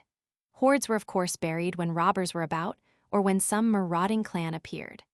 By far the greater number belong to the latest period of the Bronze Age, which shows that in earlier times the craft had not been specialized, or that people who could afford to buy bronze implements were so few that no traveling dealer could make a fair profit.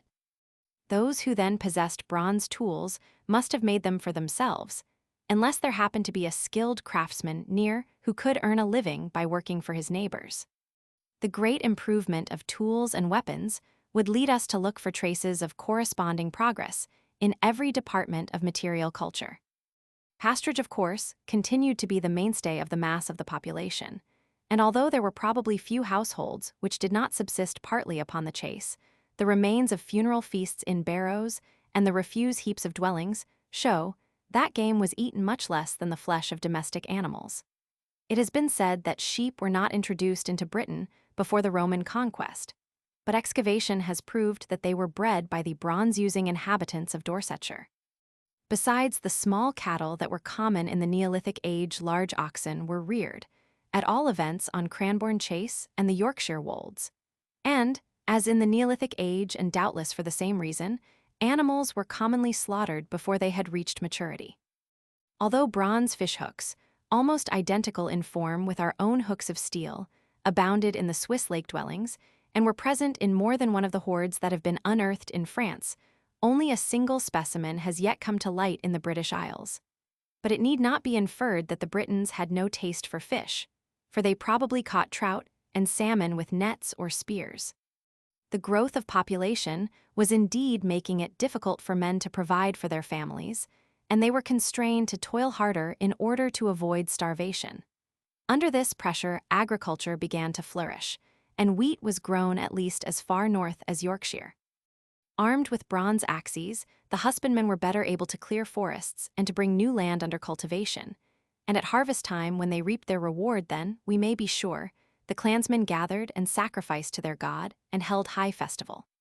Their labors are attested not only by numerous stone mullers and by the sickles that have been already mentioned, one of which was found even in Aberdeenshire, but also, as we have already seen, by the teeth of the skeletons in the barrows.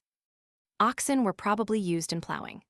Horses, which were very small, were domesticated and in certain parts of the country eaten, but they were not common. And, although the rock carvings of Scandinavia and the bridle bits and wooden wheels that have been found on the sites of Swiss lake dwellings show that in the Bronze Age men had learned to ride and drive, similar evidence is wanting in Britain. Looped bronze plates, however, have been found in a hoard at Abergele, which are supposed to have been a jingling ornament attached to harness, and some small bells, found at Darras in Ireland, resemble those which occasionally form a part of modern horse trappings. Oxen indeed, if not horses, must have been required for hauling timber even in Neolithic times when clearings had to be made. And the wagons which conveyed tin to the coast when Pythias visited Cornwall had probably been in use long before his time. Certain facts seem to indicate that the conditions of life in the Bronze Age were becoming more favorable to longevity, and in particular that women were better off than before. Famines indeed must still have occurred, for of course there were bad harvests from time to time, and cattle then, as now, were liable to disease, and doubtless often perished in hard winters. But the disparity in stature between men and women was far less than it had been in the Neolithic age, and Thurnham estimated the average age of the people of the Round Barrows, whose skeletons he had examined at 55, 8 years more than that of the aboriginals. It has been affirmed that even the primitive Aryans often put old people to death, but skeletons have been exhumed in Britain, which showed signs of extreme age. One might be inclined to suppose that this amelioration was partly due to improved housing, but such evidence as exists tends to show that the habitations of the Bronze Age, although, owing to improved tools, they may have been better built, were designed on much the same lines as those of the preceding epoch. Pit dwellings, like those which have been already described, were still constructed in districts where stone was not obtainable. Very few, as we have seen, can be even approximately dated, but some which have been excavated at Hitcham in Buckinghamshire and in the fort of Egardon on the Dorsetshire Downs contained pottery, which made it safe to assign them to the Bronze Age. It may be that some of the Scottish subterranean dwellings which are known as weems belong to the same period, for a bronze sword was found in one at Monsey in Perthshire. And perhaps a few of the so-called picks, houses, and of the beehive huts in Cornwall and North Britain, which will be described hereafter, were built before iron was there used. It is, as we have seen, very doubtful whether any of the lake dwellings of Britain were older than the Bronze Age, and it cannot be positively affirmed that any were as old. One at Barton Mere in Suffolk, if it really was a lake dwelling, probably belonged to that time, although the only implement found in it was a spearhead. But the evidence for the date assigned to the well-known settlement at Holderness is considerably stronger. It has been argued that since both stone and bronze implements were found there, the site must have been occupied before the Iron Age, because, although in a time of transition the old material may persist by the side of the new, implements of two earlier periods would hardly survive into a third. There is, however, one class of dwellings, numerous examples of which have been proved to have existed in the Bronze Age, if not before. The best-known groups of hut circles are those of Anglesey, Dartmoor, Cornwall, and Northumberland. Sportsmen who have shot snipe in Anglesey must have noticed low mounds dotting the rough wastes which are common in the island. Buried beneath these hillocks lie the foundations of huts which were built in prehistoric times. Most of them are clustered in tiny hamlets of 5 or 6, but at Tai Mower on the southern slopes of the Holyhead Mountain, sheltered from the cold winds by a precipitous cliff and fortified against attack from below, was a considerable village, comprising more than 50 huts. On a clear day the villagers could discern the Wicklow Mountains, and the triple head of Snowdon, haunted, as they surely believed, by some divinity, closed their southward view. The lower walls of the huts, which alone remain, are about 3 feet thick and enclose spaces of from 15 to 20 feet in diameter, partitioned in one instance by upright stones. The entrance, defined by 2 pillars, invariably faces the southwest. Stones, blackened by fire and doubtless used for cooking, were found within, and also mullers for grinding corn, and the broken shells of the limpets and periwinkles on which the occupants partly lived. Some of the huts, however, appear to have been simply workshops. They were littered with broken quartz from a neighboring copper lode. The fireplaces, of which each contained 2, one having a chimney in the thickness of the wall, were strewn with slag, and mortars and mullers abounded, which had been used not for grinding corn but for breaking stone. Possibly the huts may have been roofed with converging stones, laid one above another in the beehive fashion, but some in Northumberland and Devonshire contain central cavities, like those of Neolithic pit dwellings, in which poles for supporting a roof of boughs thatched with turf were apparently fixed. Hut circles everywhere present the same general features, but of course there are numerous varieties of size and construction. Nearly all the huts were round, but a few in East Cornwall are oval, and while most of the hamlets were enclosed by walls, some apparently did not need protection, or were situated near a fort in which the villagers could take refuge. Grimspound on Dartmoor, the typical example of a fortified village, was apparently the stronghold of the people whose huts were scattered on the slopes hard by, and the dwellings which it enclosed may have been occupied in time of peace only by caretakers. Some hamlets were encircled by non-defensive walls, which appear to be the remains of cattle pens, while in others each pen was connected with its own hut, the walls forming a complex whole. Many huts contain cooking holes, lined with stones, in some of which traces of charcoal are found. Others had cooking stones but no holes. Occasionally the kitchen was in the open air outside the dwelling, and in a circle on Whittor, where no provision for cooking was discernible, there seemed to be evidence that the hut had been simply the workshop of a flint implement maker. Many of the dwellings on Dartmoor apparently consisted of only one room, while others, like the single specimen on Ty Mower, contained partitions. Some huts were paved, while others had no visible means of excluding damp. The large size of many of the Dartmoor circles has led antiquaries to believe that they could not have carried roofs sufficiently strong to withstand the snows and storms of winter, and were only occupied in the summer by herdsmen.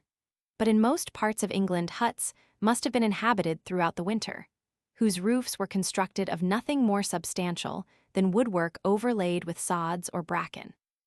It is remarkable that not a single bronze implement, weapon, or ornament has ever been found in a hut circle on Dartmoor, although sufficient pottery of the Bronze Age type remained to attest their age. Probably, like the people who dwelt on the Yorkshire wolds, the inhabitants were poor and backward. For the extreme scarcity of spindle whorls and the abundance of the flint scrapers used for leather dressing that lay scattered in their abodes seemed to show that they were commonly clad in skins. On the borders of Wiltshire and Dorsetshire, and doubtless also in other parts of Britain, small communities erected earthworks for permanent occupation, which differed in size, situation, and mode of construction from the great hill forts, but were nevertheless adapted to some extent for defense. A considerable number of small entrenchments, approximately square in outline, are scattered over the downs in these two counties, and 3 of them, Martin Down Camp, South Lodge Camp, and Hanley Hill Camp, have been thoroughly excavated. The results left it doubtful whether the last named had not been constructed in Roman times, but the other 2 belonged unmistakably to the Bronze Age. Martin Down Camp covered about 2 acres, and South Lodge Camp only 3/4 of an acre. The ramparts, which were very low, were probably strengthened by stockades. Both camps were situated not on the summits of hills, but in sheltered nooks, and were probably used as enclosures for cattle. But an abundance of broken pottery, animal bones, and burnt cooking flints proved that they had also been inhabited by man. But the evidence for describing the domestic life of our Bronze Age is insignificant in comparison with that which is afforded by the Swiss lake dwellings. The most remarkable British habitation of that time, indeed almost the only one which can rival those of Switzerland in the richness of its remains, is not a hut, not even an artificial shelter of the poorest kind. In 1859, some quarrymen were removing limestone from a ravine formed by the Stanhope Burn, a tributary of the Wear, when they discovered the now far-famed Heathery Burn Cave. Antiquaries hurried to the spot, and when a layer of stalagmite had been removed, relics began to be found. During 13 years, exploration went on. And finally, besides the bones of the family who had occupied the cave, those of the animals on which they had fed, and the shells of mussels, cockles, and limpets, a vast number of tools, weapons, utensils, and ornaments were collected, which belonged to the closing period of the Bronze Age. A pair of bronze tongs, unique in Britain, and 1/2 of a mold for casting socketed celts, showed that they had been independent of bronze founders. And their outfit comprised 2 swords, 7 spearheads, 19 socketed axes, 2 chisels, 3 gouges, 2 socketed knives, a tanged knife, a razor, 2 implements of deer's horn, 3 bone knives, a stone spindle whorl and some flint flakes, 15 bronze and 4 bone pins, a bronze cauldron, a gold bracelet, numerous penannular bronze bracelets, including one which was so small that it must have been worn by a little girl.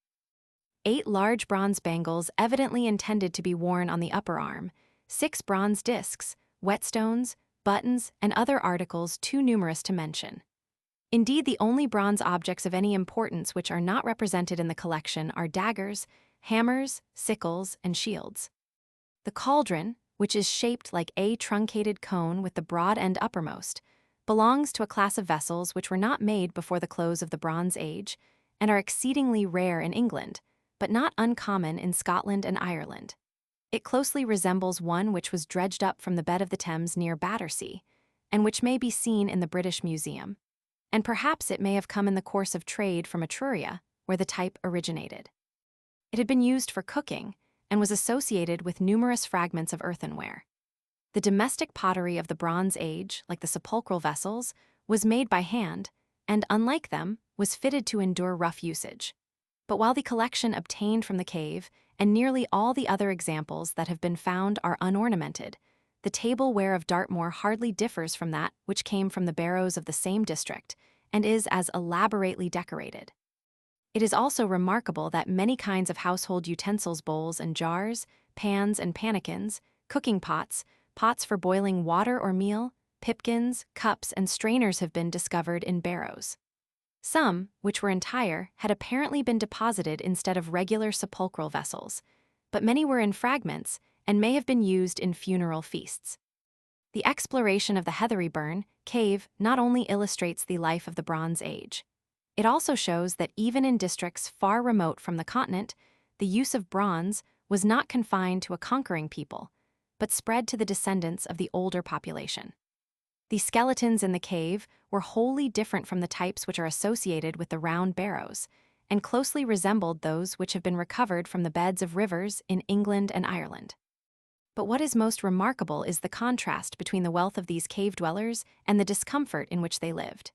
Here was a family well armed, equipped with the best tools of the time, owning flocks and herds, possessing land which they cultivated, and rich enough to load their women with ornaments, yet content to live in a dark, damp cavern traversed by a stream, which one night rose in flood and drowned them in their sleep.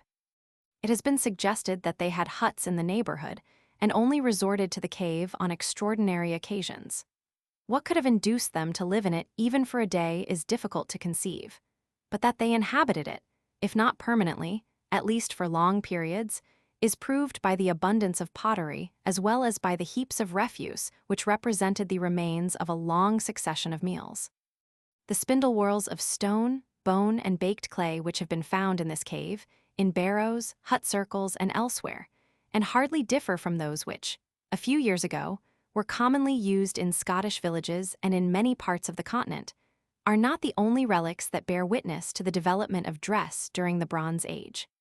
The deer horn implements which belong to the cave dwellers and exactly resemble others that were obtained from the sites of Swiss lake dwellings were probably used in weaving. Bone tweezers from barrows in Wiltshire and Dorsetshire and bronze tweezers from Anglesey were perhaps designed for drawing thread through holes in leather. But they may also have been used for extracting superfluous hairs.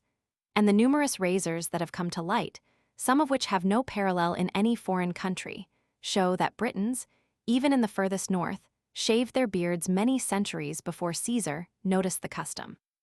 Leathern garments, as we have seen, were largely worn. Indeed, the remains of a stitched leathern dress have been recovered from a barrow in Northumberland. But more interesting are pieces of the woolen and linen clothes in which the dead were sometimes buried. Nor was the apparel of the Bronze Age devoid of ornament, or fastened merely with thorns, like that of the Germans of a far later period whom Tacitus described.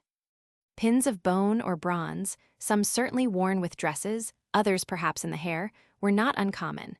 And we have seen how large a store was possessed by a single family. Even the indigent people of the Yorkshire wolds wore buttons not only of stone, bone, and wood, but of jet, some of which were beautifully ornamented with the pattern of a Maltese cross. During the earlier part of the Bronze Age, buttons were pierced on the underside with V-shaped holes, which enabled them to be sewn onto the dressa device, which, on the continent, was inherited from the Stone Age and, as far as can be judged from the skeletons with which they are associated, they were used only by men. At a later time, the perforation was apparently superseded by a raised loop, which is found on buttons of bronze. In Wiltshire and Norfolk, chiefs actually adorned their tunics with buttons of gold. Ivory buttons and ivory pins have been unearthed in Wiltshire, and amber buttons were among the ornaments not only of that rich district, but of Norfolk and even of Yorkshire and Dorsetshire. Nor were these costly materials used only for personal adornment. A bronze dagger with an ivory handle has been obtained from a barrow near Barra Regis in Dorsetshire. An archer's wrist guard or bracer of bone, found at Kellythorpe in the East Riding, was decorated with bronze studs, plated with gold. A barrow on Hameldon Down in Devonshire has yielded a dagger hilt of red amber inlaid with pins of gold.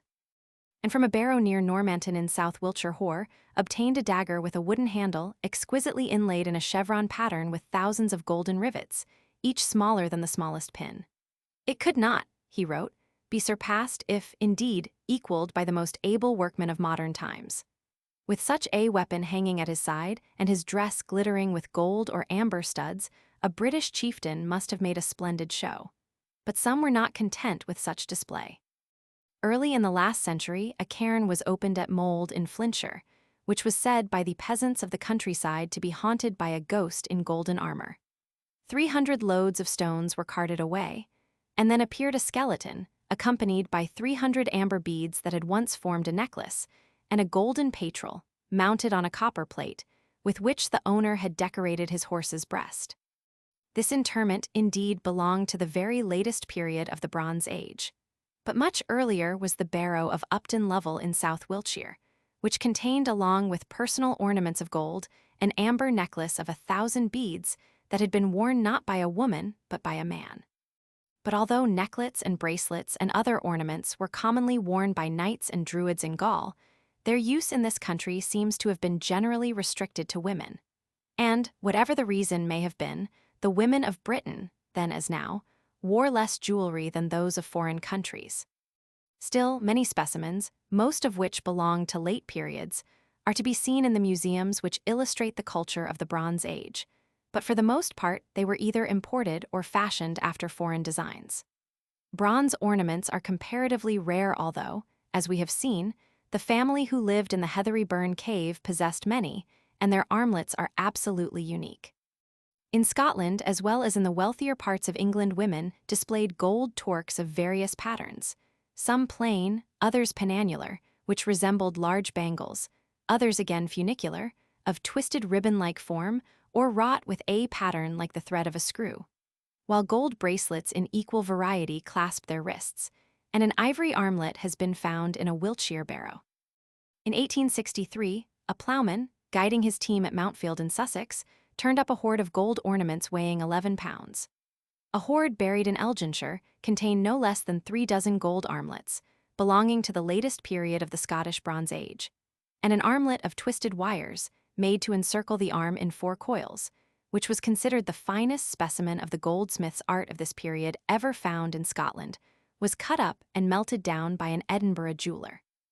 The most interesting, however, of all the Scottish gold ornaments are the crescent-shaped lunettes, worn round the neck, which were of Irish origin, and of which only 4 English specimens are known. They would seem to be of early date, for 2 were found in association with a flat celt. Rings were extremely rare, and earrings have only been met with in Derbyshire, the East Riding of Yorkshire, and the north of Scotland. A pair which was found in a grave in Morayshire can only be described as hideous. They were made of gold, in shape like an open shell or pod, 5.5 inches long, and suspended at right angles to the hook. Perhaps the most beautiful and characteristic ornaments of the Bronze Age were the jet necklaces, which were very common in Scotland and comparatively rare in southern Britain, though they were worn in Northumberland, Derbyshire, Staffordshire, and on the Yorkshire wolds. They generally consisted of flat plates, adorned with chevron or lozenge patterns, and strung together by bugle-shaped beads. A similar necklace of quadrangular amber tablets, connected by beads of the same material, formed part of the treasures of a chieftain's wife in Wiltshire, and was deposited in one of the barrows at Lake, near Stonehenge. Amber was indeed the most fashionable of all ornaments in this region, where it was worn sometimes alone, sometimes in combination with jet and with blue or green glass beads. In full dress, with one of these necklaces hanging over her bosom, gold bracelets on her arms, a pair of gold discs, bearing devices like a Greek cross on her dress, and pins of bronze, which shone like gold, in her hair, a Wiltshire dame must have surpassed even her husband in splendor. Those who could not afford such costly ornaments were not always obliged to content themselves with perforated boars, teeth, or bone beads, for, incredible as it may appear, sham jewelry was in vogue even in the Bronze Age. Not many years ago, 3 penannular rings, picked up by a ploughman near Forfar, were found to consist of bronze coated with gold leaf. While these things help us to realize the circumstances of the people who wore them, they also throw light upon the distribution of wealth, and supplement the information which we have already obtained from implements and weapons about internal trade and foreign commerce. Possibly some difference of burial customs may account for the comparative abundance of gold ornaments in Scotland and the almost entire absence of trinkets of any kind in Cornwall. But the evidence is generally accepted, which seems to point to the conclusion that the inhabitants of Wiltshire, especially of Salisbury, plain, were richer than those of any other part of southern Britain. The most expensive ornaments, amber, gold, ivory, and glass, have been found there in considerable numbers, and all of them must have been imported, directly or indirectly, in some cases from abroad. The glass beads, which strictly speaking were made of vitreous paste, perhaps came from the Mediterranean, and a blue one of real glass with yellow spirals, taken from a Ross-shire barrow, had its counterparts in the cemetery of Hallstatt. Where the ivory was procured is doubtful. Objects of this material, apparently made from the fossilized tusks of a mammoth, lay among the relics in the Paviland Cave in Glamorganshire, but most of the mammoth tusks in this country are too decomposed to be susceptible of manufacture. Gold has been obtained from most of the alluvial gravels in the west of England that have been worked for tin, but many of the English, and perhaps all the Scottish gold ornaments, were made of gold that had been won in Ireland, which has been justly called the El Dorado of the ancient world. Many gold ornaments in Denmark are of Irish origin, and the leading archaeologist of Scandinavia affirms that the metal workers of his own country and of France imported Irish gold.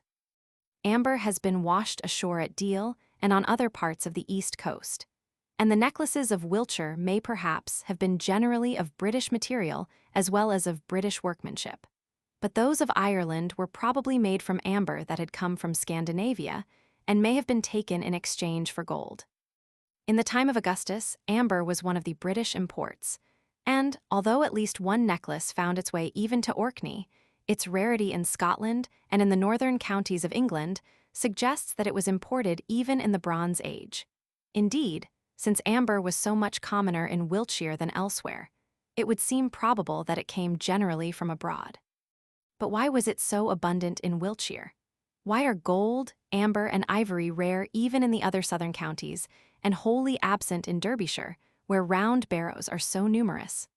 Why was the wealth of Wiltshire, so far as it can be estimated from the evidence of the graves, almost entirely concentrated in the south, and especially in the district round Stonehenge? The modern population of South Wiltshire is very scanty. Salisbury Plain is barren, and the only soil at all fertile is in the valleys of the Wylye and the Avon. One would have expected to find that the wealthiest part of Britain was the southeast, and that in the prehistoric period, as in the time of Caesar, the richest of all was Kent. Yet Kent has yielded very few glass beads or gold ornaments of the Bronze Age, and not one of amber or ivory.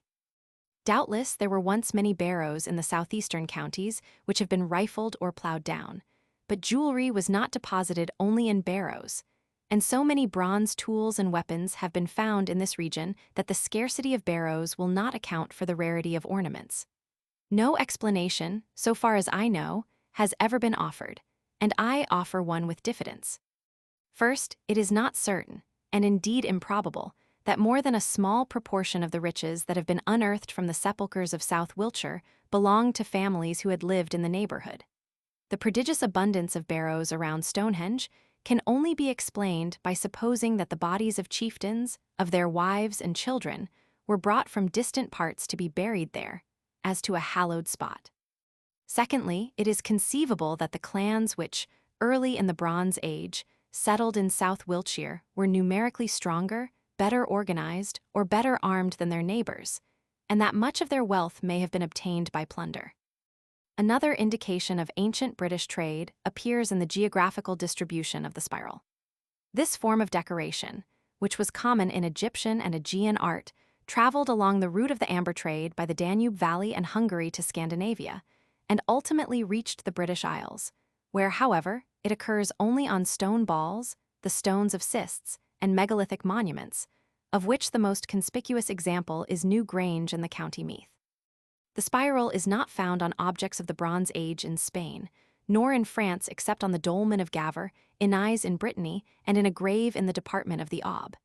In the British Isles, it is confined to Scotland, Cumberland, Lancashire, and Northumberland, the north of Ireland, and Merionethshire, which may have owed its solitary specimen to Irish influence.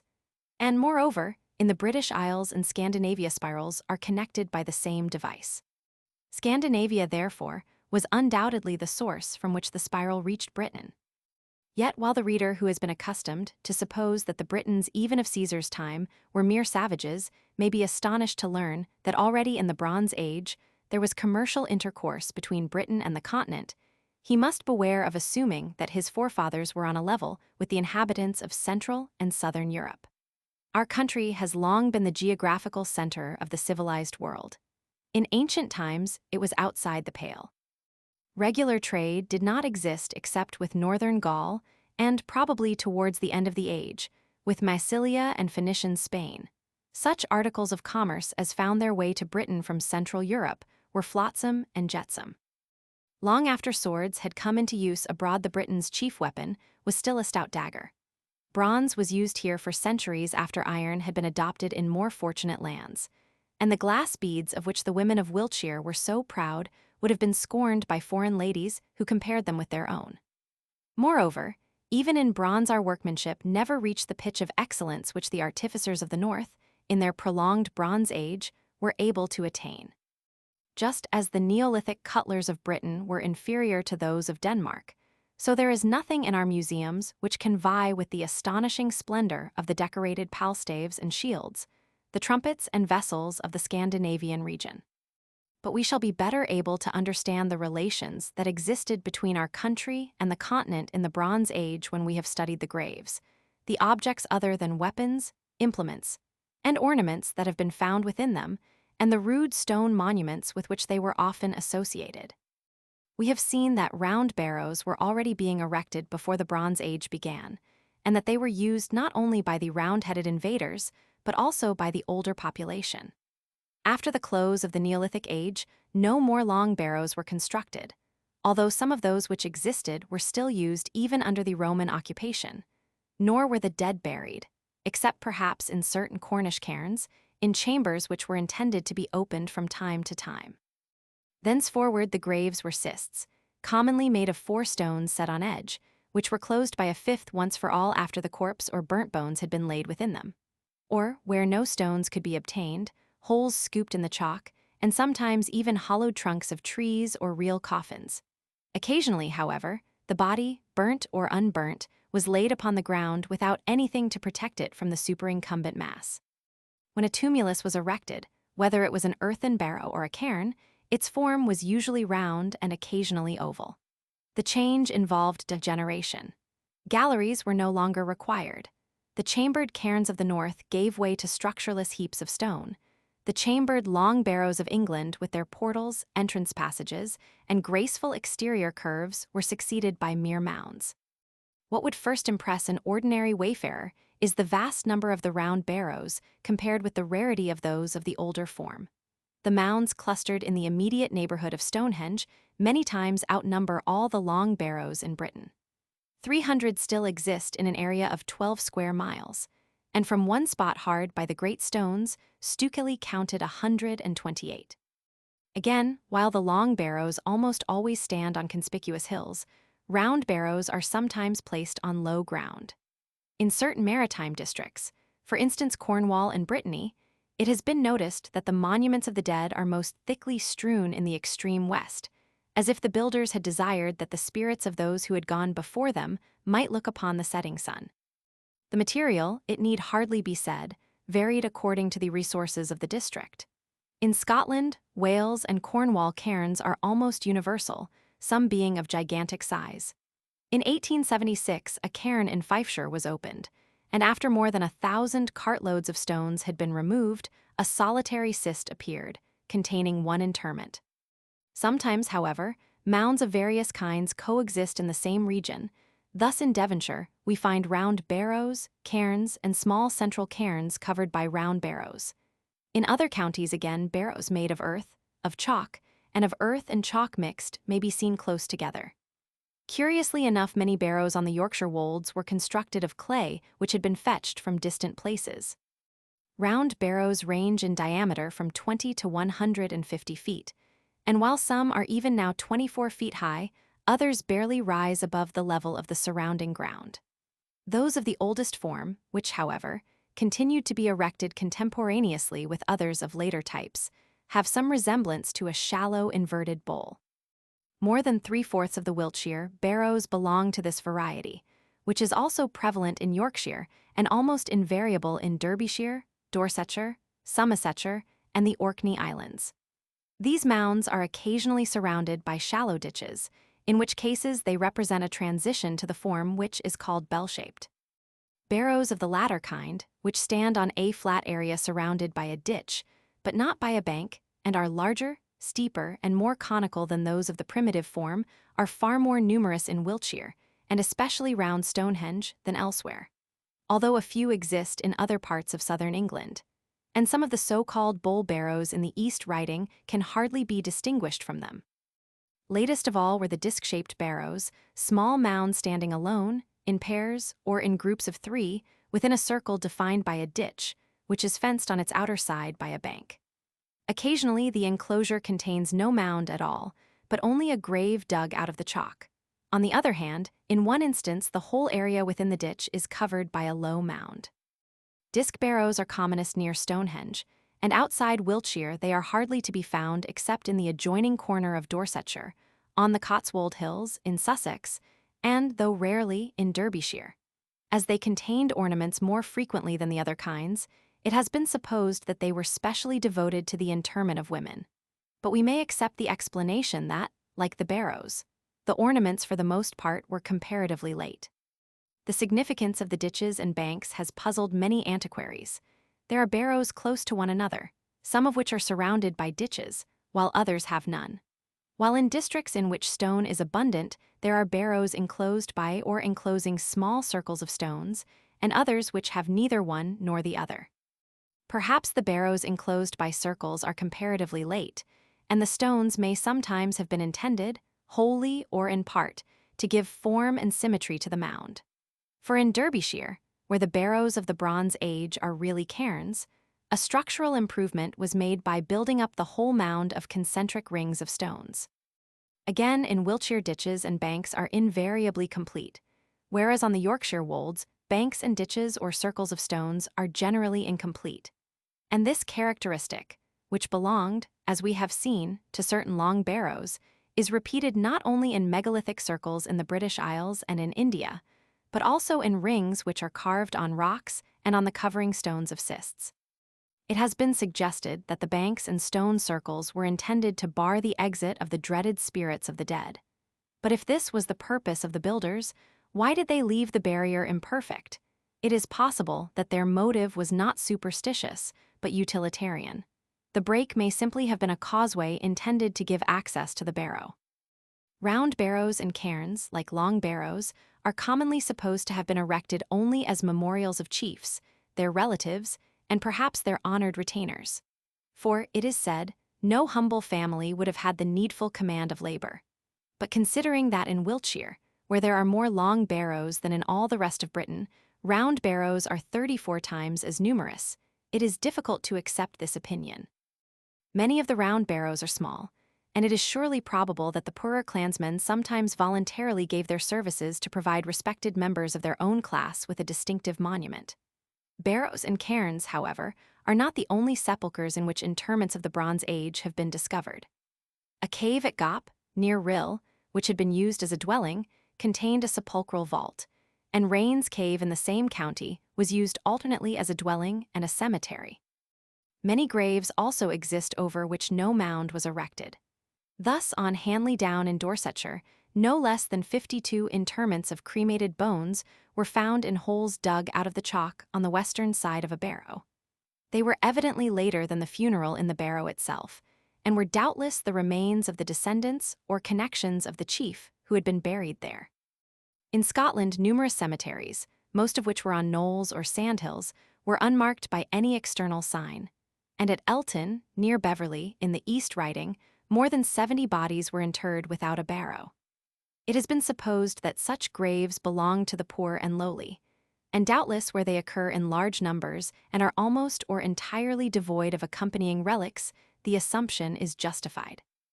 In certain cases also, where one or two large barrows are associated with groups of tiny mounds, the latter were devoted to the humbler members of the tribe.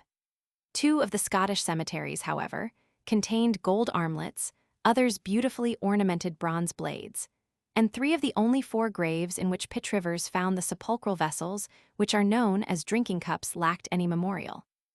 These may have been the graves of men of rank, and so may the simple stone cists, in which relics have been found that would seem to have belonged to persons of some wealth. For while every cyst that has been observed in Devonshire either is or was once covered by a mound, there are many in Northumberland, as in Scotland, which were left without any monument.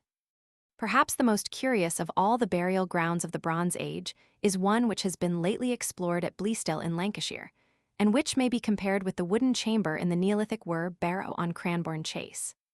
Here, on a moorland knoll surrounded by an amphitheatre of hills, is a circle made not of stones, but of wooden logs closely planted in a trench, and containing a smaller circle, which consists of a bank with a ditch on its inner side.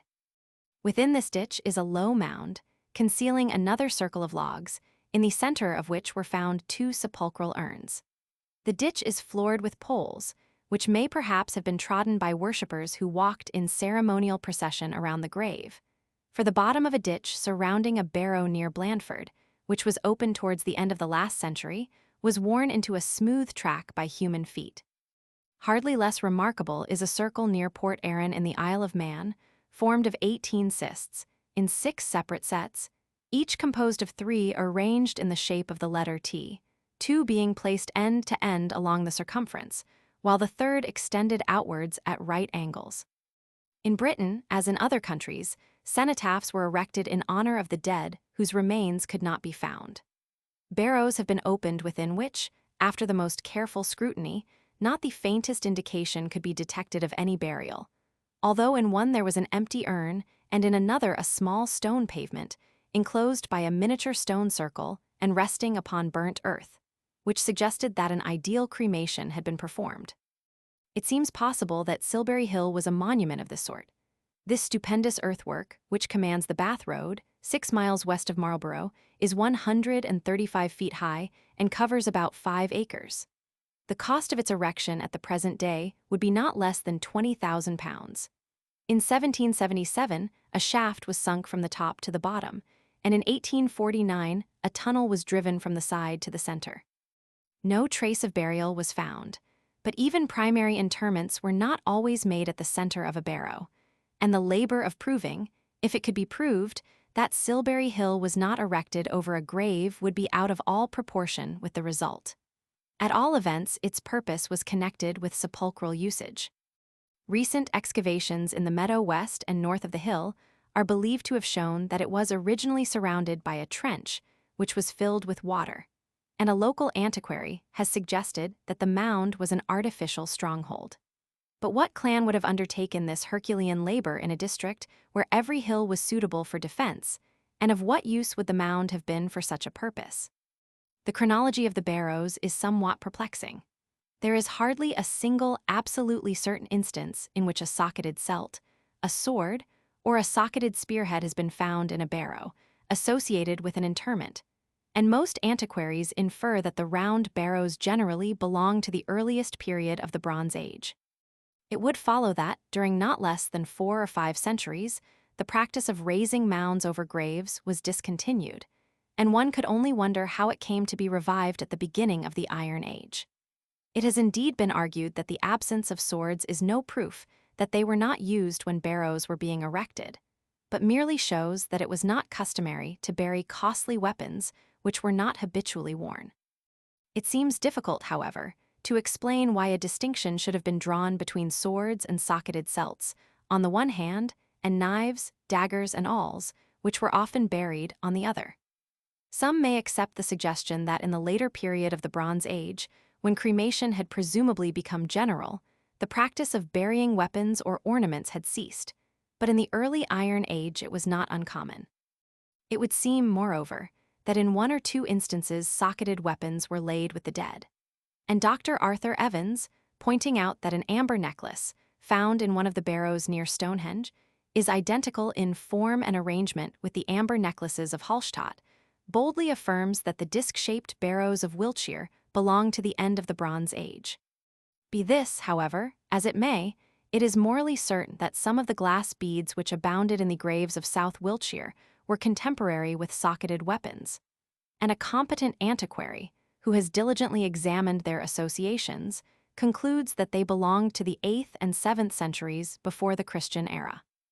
Moreover, an earthenware vessel of the kind which are called incense cups, found in a barrow at Bulford, near Amesbury, was ornamented with concentric circles.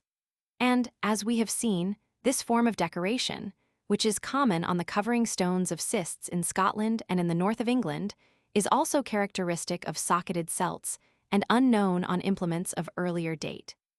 The number of celts which have been found in barrows is so small that it would be premature to lay stress upon the fact that only one belonged to the socketed type, and there may have been some reason, of which we are ignorant, for the absence of spearheads and swords. In Gaul, at all events, relics belonging to every phase of the Bronze culture have been exhumed from burial mounds. In the Bronze Age, as in the period of the Long Barrows, both cremation and inhumation were practiced in Britain. In Cleveland, and on the coast between Scarborough and Whitby, cremation was almost invariable, in Northumberland nearly twice as common as inhumation. In Derbyshire, on the other hand, inhumation interments are slightly commoner than those by cremation, and on the Yorkshire wolds more than 3 times as numerous. In Wiltshire and Dorsetshire inhumation is as rare as cremation on the wolds, and in Gloucestershire, Devonshire, Cornwall, Merioneth, Carnarvon, and Denbigh cremation is practically universal. In Devonshire interments by inhumation have been found, but never in barrows. In Scotland the numbers are about equal. Archaeologists generally hold that cremation was not practiced in the Bronze Age until a comparatively late date, probably not before 1000 B.C.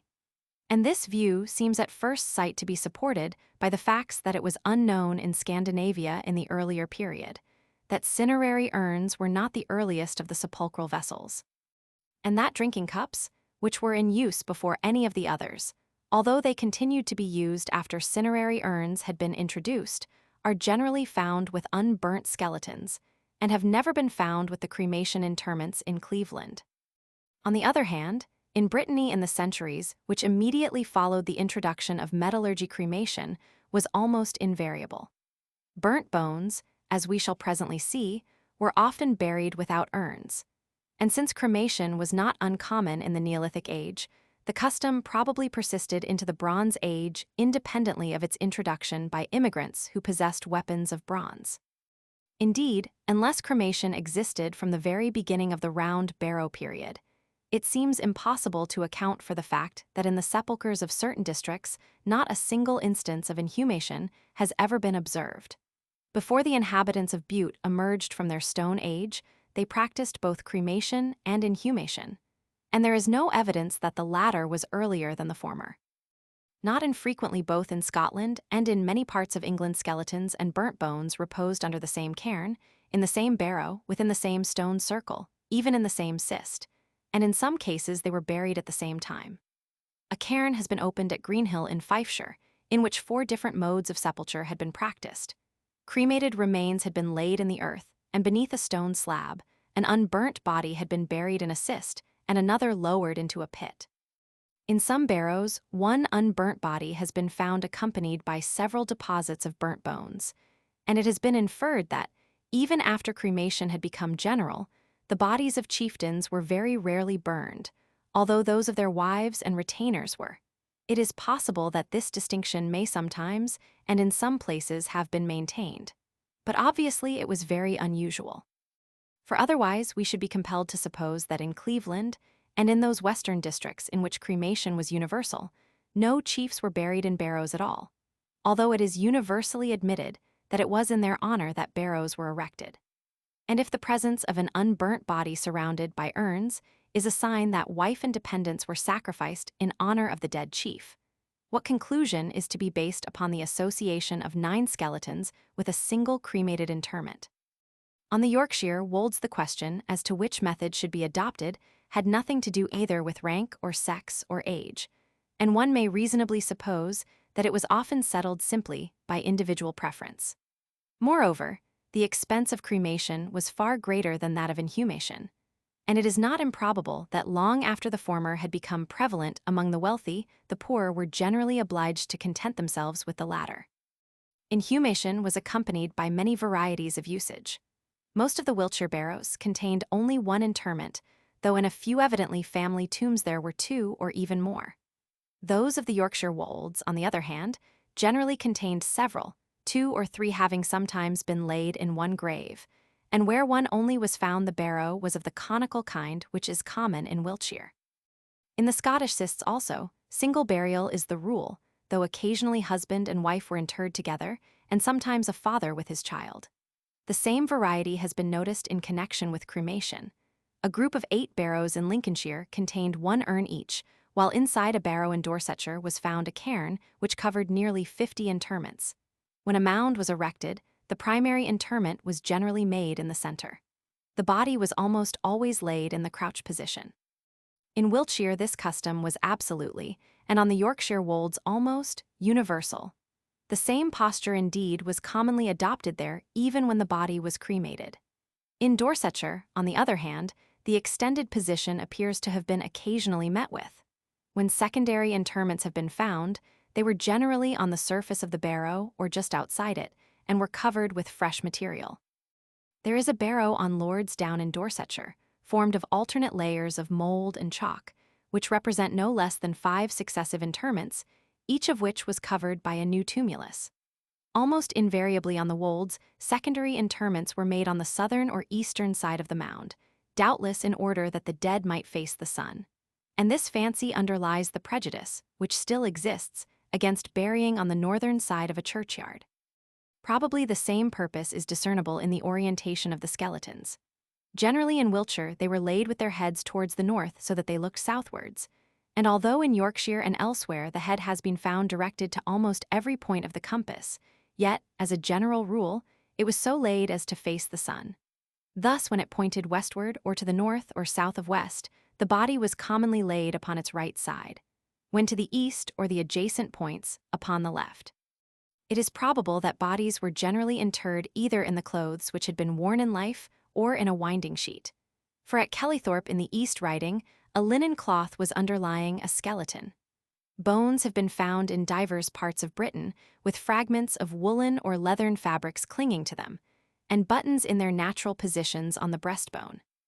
In one instance, Hoare found a skeleton in a disc barrow near Amesbury, lying on the ground, without cist, grave, or coffin, beneath a heap of stones, and quaintly suggested that the dead man had suffered the doom of a Chan. Occasionally, however, corpses were not buried entire, but, as in the Stone Age, the bones were disjointed and interred separately. When the dead were cremated, the customs which governed the disposal of primary and secondary interments remained the same. Indeed, in the Lord's Down barrow, the latter comprised both skeletons and burnt bones. The mound was sometimes raised over the funeral pile, but more commonly the ashes were brought to the place of interment. Although they were often enclosed in urns, this custom was by no means universal. In the disc-shaped barrows of Wiltshire, in which cremation was almost invariable, urns were very rare. The remains had generally been wrapped in a skin or a linen cloth. In Dorsetshire, on the other hand, except in the northeastern corner, the customs of which closely resembled those of Wiltshire, urns were used 3 times out of 4. While some barrows have been opened which contained both urns enclosing burnt bones and burnt bones without any urn. Occasionally, an urn has been found which, instead of containing the bones, was surrounded by them. Sometimes the urn was placed upright, but much oftener, at least in Wiltshire, it was inverted, and occasionally one urn was inverted as a cover over another. In more than one instance, a custom described by Homer had found its way to Britain. The urn which contained the ashes of Patroclus was wrapped in a cloth, and in a barrow in Cambridgeshire, as well as in 6 of those which Hoare opened, the same ritual was observed. In several Scottish graves, tiny urns, containing the remains of infants, were placed inside vessels of ordinary size, and it is remarkable that in a few instances, empty cinerary urns have been found in association with unburnt bodies. Why urns were sometimes broken into fragments before they were placed in the grave, it would be vain to guess. The urns and drinking cups which have been so often mentioned were not the only kinds of sepulchral pottery.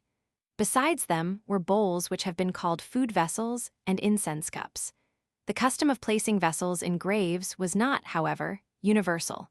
Both in Wiltshire and in Yorkshire the majority of interments were without them. all four kinds are worth studying, not only as illustrative of funeral customs, but also because they throw light upon the origin of the round-headed invaders and upon the intercourse which subsisted in the Bronze Age between Britain and other lands. Like the domestic pottery of the same period and of the modern inhabitants of the Hebrides, they were generally made by women.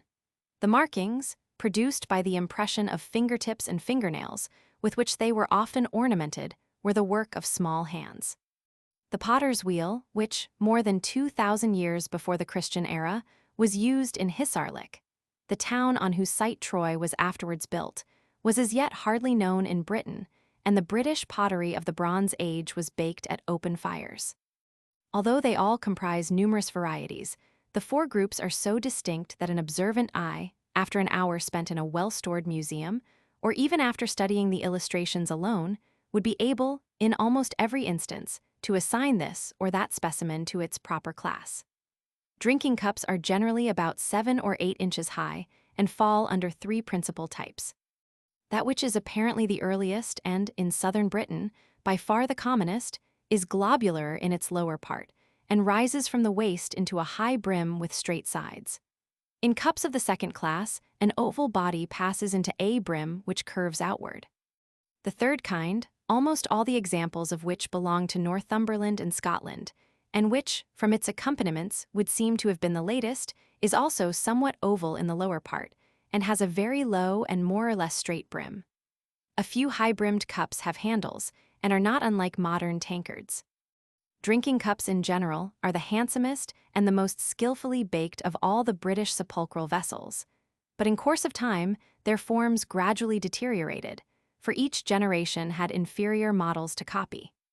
Food vessels, which range between 3 and 8 inches in height, are very diversified in form and, unlike drinking cups, vary greatly in quality. They commonly resemble a large cup or bowl with a narrow bottom, and sometimes they are slightly contracted towards the mouth. Many of them have knobs round the neck, which are sometimes perforated, so that they might have been suspended by a cord, and those which have no perforations are doubtless mere survivals. Cinerary urns, which were certainly introduced later than food vessels or drinking cups, are as a rule much larger, although one or two have been found which were as small as the smallest incense cup. Many of them are more than 2 feet high. The commonest form resembles a double truncated cone with the base in the center, the upper being much the smaller of the two. But some urns are cylindrical, barrel-shaped, or even like flower pots, while a few, which are peculiar to central Dorsetshire, are nearly globular, and, except for the scantiness of their ornament, not unlike certain drinking cups. Incense cups are the smallest, perhaps the latest of all sepulchral vessels, and the most various in form. Some contract from the center towards the top and the bottom, others expand, others again contract from the bottom to the top. A few resemble saucers in shape, and many are perforated with oval, lozenge-shaped, or vertical holes, one example having as many as 27. Drinking cups have been found on the continent not only in Germany, Gelderland, and Denmark, from which countries, it should seem, they were introduced into Britain, but also in Spain, Portugal, Brittany, and the Channel Islands. On the continent, they all belong to the Neolithic age, and this fact alone is sufficient to show that the people who brought them into Britain had no bronze implements. Moreover, although they continued in use in this country during a considerable part of the Bronze Age, they have rarely been found with bronze. Only 2 specimens have been obtained in Ireland, an additional indication of the erroneousness of the theory, which identifies the earliest round-headed invaders who introduced drinking cups into Britain with the Goidelic Celts. Like food vessels, drinking cups were receptacles for solid food or perhaps some kind of porridge. For remains which have been proved by analysis to be animal or vegetable have been found in both.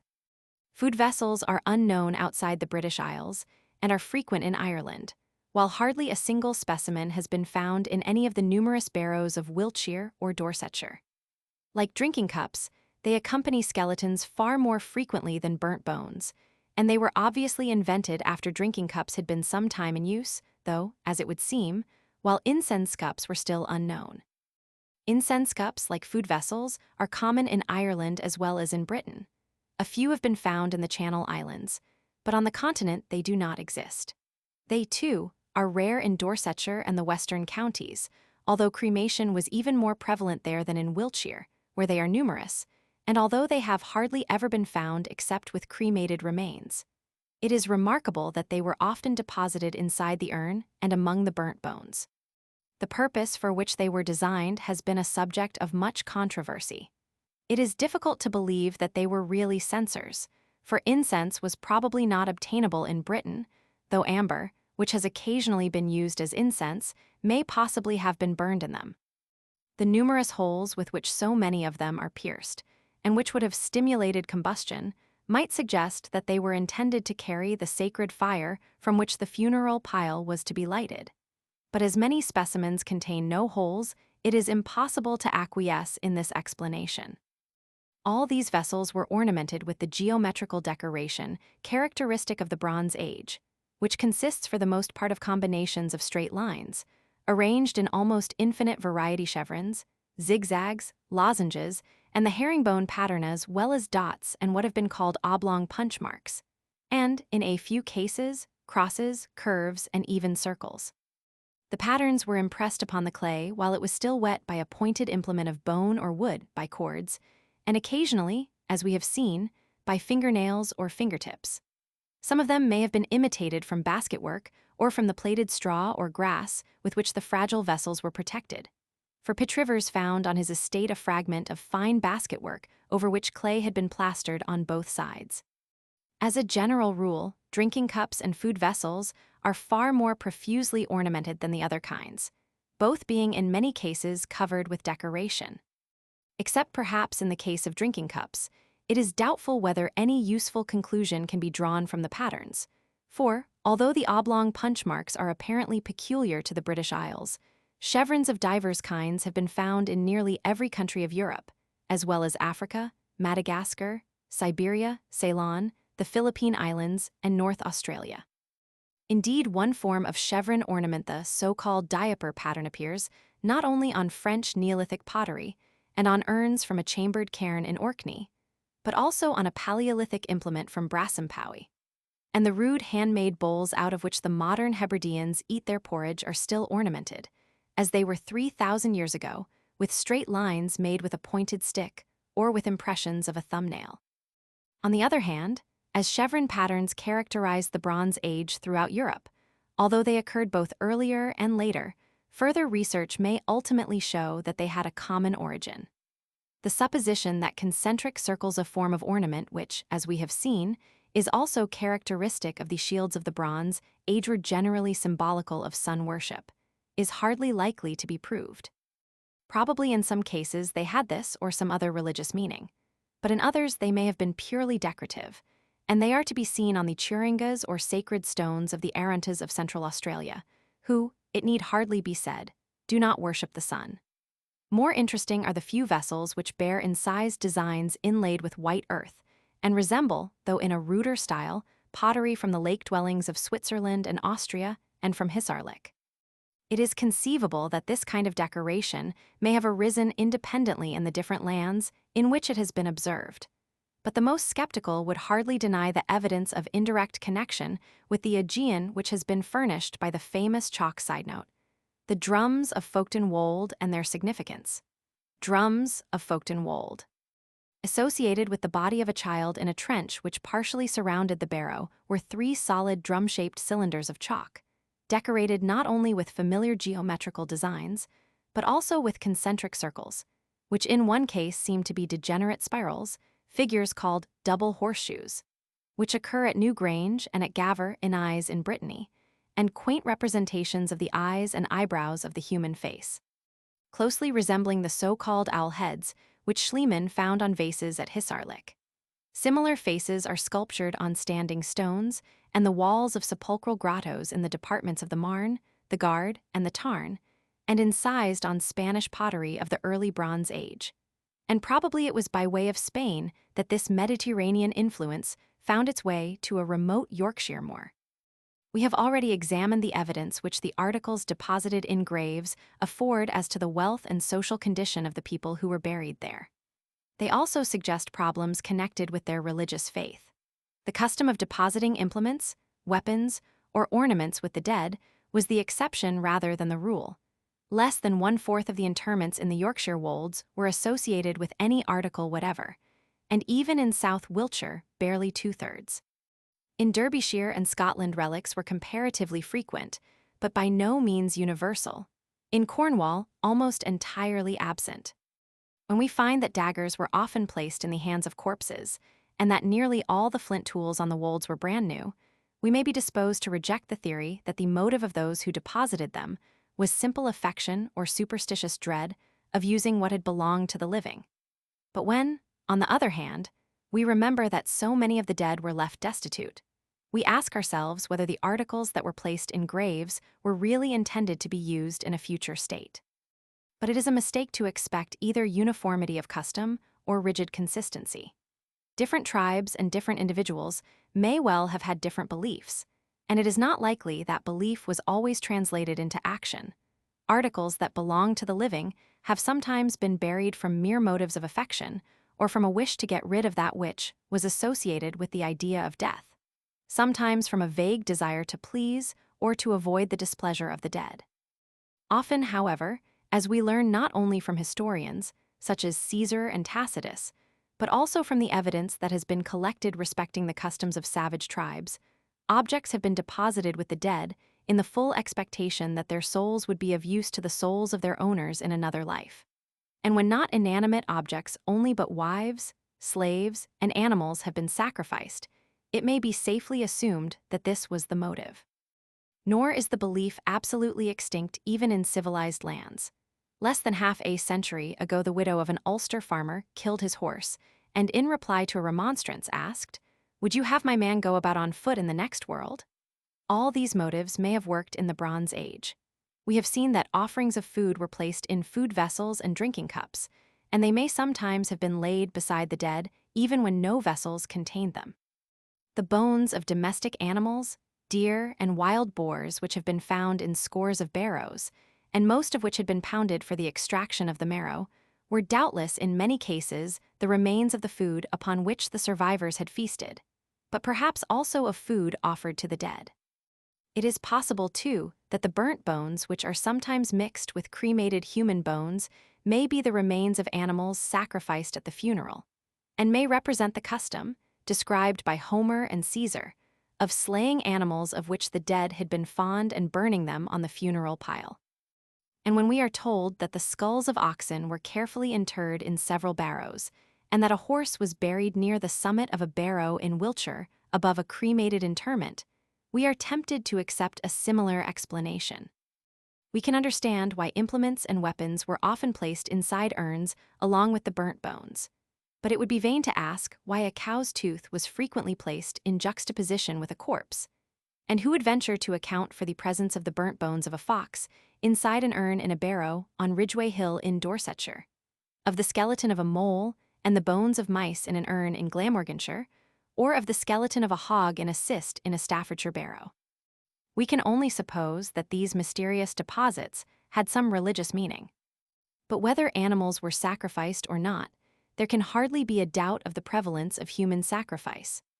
It has been pointed out that several bodies were frequently interred in one barrow at the same time, that in some cases a man and a woman were laid in one grave or in adjoining graves of the same date, and that in a barrow overlooking the valley of the Derwent, a woman was buried with a man whose head her hands clasped, while his legs were above hers and his right hand upon her hip. And of these facts, one finds it difficult to suggest any explanation save that of sacrifice or of suicide. The innumerable potsherds which lay scattered in many barrows when they were first opened, and the minute flint chips with which cinerary urns were sometimes crammed remind one of the words in Hamlet. For charitable prayers, shards, flints, and pebbles should be thrown on her. Though we should be mistaken if we supposed that in the Bronze Age such offerings were made in the spirit which animated the churlish priest, who grudged decent burial to Ophelia.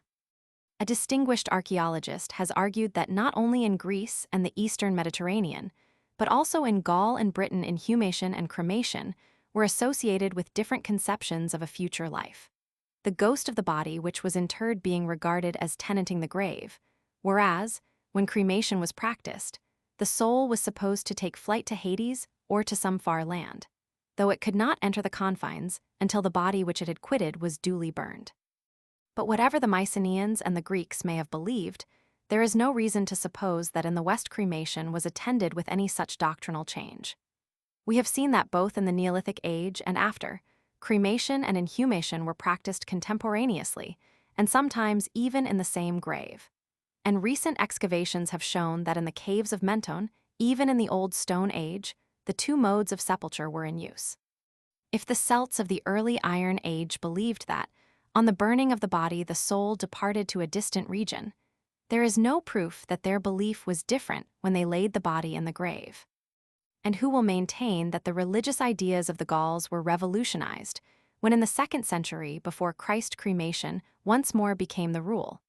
Or that among the Britons of Caesar's time cremation and inhumation, which had each their votaries, were the outward signs of religious beliefs that were utterly unlike. We may perhaps hope to find other clues to the religious ideas of the Bronze Age in megalithic monuments and in the engraved stones which have been already mentioned. There are certain designs upon the latter of which the meaning is evident. The figure of an axe graven on a cist at Kilmartin in Argyllshire has many analogues on dolmens in the Morbihan and on the walls of artificial sepulchral grottos in the department of the Marne. And as the axe in the Mycenaean age was a symbol of Zeus, we may suppose that such engravings represented a widespread cult of one of the most fruitful of human inventions, which originated in Neolithic times and survived in the manufacture of miniature celts to serve as pendants and, still later, in the use of stone celts as amulets. The most common devices, however, are small circular depressions called cup markings and concentric circles, while occasionally groups of concentric circles are united by grooves. Cup and ring markings are found on the stones of cists, on standing stones, on boulders, and on rocks in most parts of Scotland, in Carnarvonshire and Merionethshire, in Northumberland, Cumberland, Westmoreland, Lancashire, Yorkshire, Man, Derbyshire, Staffordshire, Dorsetshire, and Cornwall, and likewise in Ireland, France, Germany, Switzerland, Portugal, Scandinavia, Asia, Africa, and America. Natural cup markings have been noticed on the covering stones of certain dolmens, and it may be that such stones were deemed lucky and that, when they could not be obtained, they were imitated. But of those which are artificial, the significance remains unknown. The rings may perhaps in some instances be symbolical of sun worship, for on the cairn of Loughcrew in Ireland and in Scandinavia a few have rays, and since we find them on the covering stones of cists, while in Australia similar designs, drawn on rocks, are magical or sacred, it would seem probable that they had some religious meaning. Sun worship undoubtedly prevailed in certain parts of the British Isles. A few years ago there was found in Zealand a gold-plated bronze disc, engraved with concentric circles and mounted on a miniature car with the model of a horse attached, which was recognized by all archaeologists as a votive object, connected with the worship of the sun. Similar discs, two of which are ornamented with a cruciform pattern, a well-known solar symbol, have been exhumed in Ireland, and a fragment of one in a barrow near Bath. Besides the spirals which have been already mentioned, the most remarkable of all the rock carvings is a swastika on a rock near Ilkley, identical with one which has been discovered in Sweden, not far north of Gothenburg. The oldest known examples of this mystical figure come from the second city that was built upon the site of Troy.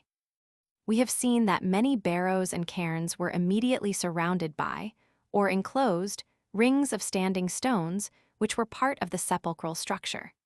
It is now time to consider the larger stone circles and other megalithic monuments which have occasioned voluminous controversies. They were not invented in the Bronze Age, for, as we have seen, some of the long barrows were surrounded by peristyliths. The famous Circle of Callernish in the island of Lewis contains a chambered cairn, from which it is structurally distinct, and some of our circles which are apparently non-sepulchral may have been set up in transitional times. But the development of the circle, which can be traced most clearly in Scotland, was gradual. In the chambered cairns and chambered, long barrows the peristylith as a rule was merely an adjunct. In many unchambered cairns and round barrows, the stone setting is still a subordinate part of the whole.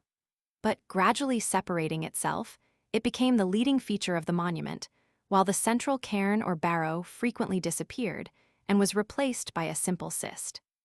By similar stages, the encircling trenches and banks in Wiltshire and Oxfordshire became distinct from the small disc barrows which they contained.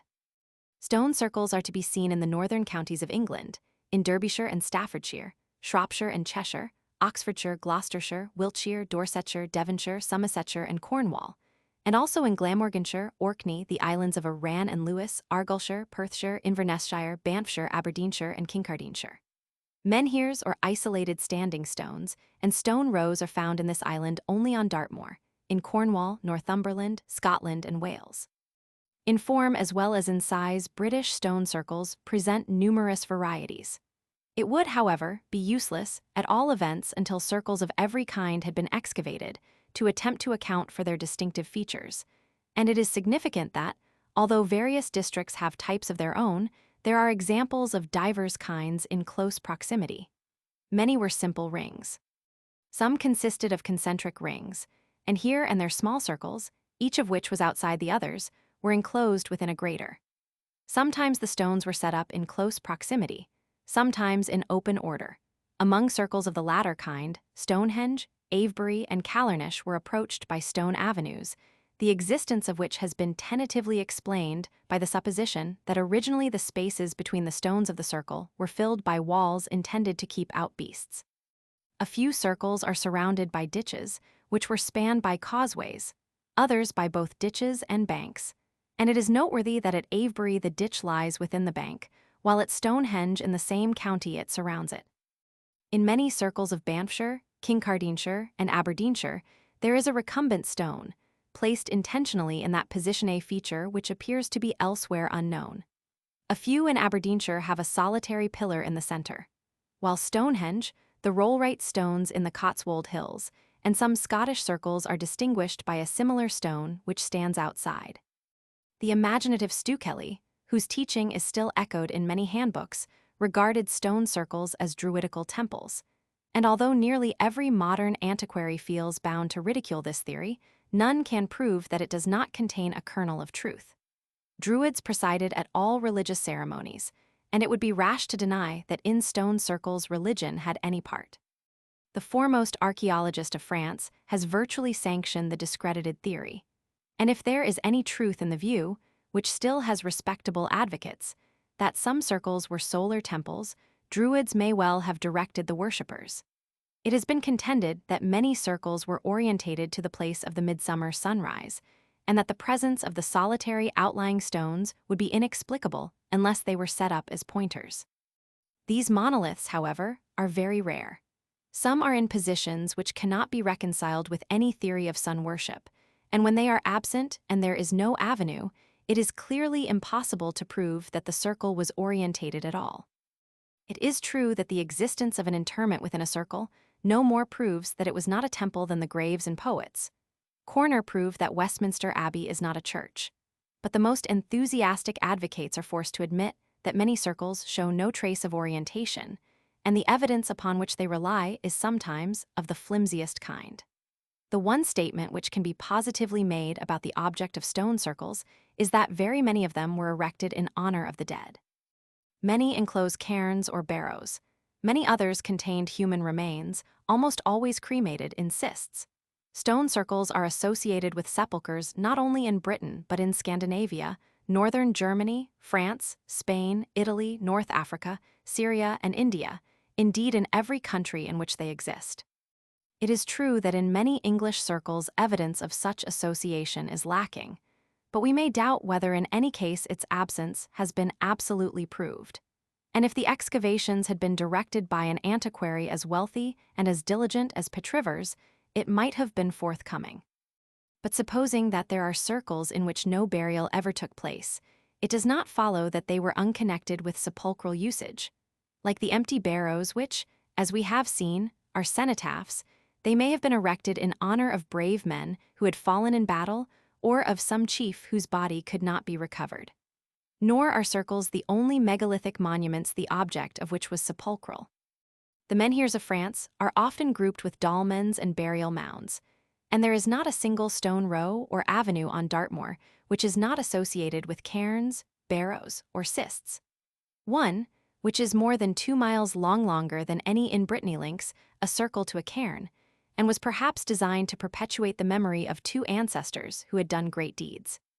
Perhaps among the many superstitions about these monuments, which have survived into modern times, there are some that recall the purpose for which they were designed. When Camden wrote, the rollright stones were still regarded as petrified men, and it has been suggested that the belief pointed to a time when popular imagination transferred to the stone that marked the resting place of the departed something of his very material being. But of all the megalithic circles of our island, one only is familiar, even by name, to us all. Stonehenge is the most famous, and in its artlessness, the most artistic of all rude stone monuments. Even those who have never visited it are acquainted with its form, and the imagination of Turner has caught the spirit of the scene. The grandeur of Stonehenge does not depend upon size. In its best days, it bore much the same relation to Avebury as the Sainte Chapelle to the Cathedral of Notre Dame. But weather-worn and mutilated, with many of its stones fallen and others gone, it impresses all who are sensitive to nobility of design as the creation of a master mind. When the work was finished, if indeed it was not left incomplete, the outer circle probably formed a continuous architrave, all the stones supporting imposts, whose ends were wrought into bosses that rested in hollows prepared for their reception. Within was an incomplete circle of smaller stones, which in their turn surrounded 5 great trilithons, disposed in the form of a horseshoe, of which 2 only remain. They have analogues in Tripoli and in Syria, but in this island they are unique. On their inner side was a similar group of lesser stones, and within this choir lies a vast block, which is known as the altar stone. From the northeastern point of the trench that surrounds the rampart, an avenue, flanked on either side by a bank and a shallow ditch, may still be traced for some 400 yards, and on it stands the huge pillar called the Friar's Heel. A portion of the area of Stonehenge has recently been excavated, and more than 100 of the rude tools have been recovered with which the stones were dressed. It was proved that the great sandstone boulders, commonly called sarsens, had been roughly trimmed where they were found on Salisbury Plain, for the fragments that were found by the excavators were very few. After they had been carried to the place where they now stand, they were dressed with a skill which shows how far superior the masons were to those who had set up the rough blocks of Avebury. Each pillar was gradually uplifted by levers until it could slide down the sloping rim of the pit, which the workers with their deer-horn picks had excavated, and of which the other 3 walls were vertical. Then it was hoisted by ropes till it stood upright, and finally secured by a packing of smaller stones which supported it below. It is thus that megaliths are commonly erected in Japan to this day. How the huge imposts were elevated is somewhat doubtful. The Khasis shove theirs up an earthen bank. In Japan, the stone is raised at one end by wooden levers, logs being inserted beneath it. The other end is raised by the same means, and thus by slow degrees the proper level is attained when the stone is forced on to its supports. Once it was thought that the bluestones, of which the inner circle is composed, had been fetched from Cornwall or Dartmoor, or oversea from Ireland. But the geologist who was consulted after the excavation inferred from the vast number of angular chips, which were discovered within the small area of operations, that the stones had been not only dressed, but also chipped into shape by the site of Stonehenge. And one can hardly believe that if it had been necessary to carry them from afar, the builders would not have reduced their weight by rough-hewing them where they were found. Stonehenge has a literature of its own, which comprises nearly 1,000 works. It has been assigned to the Neolithic Age, to the Bronze Age, to the era of Roman dominion, and to a time when the Saxons had been long settled in Wessex. Many years ago, Petrivers pointed out the only way in which these controversies could be closed, but unfortunately the recent excavation was confined to a small area. It only proved that the use of copper was not unknown in Wiltshire when the stones were set up. For on one of the sarsens, 7 feet below the surface, was found a stain produced by contact either with copper or bronze. Deer-horn picks were commonly used in the Bronze Age, and bronze tools are useless for working stone. Therefore, the stone implements which the excavations brought to light leave the question of date unsettled. The absence of bronze implements is of course no proof that the monument belonged to the Stone Age. Not a single article of bronze was found in 24 barrows of Rushmore in South Wiltshire, every one of which was erected when bronze was common. Moreover, with hardly an exception, every primary interment that has been found within a megalithic circle in Britain was made in the Age of Bronze. All antiquaries agree that of all the British circles, Stonehenge was the most elaborate, and the natural conclusion is that it was one of the latest of them all. Two barrows are encroached upon and partially surrounded by the rampart, which must therefore be of later date, and chippings of both sarcens and bluestones were found by Hoare in one of the surrounding barrows, along with a bronze dagger and a bronze pin. On the other hand, this discovery proves that Stonehenge existed before the period of the barrows, not one of which is later than the Bronze Age, came to an end. Nevertheless, a distinguished astronomer, who has been a president of the British Association, recently assigned a date to Stonehenge with which these facts are irreconcilable. And although his theory was demolished by a brother astronomer, he has not hesitated to republish it. Stonehenge, he insists, was originally built 1,000 years before the trilithons were added, and the trilithons represent a reconstruction and a rededication, which took place about 1,680 years before the birth of Christ. His chronological argument rests upon the assumption that Stonehenge was a temple consecrated at its hypothetical second dedication to the cult of the solstitial sun. Remarking that the avenue extends in the general direction of the sunrise at the summer solstice, he attempted to determine its azimuth. Unhappily, the bearing was not everywhere the same. He took the mean and found that it nearly coincided with a line drawn from the principal benchmark of the Ordnance Survey on Sidbury Hill, the site of an ancient fort, to the center of Stonehenge. Although there was no evidence that the erection of Stonehenge had the remotest connection with Sidbury Hill, although the hill itself is not visible from Stonehenge, he found it convenient to discard his own calculation of the azimuth of the avenue and to adopt instead the bearing of the benchmark.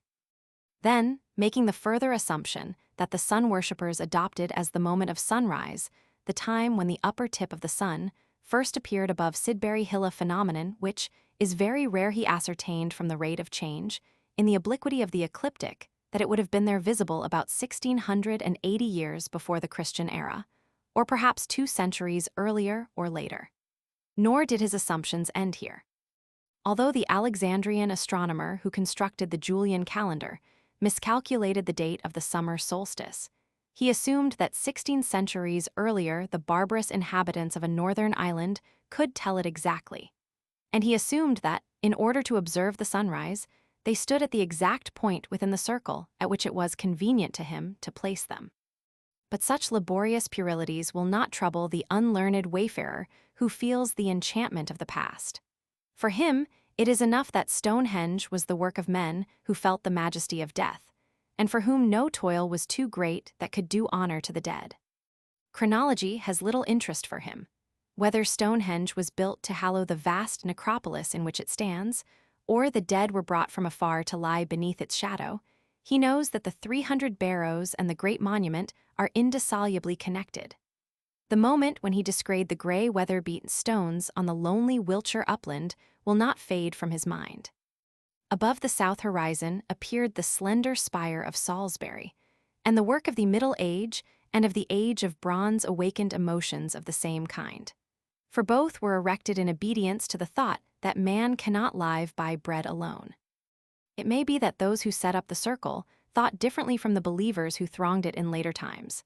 The cult of ancestors, the worship of the sun, the adoration of the Celtic deity, who was the counterpart of Zeus, may have called successive generations of pilgrims to the holy place. Passing beneath the trilithons and among the prostrate stones, one thinks of all that has been done and suffered since mason and digger worked side by side to execute the nameless architect's design. Time-honored even when the Roman first landed on our shore, Stonehenge was standing in all its glory when the Greek explorer came who first made known our island to the civilized world. It was about the time when the conquests of Alexander the Great were revealing the Far East to the eager curiosity of the Greeks that Pythias set forth from Massilia on the peaceful voyage, which was to bring northern Europe within their ken. Such knowledge of Gaul and Britain as had already reached the Mediterranean was of the vaguest kind. It has indeed been argued that the Greek word for tin, kassateros, which occurs in Homer, was of Celtic origin, and was learned by the Greeks from traders who, as early as the 9th century before the Christian era, procured tin from Cornwall. If this conjecture were accepted, it would suggest that the existence of an island somewhere in the far northern ocean was at that time known to a few dwellers in the south. It has also been supposed that the lines in the Odyssey which describe the country of the Leistragons, where the summer nights were short, were founded upon stories told by sailors who had seen the British Isles. But the passage seems more applicable to Scandinavia, which, owing to the amber trade, was from an early period of the Bronze Age connected with southeastern Europe. The knowledge that tin was to be got from Cornwall must, however, have reached the Mediterranean at a remote epoch through the ties that connected Britain with Gaul. Himilco, the Carthaginian admiral who, more than a century before the birth of Pythias, sailed into the English Channel, perhaps undertook his voyage for the purpose of opening up trade with Cornwall at a time when the tin mines of Galicia were nearly exhausted. But it is unlikely that his report, upon which the poem of Festus Avienus was ultimately based, was originally known except to his own government. In the time of Pythias, however, there was a regular overland trade in tin between Cornwall and Massilia, and doubtless also a seaborne trade between Cornwall and the Carthaginian port of Cadiz. Pythias was a great man.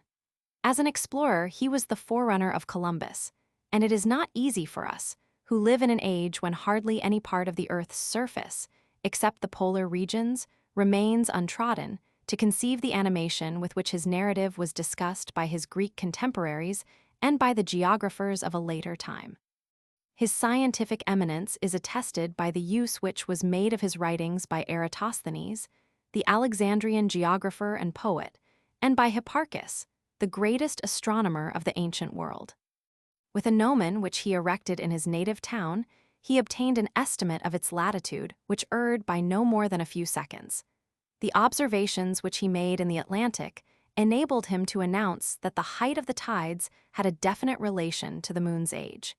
He determined with some approach to accuracy the configuration both of Gaul and Britain. And at 4 stations in or near our island, he took observations of the altitude of the sun at noon, from which Hipparchus calculated their respective latitudes. Unfortunately, the work on the ocean, which he based on the diary of his voyage, has perished. All that we know of it is contained in a few fragments, quoted with more or less accuracy by the astronomer Geminus, who was contemporary with Caesar, by Strabo, Diodorus Siculus, Pliny, and other writers. Strabo, influenced by the unimaginative mind of Polybius, was bitterly hostile, and his treatise on geography taught many generations of readers to regard Pythias as a romancer. It has been supposed that the government of Massilia, jealous of the commercial predominance of the Carthaginians, and hoping to wrest from them a share of the trade in tin, employed Pythias as their agent. But the Massiliates already received a constant supply of tin directly from the British mines, and it is hardly credible that they could have expected to profit by importing it oversea round Spain instead of overland. Nor indeed could they have expected the Carthaginians, who were all-powerful at sea, to allow their vessels to penetrate into waters which they jealously policed. Polybius, who was affluent, sneeringly remarked that a private individual, in poor circumstances, could not have traveled such distances as Pythias claimed to have done. It is no longer necessary to prove that Pythias's travels were real. But, supposing that he could not afford to pay his own expenses, we can only conclude that the Massilian government, or perhaps a syndicate of merchants, were sufficiently public-spirited to spend money on scientific aims. For although it would seem probable from his having extended his voyage to the amber districts that his object was partly commercial, the fact that he sailed far away from the trade routes and spent a large part of his time in collecting ethnographical information and making astronomical and geographical observations shows that his own purpose was the advancement of science. It is unnecessary to refute the quaint suggestion that poverty compelled him to work his passage on board a Carthaginian merchantman. Carthaginian shipowners would hardly have permitted a captain to circumnavigate Britain in order to gratify the whim of an alien scientist in the forecastle. If anything that relates to the voyage of Pythias is certain, it is that he was free to direct the movements of the vessel as he pleased. The outward voyage, even before he first saw the British coast, was full of interest. After passing Cape Finisterre, he steered eastward along the northern coast of Spain and found that, owing to the set of the current and the prevailing westerly winds, the rate of sailing was much more rapid than along the southern side of the peninsula.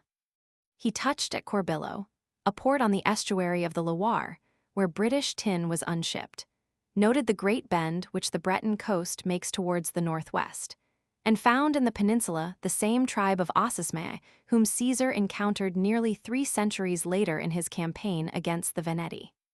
Having visited Uxasama, the modern Ushant, he struck thence along the course followed by the Phoenicians, and in 24 hours crossed the western arm of the channel and landed near Belerium, the Land's End. He conversed freely with the inhabitants, doubtless through the medium of an interpreter, and found them friendly and comparatively civilized. They told him that the tin was cast into ingots, shaped like ankle bones, 2 of which would form a suitable load for a packhorse, and conveyed to an island off the Cornish coast, called Ichthys, which was accessible at low tide to their wagons. There it was shipped and carried to Corbillo, and thence it was transported on horseback to the mouth of the Rhone. The whereabouts of Ichthys has long been a subject of dispute. It has been identified with St. Michael's Mount, with the Isle of Wight, and even with the Isle of Thanet. This guess has, however, been discarded and no longer needs refutation. It has recently been shown that a natural causeway, formed by a limestone reef, connected in prehistoric times the coast off Lymington with Yarmouth. But this does not prove that Ichthys was the Isle of Wight, nor does the fact, on which much stress has been laid, that coins of a certain type are common to Brittany, the Channel Islands, and the southwestern districts of Britain. Doubtless much traffic passed by way of the Channel Islands, but not necessarily that which Pythias described. And the Dumnonae, who produced the tin, never struck coins at all. We are told that in those days St. Michael's Mount was an isolated rock begirt by a swampy wood, and that the voyage from Cornwall to the mouth of the Loire would have been too long and dangerous for ancient seamen to attempt. The former argument, in so far as it leans upon tradition, was demolished 40 years ago. The legend that St. Michael's Mount was the hoar rock in the wood was based upon a medieval story which confounded St. Michael's Mount with Mont St. Michel. It is true that the eminent geologist who has proved the former existence of a causeway between the Isle of Wight and the mainland has attempted to reinforce tradition by science. But his calculations, which assume that alluvium was dispersed by marine action at a constant rate, seem hardly less liable to error than the discredited estimates of the antiquity of man, which were based upon assumptions regarding the rate of deposition of stalagmite in caves. Nor would anyone who knows that long before the time of Pythias men were not afraid to sail from Norway to Ireland, that the distance between Rome and Sardinia is greater than the greatest breadth of the English Channel, and that before the invention of the compass Irish monks made the voyage to Iceland, believed that the Phoenicians or the Veneti in their stout ships were too timid to cross from Cornwall to the Loire. It is not credible that shrewd merchants would have submitted to pay the heavy additional price, which would have been exacted if the tin had been conveyed 200 miles by land before it was shipped, and then to saddle themselves with the cost of conveying it by sea from the Isle of Wight to the Loire voyage much longer and not less dangerous than the direct route from Cornwall. St. Michael's Mount is the one island off the south coast of Britain between the Land's End and the Isle of Wight, which corresponds with Diodorus's description. It is opposite the only part of the Cornish coast where wagons could have descended to the shore. And Pengelly, Lyell, and Usher testify that its main features have persisted unchanged for more than 2,000 years. As far as the Land's End, the route of Pythias is evident. Thenceforward all becomes obscure. We know that he circumnavigated Britain, for he mentioned the South Foreland and alluded to the northern extremity of Scotland, and he attempted to estimate the circumference of the island. We know that he explored the Amber Coast, and some conjecture that he sailed to far-off Thule, but it is safe to prophesy that on the details of his itinerary agreement will never be reached. He accurately indicated the position of Ireland, which Eratosthenes, guided by his observations, placed west of Britain, but which, Strabo notwithstanding insisted, was the most northerly of all inhabited lands. It would seem that he landed more than once, for he had much to tell of the manners and customs of the Britons. He was especially struck by the gloominess of the climate. The corn, he remarked, was not threshed on open thrashing floors on account of the heavy rains and the lack of sunshine, but the ears were cut off, carried into barns, and their ground. And he learned that the grain was not merely used for food, but also for brewing a kind of beer. In the far northern districts, he observed that domestic animals were few, that the fruits of more favored lands were not to be seen, and that the only cereal was oats. According to Pliny, he stated that the tide rose in one place to the prodigious height of 80 cubits, or about 120 feet. It has been supposed that this passage refers to the race of the current through the Pentland Firth, but more probably Pythias had seen the tidal wave in the Bristol Channel, which actually rises 60 feet, and it must remain doubtful whether he exaggerated its volume or Pliny misrepresented his meaning. The voyage which Pythias made to the Amber Coast has no place in the history of Britain, but we cannot but be interested in his account of Thule, which he called the most northerly of the British Isles. It is doubtful, however, whether he even saw it.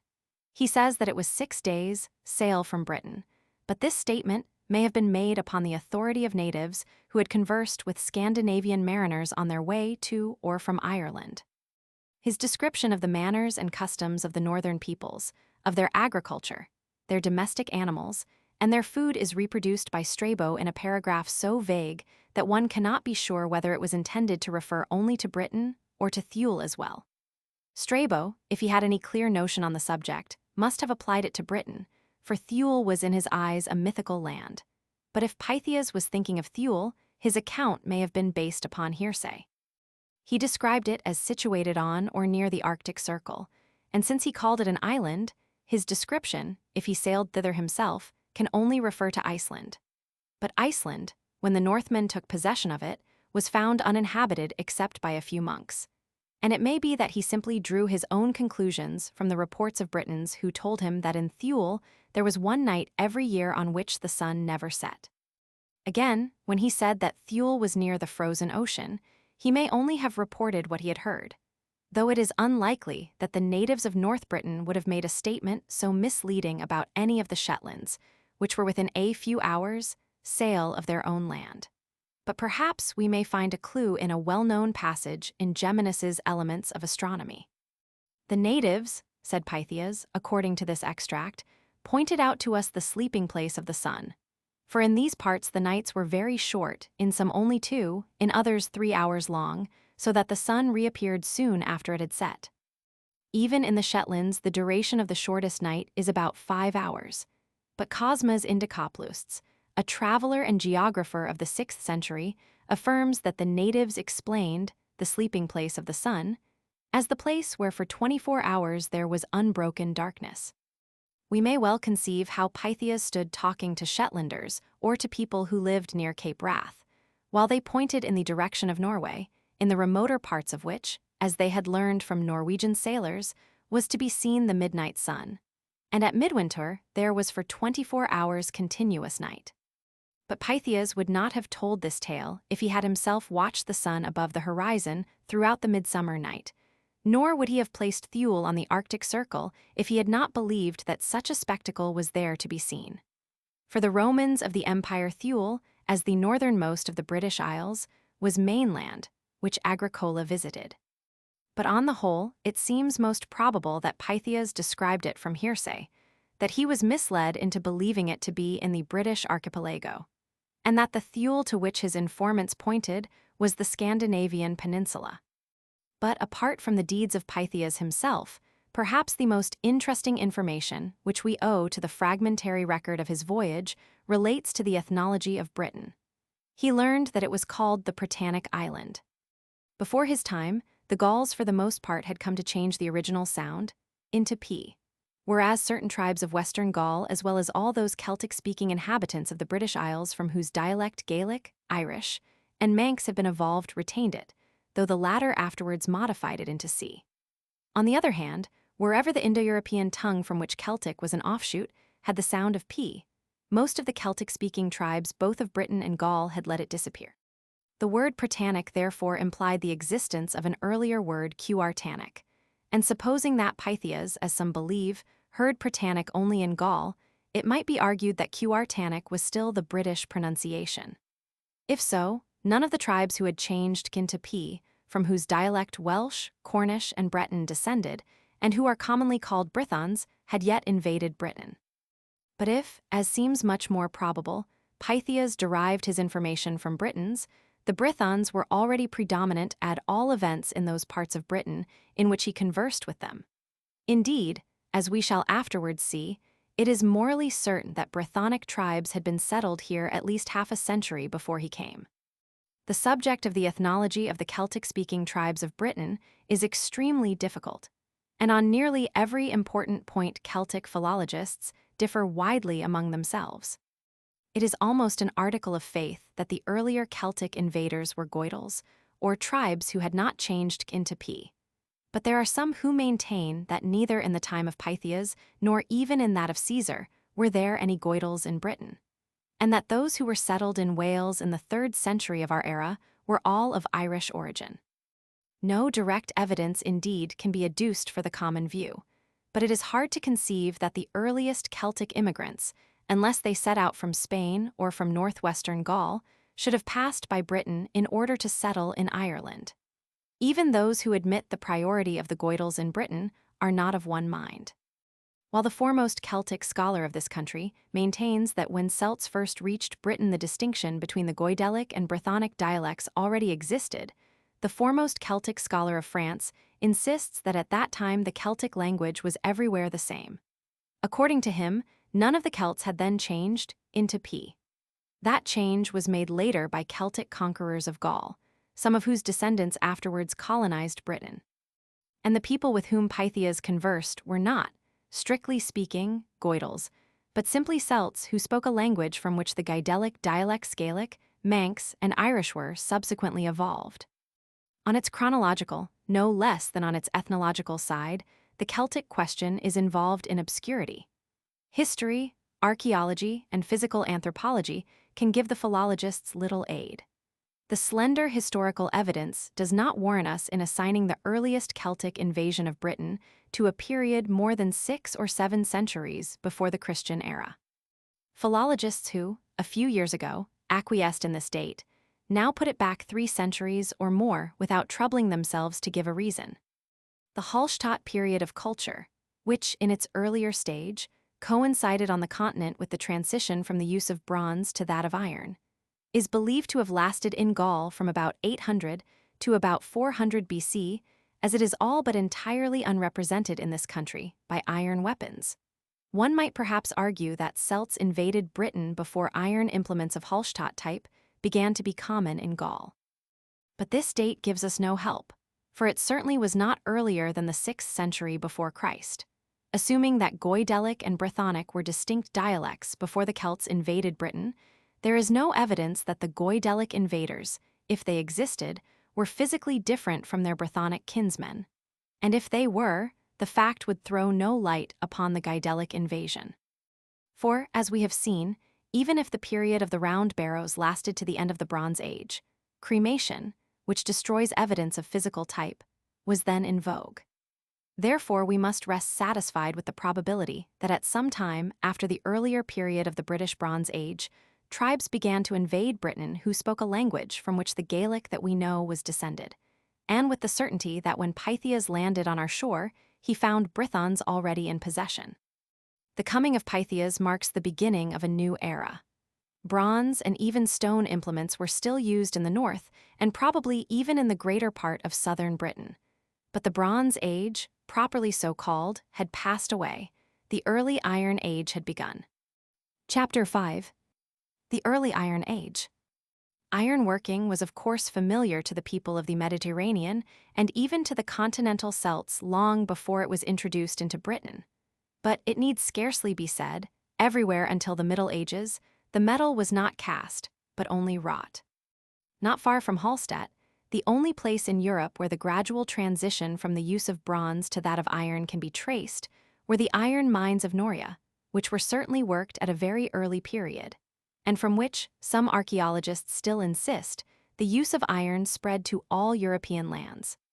Since iron tools and weapons of the later Hallstatt type, ranging from about the beginning of the 6th to the end of the 5th century before the Christian era, are almost entirely wanting in Britain, the earliest products of our Iron Age can hardly be older than the later of these dates. Were they introduced by immigrants or in the ordinary course of trade? Among the round barrows on the Yorkshire wolds are two, situated in the parish of Cowlem, each of which contained the skeleton of a woman. The appearance of these mounds was not different from that of many others, most of which belonged to the Bronze Age and a few perhaps to that of stone. The skeletons were interred in the contracted position, which had been common for many centuries, and the pottery exactly resembled the domestic pottery which is associated with bronze. The practiced explorer who opened the barrows confessed that, but for the presence of a brooch and certain ornaments of the Iron Age, he would unhesitatingly have assigned them to the older period, and he accordingly concluded that no new people had come in with iron. But the conclusion is not warranted, except perhaps for the particular district to which these graves belong. The use of iron might have spread by barter to Yorkshire after it had been introduced by newcomers into lands nearer Gaul. And the prevalent opinion is that it was introduced about the beginning of the 4th century before Christ by Gallic invaders who spoke a Brythonic dialect. Side note, the Belgae preceded by other Brythons, who began to arrive about 400 BC. Caesar knew nothing of any Gallic invaders of Britain except the Belgae, who, as he gathered, inhabited the maritime districts, evidently of the southeast and south. The people of the interior, according to his informants, were aborigines. This statement, however, made no distinction between the real aborigines and the round-headed immigrants who found them in possession. It is impossible to say certainly which of the tribes in Caesar's time were Belgic, except the Belgae, the Caduvillani, and the Atrebates, none of whom possessed territory north of the basin of the Thames. But the names of tribes and of places mentioned by Ptolemy and other late writers show that the greater part of England and Wales, and at least a considerable part of southern Scotland, were in the 1st century of the Roman occupation inhabited by Brythons. And it is morally certain that they did not arrive after Caesar's departure. Evidently, therefore, the Belgae had been preceded by other Brythons. But when did the first Belgic invaders appear? Those who are not content to take on trust the widely different dates which have been assigned by archaeologists will find that it is impossible to achieve any definite result. Dr. Arthur Evans has at different times conjectured that the invasion began about 200, about 150, and about 300 years before the birth of Christ. It would appear, however, from the time that must have been required for the gradual evolution of the successive types of British coins which will be noticed hereafter, that the prototype was introduced not less than a century and a half, possibly 2 centuries, before the Christian era. But it is impossible to prove, though it is generally assumed, that money was coined by the first Belgic invaders. The date of the commencement of the earlier Brythonic invasion is equally uncertain. It is now provisionally fixed about 400 BC. Classical writers are practically unanimous in describing Celts as a tall, stalwart people with fair or red hair, and physical anthropology confirms the general accuracy of their statements. But this science shows that the Celts, Goidelic and Brythonic, who successively invaded Gaul were mixed themselves, and that the population whom they found there were composed of 2 intermingled elements, a small dark people who resembled the older Neolithic inhabitants of our own islands, and a short sturdy people, also dark but round-skulled, who began to enter Gaul in the Neolithic age. Doubtless the Belgae, as well as the earlier Brythonic invaders of Britain, were an amalgam of all these elements, the tall red Celts whose ancestors had introduced the Celtic language into Gaul being the most conspicuous. But it is remarkable that although Strabo emphasizes the great stature of the Britons, such sepulchral evidence as we possess does not bear out his description. The skeletons of the early Iron Age that have been exhumed in Britain are mainly those of small or middle-sized men, who to an untrained eye seem hardly distinguishable from the Neolithic race, but whose skulls, although they too are long and narrow, generally differ from theirs in the sight of an expert. Even the skeletons that have been found interred with war chariots are unlike those of the cemeteries of northeastern Gaul. Unfortunately, the chariot burials of Britain are very few. Many of the later British interments of the early Iron Age were made by cremation, and it can only be concluded that the evidence which might have enabled us to recognize the Celtic conquerors of the classical type has perished or has not yet come to light. Attempts based upon the geographical positions of the various Brythonic tribes, as they were defined by Caesar, Ptolemy, and other ancient writers, have been made to determine the order in which they arrived. Thus, it has been supposed that the Britanni, coming from the country near the mouth of the Somme, crossed the straits and took possession of Kent, that the Atrebates sailed up Southampton Water and pushed inland till they reached those parts of Hampshire and Berkshire in which they were afterwards found, that the Trinovantes, who in Caesar's time occupied Essex, steered for the mouth of the Thames, that the Cadivillani, arriving a little later, were obliged to move higher up the valley and content themselves with parts of Middlesex, Hertfordshire, and Oxfordshire, that the Esseni, whose settlements were in East Anglia, came later still, and after them the Coritani, who dwelled beyond the Wash, the Parisii, who seized the region of the Humber, and the Brigantes, who held the greater part of Yorkshire and Durham. The Cornevais of Cheshire and Derbyshire, whose name seems to mean the inhabitants of the Horn or Peninsula, are accordingly assumed to have landed between the Mersey and the Dee. Last of all, we are told, came the Votadini, who took to themselves the tract between the Tyne and the Firth of Forth. It would be surprising if these conjectures did not attain some measure of truth, but those who will not accept guesses even from the highest authority without testing them will perceive that they bristle with difficulties. It is not certain that the obscure Brittany, who are known to history only as a Gaulish tribe and are not even mentioned by Caesar, ever invaded Britain at all. The same writer who tells us that they were the first comers tells us also that they were Belgic, and that the Belgae were preceded by other Brythons. And the Belgae, although they were last in the field, were not forced to seek distant abodes, but conquered the best parts of the country which were nearest to the continent. We know nothing, and can learn nothing of the history of the Belgic, or the earlier Brythonic settlements. The Brythonic invaders introduced the first beginnings of the so-called late Celtic art, which, remotely connected with that of Central and Southern Europe, attained its highest development in the British Isles. It was partly an outgrowth of the culture which on the continent is called after the Helvetian settlement of Latine, a village built on piles in a bay of the Lake of Neuchâtel. This culture, which owed much to that of Hallstatt, has also been traced to classical and even to Oriental sources.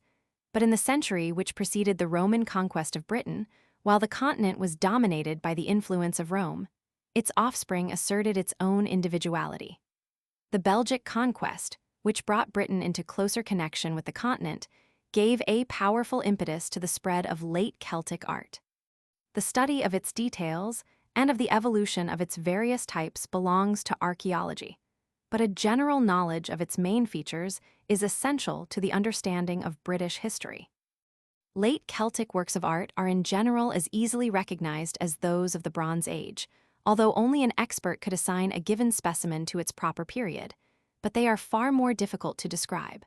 While the chevron is the characteristic feature of the older culture, that of the younger is the curve. Rectilinear patterns, inherited from the Bronze Age, appear on many late Celtic objects, but generally combined with those of curvilinear form. Anthropomorphic and zoomorphic designs occasionally occur. And although the examples which best illustrate this tendency to bronze-mounted buckets found at Marlborough and Aylesford were imported from Gaul, a bronze shield, dredged up from the river Witham, which is decorated with the figure of a boar, was undoubtedly of British workmanship. Geometrical designs are associated with representations of natural forms, and in certain cases, one may see the latter becoming so conventionalized that they are tending to pass into the former. The scroll-like curves, which hang from the mouths of the pair of confronted animals on the Marlborough bucket, represent twigs on which they are supposed to have been browsing. Certain scabbards are embellished with undulating curves, of which the original motive was an attempt to depict foliage. And everywhere the effect of successive copying was to transmute forms suggested by nature into sinuous lines, the origin of which is veiled by their very beauty. The ultimate result was a system of decoration which has been likened to the flamboyant, flame-like tracery of decadent French Gothic architecture. The late Celtic artist was not content with merely devising graceful lines on metal, wood, or earthenware. He often adorned his creations with coral and enamel. Coral, which was imported from the islands of Hyères, was no longer used in Gaul after the middle of the 3rd century before our era, but in this country it remained in vogue until a much later period. The art of enameling, which had been practiced long before in the Caucasus, was already known in Gaul before coral fell into disuse. The center of the industry was the Aeduan town of Bibracte, on Mont Beuvray near Autun, where the crucibles, molds, and polishing stones of the workers have been discovered. But the enamelers of Britain elaborated the art to a far higher pitch of perfection. Enamels of many colors were produced at a late stage, but in pre-Roman times only red. Originally, as on a bronze helmet found in the Thames by Waterloo Bridge, the enamel was let into parallel or crossed grooves scored on the surface of the metal. But afterwards, by the Champlevé process, a bed was scooped out for the reception of the fused material. And thus, by the covering of larger surfaces, the brilliancy of the effect was enhanced. The earlier British enamels, which show no vestiges of Roman influence, are found principally upon bridle bits and harness rings. But late Celtic art may be studied on many other objects, besides those which have been already mentioned. Though British swords of the early Iron Age are rare, and belong for the most part to dates subsequent to the Belgic invasion, a beautiful specimen of Latin type was found in its bronze sheath in the village stronghold of Hunsbury near Northampton. And several have been recovered from the Thames, the scabbard of one being ornamented with a basket pattern and openwork and an S-shaped scroll, another with transverse bars like examples from Latin and Sambione. Late Celtic swords, which invariably had bronze handles, were not like those of the Bronze Age, leaf-shaped. Their edges were nearly straight and only tapered slightly near the point. Some late specimens, more than 3 feet long and with blunt points, intended not for thrusting but cutting, correspond to the description of Tacitus, but others are much shorter. A dagger sheath, found in Oxfordshire, is noticeable for its unusual decoration-minute punched ornament between 2 pairs of ribs, which follow the outline of the edge, and not a single curve.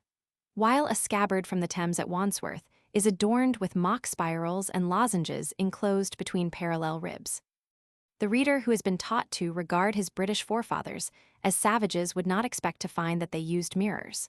But although some of those whose pre-Roman age is certain are quite plain, a beautiful specimen which was found at Trellan Bahow in Cornwall, where to the last Roman influence was hardly felt, is probably representative of many which were made in the century before the Roman conquest, even though its own date may be later than the time of Claudius. Unlike the primitive mirrors, which were of iron mounted with bronze, it is made entirely of the brighter metal and ornamented on the back with 3 circles, which enclose patterns of engraved scrollwork filled with cross-hatching. The fibula, or broach, the prototype of the modern safety pin which had come into use on the continent in the earliest period of the Hallstatt culture, was not known in our island before the Iron Age. Brooches of the successive Latin types, in all of which the pin was straight and the body curved like a bow, have been found in considerable numbers. One of the earliest, from Water Eaton in Oxfordshire, being engraved with scrolls and the familiar ring and dot pattern, while another from Avebury was set with coral. Some brooches discovered in the stronghold of Hod Hill, near Blandford, had been modeled upon an Italian pattern of much earlier date. Pins, however, were still used for fastening the dress. Plain ones, which may be as old as the 4th century before Christ, have been found at Hagborn Hill in Berkshire, and on the site of a pile dwelling at Hammersmith, and others, which are hardly distinguishable in shape from a modern scarf pin and belong to the period immediately preceding the coming of the Romans, in various parts of Scotland. But one which lay among the relics in a grave near Driffield was far more elaborately designed, its head being a miniature chariot wheel with 4 spokes, curiously inlaid with shell. Of our late Celtic ornaments, many are undateable, and while the torques and richly decorated collars which are familiar to all antiquarians are common in early Gaulish graves, those of this country which are most characteristic of late Celtic art appear to belong to the Roman period. But bronze bracelets set with paste were worn even in Yorkshire, and a penannular bracelet with small tooth-like projections, which closely resembles far earlier specimens from Hallstatt, belongs to the same district. Of less costly trinkets, lathe-turned bangles of Kimmeridge shale, glass armlets, and glass beads can hardly perhaps be classified as works of art. But it is noteworthy that the beads, yellow, green, and blue, with their zigzag patterns and wavy white lines, which have been found at Glastonbury and in Yorkshire barrows, are utterly different from those of the Bronze Age, and belong mainly to a late period of the Latine culture, though some had analogues in the cemetery of Hallstatt. As Glastonbury has also yielded pieces of glass slag and of crucibles, the beads were probably manufactured on the spot. For some reason which has not been explained, gold ornaments were apparently far rarer both in this country and in Gaul than in the preceding period. Among the finest examples of woodwork are bronze-mounted tankards, which have been found in Suffolk and Merionethshire, the former being ornamented with circles enclosed between bronze bands, and each containing the mystic three-limbed figure, called the triskel, which seems to have been akin to the swastika, while the handle of the latter is notable for its flamboyant tracery.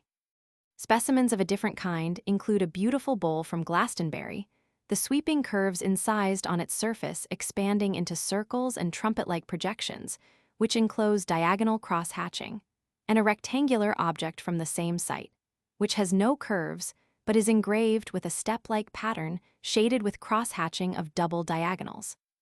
Not less interesting is the late Celtic pottery, which is generally very different from that of the Bronze Age, and the distinctive forms of which were first classified a few years ago by the explorer of the cemetery at Aylesford. Since then, numerous examples of the same types have been found in other parts of Kent and in Essex, but the influence was felt as far north as Northamptonshire and as far west as Dorsetshire. These vessels were turned upon the wheel and were much finer in quality than those of the Bronze Age. The most characteristic of the cinerary urns, which in outline may be likened to a truncated pear, stand upon narrow pedestals and are generally divided into zones by ridges and corresponding grooves, while a few are incised on the bottom with concentric circles.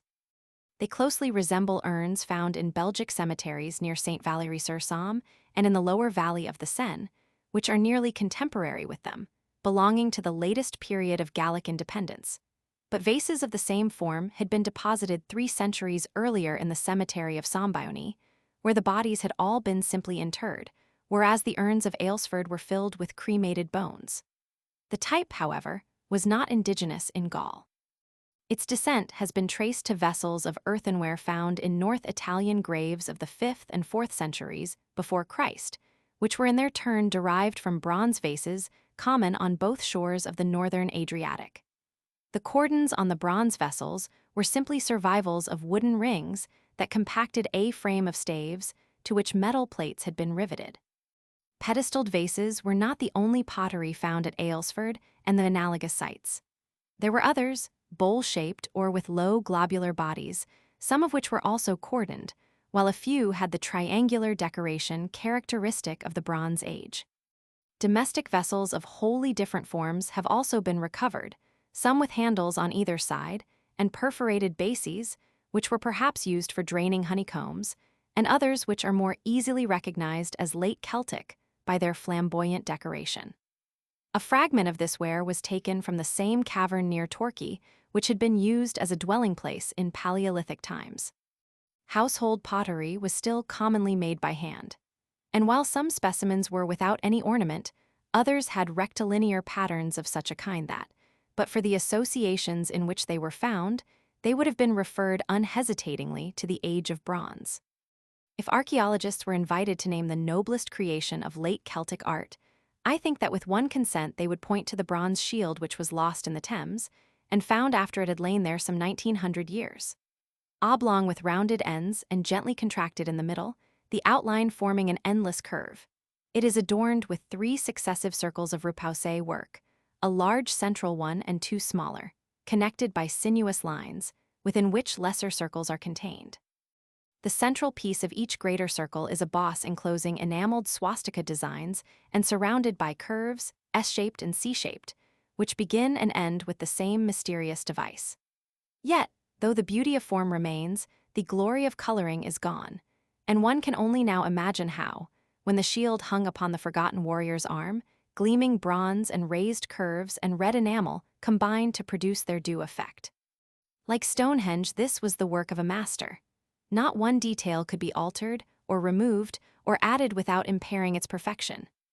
Among the products of late Celtic art that have been found in Britain are some of foreign manufacture, which testify to the increased commercial activity that followed the Belgic invasion. Besides the bronze-mounted bucket, already mentioned, the Aylesford Cemetery yielded a bronze flagon, which had been made in northern Italy. An elegant Greco-Italian two-handled cup of black-glazed earthenware with white foliated ornament encircling its inner margin was discovered in the rickyard of the Manor Farm at Dorchester in Oxfordshire. While the Marlborough bucket is adorned with figures of seahorses, which are common on Gallic coins of the neighborhood of Rents, and which warrant the conjecture that it was imported from northwestern Gaul, perhaps in one of the vessels that plied between the Loire and Ichthys. What else besides tin the Britons in the days of their independence exported in return for such articles we do not know. But in a later chapter, we shall see that a long list of their exports and imports was compiled by Strabo. The carrying trade was for the most part in the hands of Gallic shipowners, but some cargoes were perhaps loaded in British bottoms. The British envoys who presented themselves in Caesar's camp in 55 BC may indeed have crossed the Channel in a Gallic merchantman, and so may the hostages who were sent to him after his first invasion of Britain. But it is unlikely that the maritime Belgic tribes, who must have set out from Gaul in ships of their own, built none after they had settled in Britain, or that the numerous British adventurers who reinforced Caesar's Gallic enemies depended for their transport upon the latter. The only British vessels, however, which are expressly mentioned by our authorities were light caracals of lath covered with hides, which Caesar observed when he was in Kent and afterwards copied when he was fighting in Spain against Pompey's lieutenants, and which are still used by Irish fishermen off the coast of Connaught.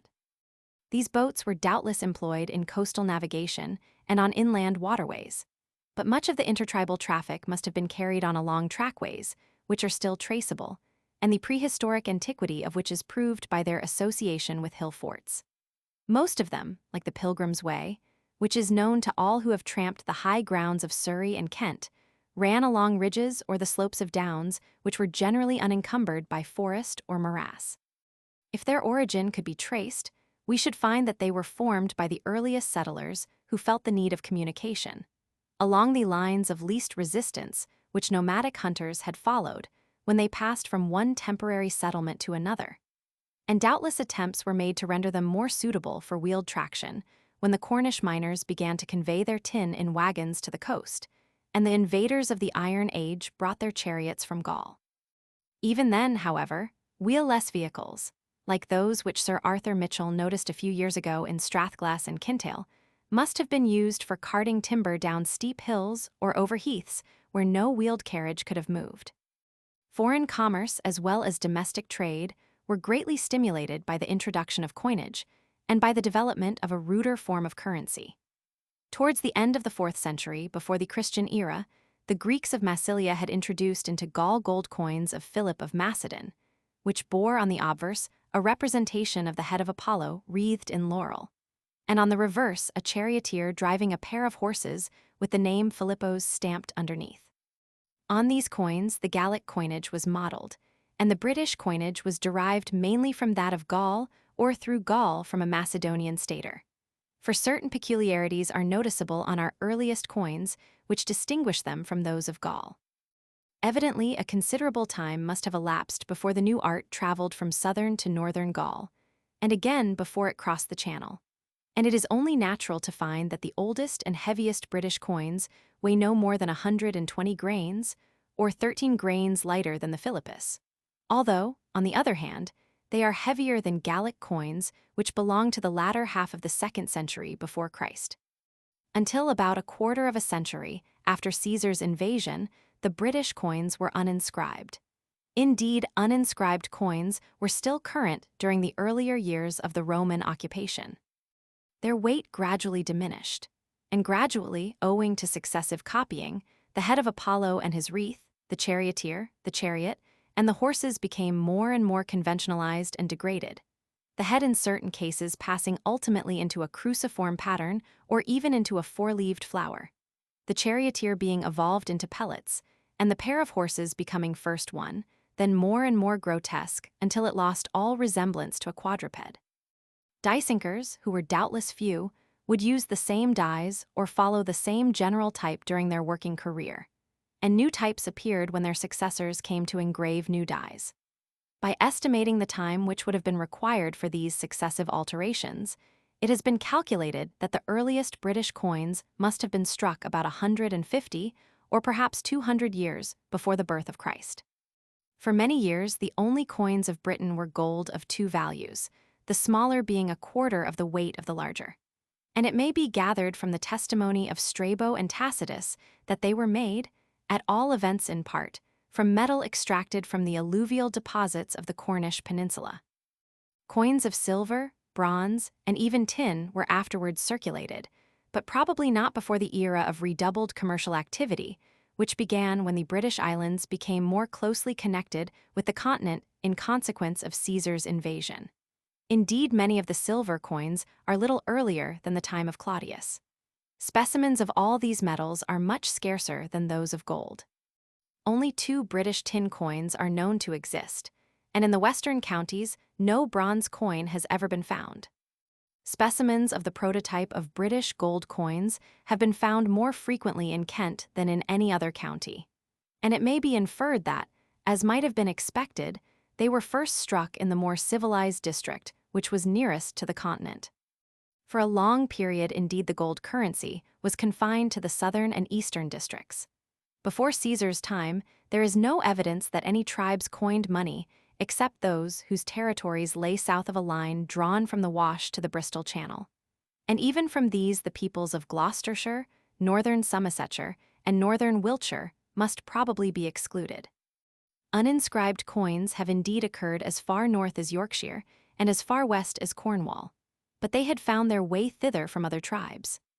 Many coins of British origin which have been discovered in France, especially in the Belgic territory, and many Gallic coins in southeastern Britain bear further witness to the development of international trade. But coins were not the only medium of exchange. Caesar, in his description of the manners and customs of the Britons, remarked that some of them made use of iron bars of specified weights as a substitute for coins. Until a very recent period, antiquaries were waiting for some lucky find which might corroborate the accuracy of Caesar's statement, not knowing that the evidence was before their eyes and only needed interpretation.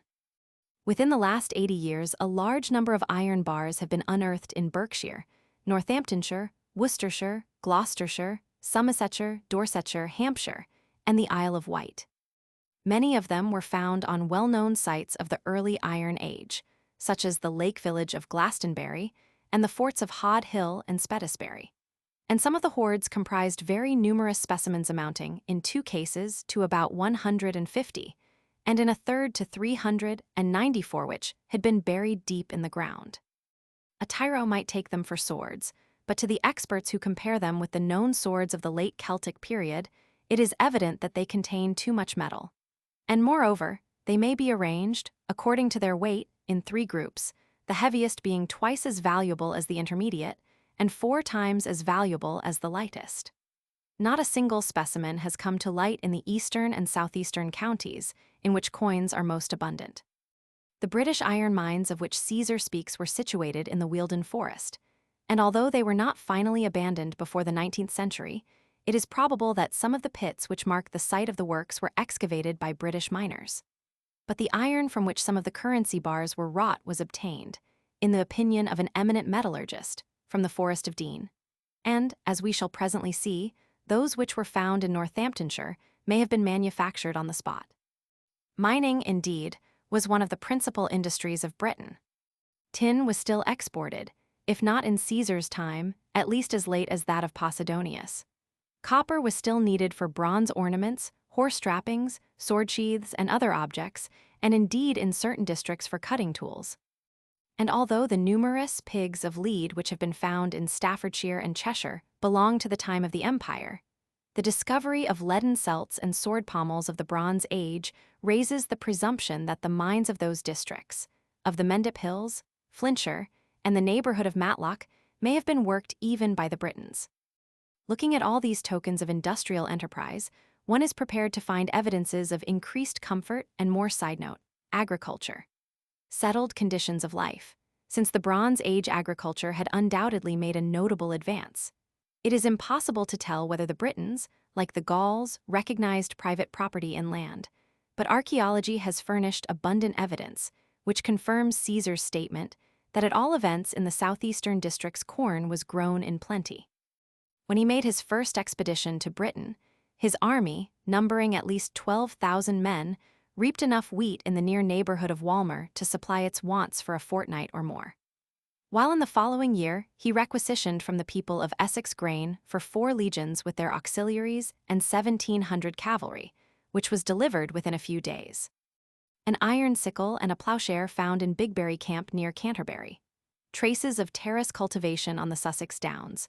Grain of several kinds stored in Whorlbury Fort, in the Glastonbury Lake Village, and in Hunsbury, where also were found fragments of stone querns in such profusion that every family may well have possessed its own, bear witness to the industry of the British farmers.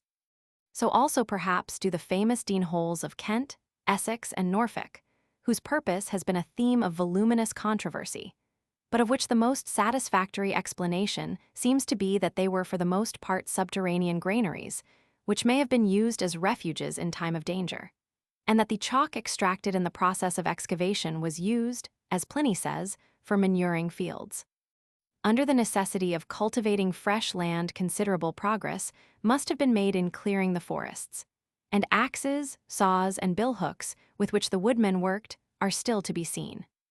It is true that even in the more civilized south, the great Wealden forest, in which swine, guarded by fierce dogs, fed secure among wolves and foxes, badgers, and deer, still extended beyond the chalk downs from the neighborhood of West Hythe to the eastern border of Hampshire, reached northward as far as Sevenoaks, and skirted the Surrey hills.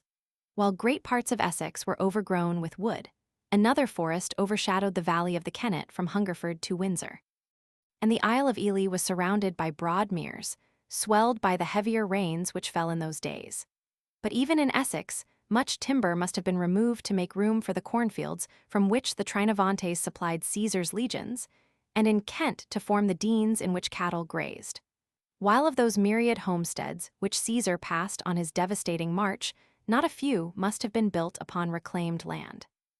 The researches of the eminent scholar who has so greatly enlarged our knowledge of Roman Britain have led him to suggest that among these homesteads there may have been, besides the round Celtic huts, dwellings belonging to the rich, which might almost be described as country houses. Under Roman administration, the rural parts of Britain, as of northern Gaul, were parceled into estates, the owners of which let out the greater part to cultivators who were in a state of semi-serfdom, while their domain lands were tilled by slaves. The houses belonged to 2 types, known as the corridor type and the courtyard type, neither of which exists anywhere save in Britain and the north of Gaul. The corridor house consisted of a row of rooms with a passage running along them, the other of 3 such rows, which formed 3 sides of a quadrangle. Since there is little resemblance between either of these types and those of Italy, it may be assumed that the extant examples of both, although they had been made luxurious by Roman mosaics and hypocausts and baths, were but modified representatives of the chieftains' houses which Caesar saw. Nor were petty hamlets and isolated cottages the only places of abode. Town life was beginning to emerge. The Britons, like the Gauls, had large fortified villages, which afterwards gave place to the flourishing Romano-British towns whose secrets are being revealed by pick and shovel. Camulodunum, or Colchester, the chief town of the Trinovantes, and Verulamium, hard by St. Albans, the chief town of the Caduvillani, each of which had its mint before the Roman conquest, were doubtless tribal centers before Caesar came. So too, probably, was Corinium, the capital of the Debuni, which stood upon the site of Cirencester.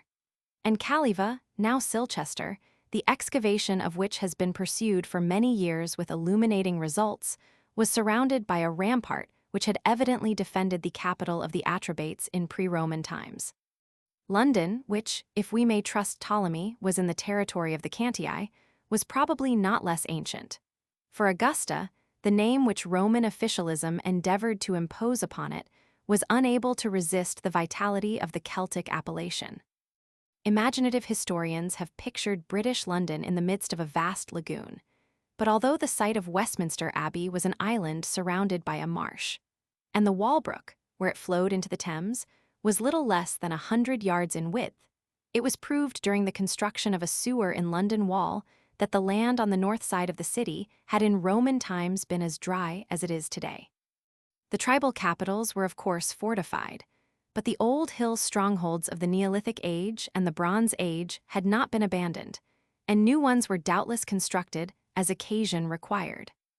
Among those that have yielded remains of the late Celtic period, the most famous are Whorlbury, which crowns a headland just north of Weston-super-Mare; Hod Hill, which rises sheer above the valley of the Stour, 4 miles northwest of Blandford; Bigbury Camp, through which runs the Pilgrim's Way; and Winkleberry Camp in South Wiltshire, Mount Caburn, overhanging Lewes, and Sisbury Camp, already mentioned for its Neolithic factory, which have been excavated by General Petrivers. Whorlbury is the most remarkable of the few stone forts in the west of England. Unlike the great earthworks, it has no ditch, because it needed none, and on its northern side a limestone precipice rendered fortification superfluous. The rampart is a vast wall, compacted with rubble and faced on either side with dry masonry, and to prevent an enemy from demolishing it, the outer face was buttressed by heaps of loose stones.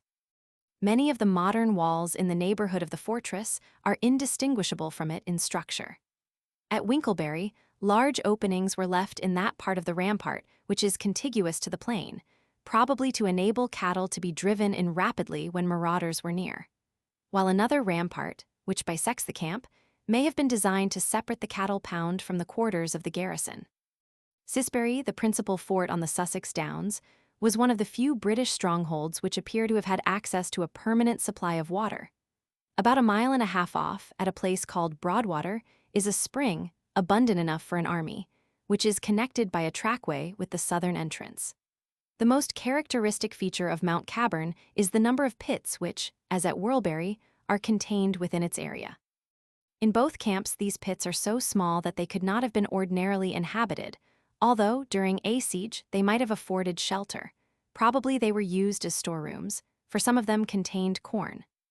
Dwellings, however, were connected with them, for the remains of a clay wall were discovered on Mount Caburn, impressed with marks of wattlework, and it may be inferred that many such huts, which have left no trace, once existed within the ramparts. Bigbury was probably one of the entrenchments of which Caesar was thinking when he said that the Britons apply the term fortress to woods difficult of access and fortified with rampart and trench, in which they are in the habit of taking refuge from a hostile raid. The familiar sentence was a stumbling block to Petrivers, for, as we have seen, the British forts were as a rule constructed upon treeless heights, and the presence of trees upon the slopes would have been incompatible with the designs of the engineers. But Caesar's observations must of course be accepted, and we can only suppose that the entrenchments which he described were exceptional even in the region which was the theater of his campaign. May we conjecture that they had been erected in the Iron Age by Celtic immigrants, and that their lack of finish was due to the lazy shrinking from the hard labor of fortification, which Caesar regarded as characteristic of the Gauls. The fort of Penwygare, which overlooks the valley of the Conway, is remarkable as an almost unique specimen of ancient military engineering. A storming party which had succeeded in passing the 2 outer ditches would have fallen, in attempting the next, under the missiles that showered from the rampart, onto chevox de frise of pointed stones. The relics that have been collected from the hill forts of the Iron Age prove that the forts themselves, like those of Gaul, were not merely places of refuge but permanent abodes. Those that were situated on heights extremely difficult of access or remote from water were of course very sparsely inhabited in time of peace. But others were analogous to the Gallic fortresses which Caesar called oppida, and which were evidently distinct from the refuges, such as Aduatuca, which he designated as Casella. Pottery, it is true, would have been indispensable even during a few days' siege, and the stone lamp, resembling that of Grimes's graves and blackened by use, which was recovered from Castle Law in Perthshire, might well have been needed at such a time. But when we find billhooks, plowshares, bridle bits, and fragments of querns among the objects that had been left in the forts which have been mentioned, it is clear that they were occupied by an industrial population. Iron slag, which lay among the deposits on Hod Hill, was evidence of metallurgy, while the loom weights which were collected on the same spot, the bone-weaving combs of Sisbury and Mount Caburn, and the spindle whorls which abounded not only in these comparatively civilized settlements, but also in a stone fortress on far St. David's Head show that among the inhabitants were women who pursued their ordinary domestic avocations. This Welsh stronghold was almost identical in construction with Carn Brea, and the hut circles which the two contain are exactly alike. Yet the time which had elapsed since the Cornish ramparts were thrown up was as long as that which separates us from Alfred the Great. Although many of the Scottish forts can be referred to the early Iron Age, it would perhaps be impossible to prove that the relics found in any of them were earlier than the time of Caesar's invasion. But two have an interest of their own, as being the only examples that have yet been observed in Britain of fortifications constructed, like the Gallic walls which he described, conjointly of timber and stone. In one of them, situated at Burgid near Elgin, wooden logs were actually discovered in the stone walls, while at Castle Law, which stands upon a hill commanding a view over the Tay, as it winds through the Carse on the west and loses itself in its eastern estuary. The outer face of the wall contained rectangular openings, which had manifestly been designed for the reception of beams. While the hill forts were probably only inhabited permanently by comparatively small numbers, and, like Gergovia, the mountain city of Auvergne, where Vercingetorix defeated Caesar, may have sheltered thousands of fugitives in time of need. One stronghold at least of the other group was a town in the strictest sense of the word. Hunsbury, the most celebrated representative of this class, which stands upon high ground about 2 miles southwest of Northampton, might never have surrendered its precious relics if the iron ore which was known to underlie the site had not attracted the prospector. About 30 years ago, a company was formed to win the iron, and navvies accidentally did the work which would have been better performed under scientific direction. Hunsbury is so small that it could hardly have been a tribal center. The entrenchment encloses only 4 acres less than the 12th part of the area of Hod Hill. Not the faintest trace of Roman influence could be detected among the remains, which are now arranged in the Northampton Museum, and the experts who examined them concluded that they belonged to the time of Caesar's invasion. They were found in pits resembling those of Mount Caburn, about 300 of which had been dug inside the rampart, and here too there was evidence that the dwellings had been huts of wattlework. The townspeople were well armed. They kept horses and chariots, wove their own cloth, sawed their own timber, made their own earthenware, and grew their own corn, and heaps of slag showed that they had smelted the ore, which lay thenceforward undisturbed for 1900 years. One of several skulls which were found just outside the town was perforated with 3 holes, which suggest that the British Celts, like the Gauls and their Neolithic predecessors, made amulets out of the remains of their own dead. Side note: inhabited caves, pit dwellings, Picts houses, beehive houses, and brocks. But perhaps not many British settlements were of this comparatively advanced type. In the late Celtic period, and indeed long after its close, caves were still inhabited, as throughout the prehistoric ages, in some cases by outlaws, who made a precarious livelihood by robbing wealthy travelers. Pit dwellings in small groups, which apparently differed little from those of the Neolithic age, have been found stored with late Celtic relics, and doubtless it was from habitations of this class that the thatched huts of mud and wattlework which Strabo describes, and the remains of which have been already noticed, were evolved. Such cottages, as Caesar testifies, were much the same in Gaul and Britain. Posidonius was made welcome in them when he traveled in Gaul. He tells us how his hosts, seated on straw round low tables, took their meat in their fingers and tore it like lions or chopped it in pieces with their pocket knives, and washed it down with draughts of beer from earthenware or silver beakers. How the meal was sometimes interrupted by a quarrel, when the disputants sprang to their feet and fought till one was slain. In the far north and in the Cornish peninsula, men lived in underground dwellings, commonly called Picts houses, which generally consisted of a paved trench lined with dry masonry, roofed over with slabs, and terminating in a round chamber, while in some Scottish examples rooms were grouped on both sides of the gallery. Related to these structures are the Scottish mound dwellings or beehive houses, specimens of which in the island of Lewis were still inhabited in the 19th century. They may be looked for in places such as the Hebrides, where branches large enough to form roofs like those of pit dwellings were not to be had. In some, a central chamber was connected with others which opened out of it, A hole, which could be closed at will, was left in the roof for the escape of smoke. The chinks between the stones were stuffed with grass or moss, and the roof was covered with turf, which adhered to the interstices and made the structure compact. It is impossible to assign a precise date to these huts. Some of them contained querns and were certainly occupied in the time of the Romans, but probably many had been built before, while others are comparatively modern.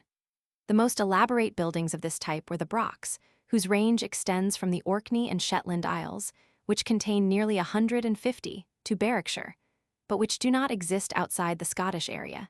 These buildings, which were really small forts, represent the art of drywalling at its zenith.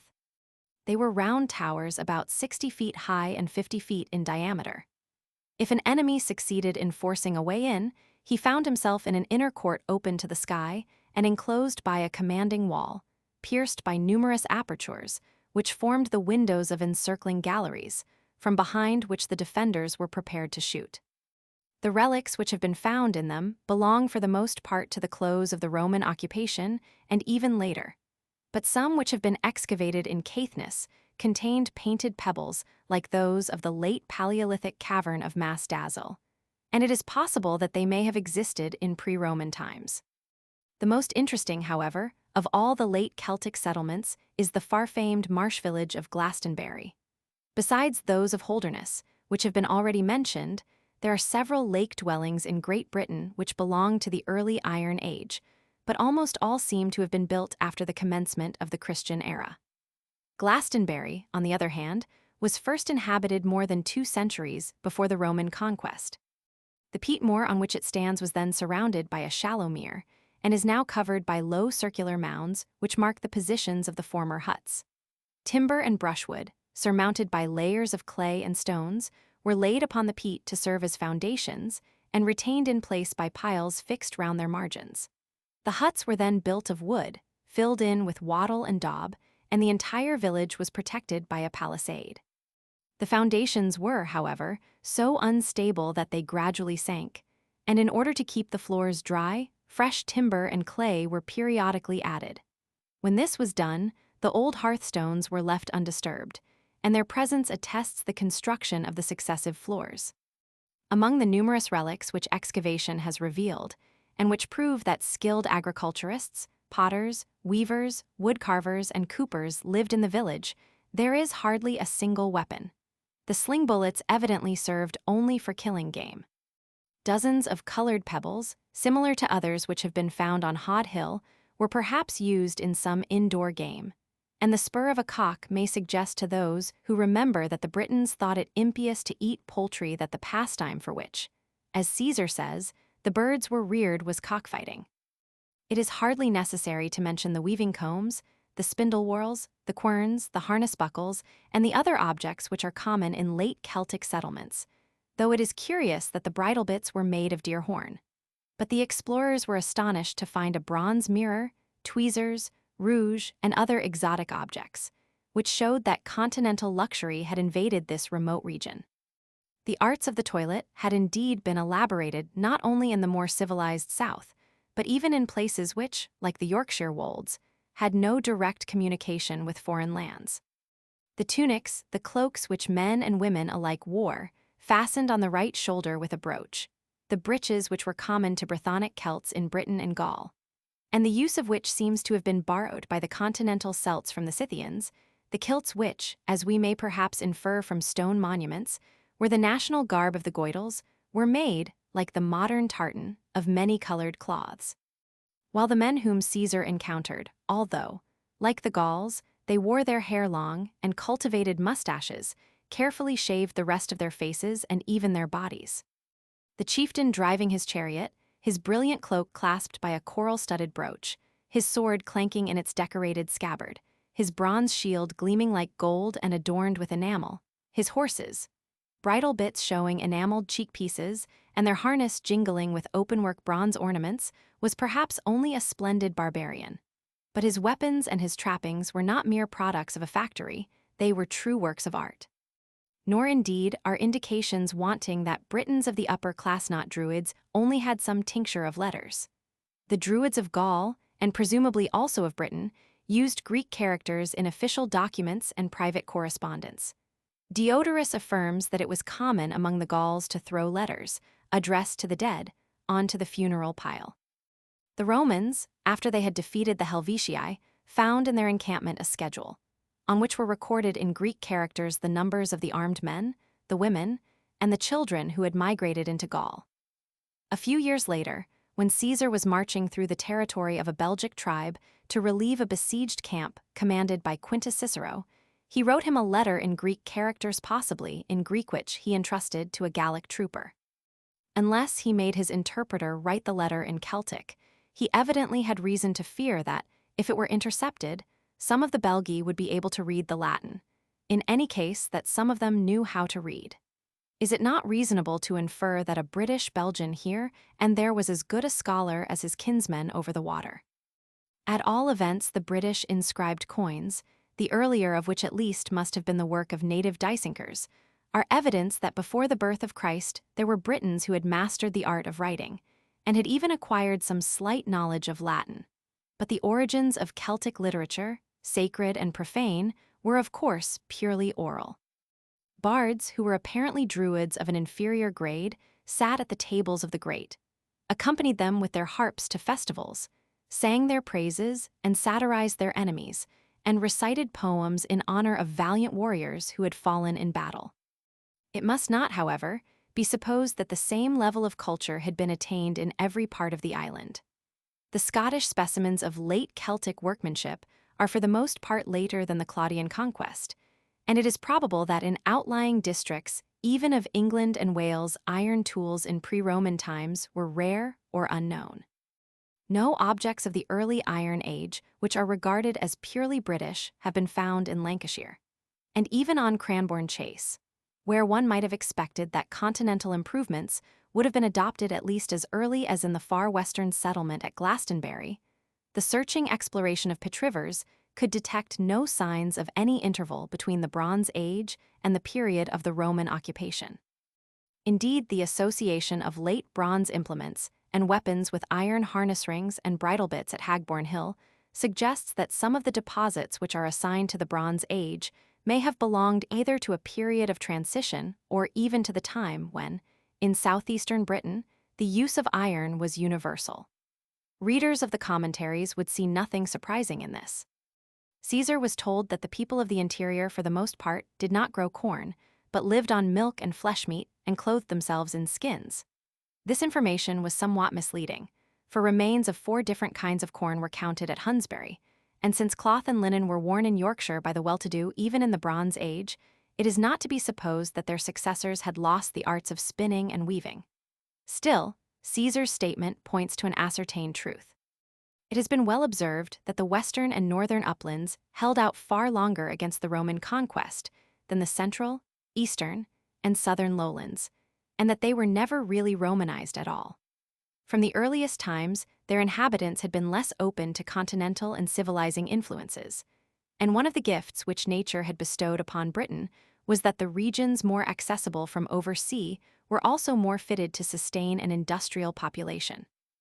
Later on, however, we shall find reason, in the juxtaposition of old and new sepulchral rites, to believe that even in Kent such influences had not prevented the survival of the earlier culture. Moreover, notwithstanding the progress in material civilization, intertribal fighting was of course still frequent even in the south, and even after the Belgic tribes had settled down in the territories which their swords had won and established themselves as the dominant people of Britain. Both Caesar and Tacitus spoke of these wars, but if they had been silent, the numerous strongholds which were still occupied, permanently, or as occasion required, the weapons that have been found in them, the beach-rolled pebbles, the round chipped flints, and the bullets of baked clay which lie heaped in and near them would tell the same tale. Nor indeed is it necessary to insist upon a fact which is universal in the stage of culture in which the Britons then were.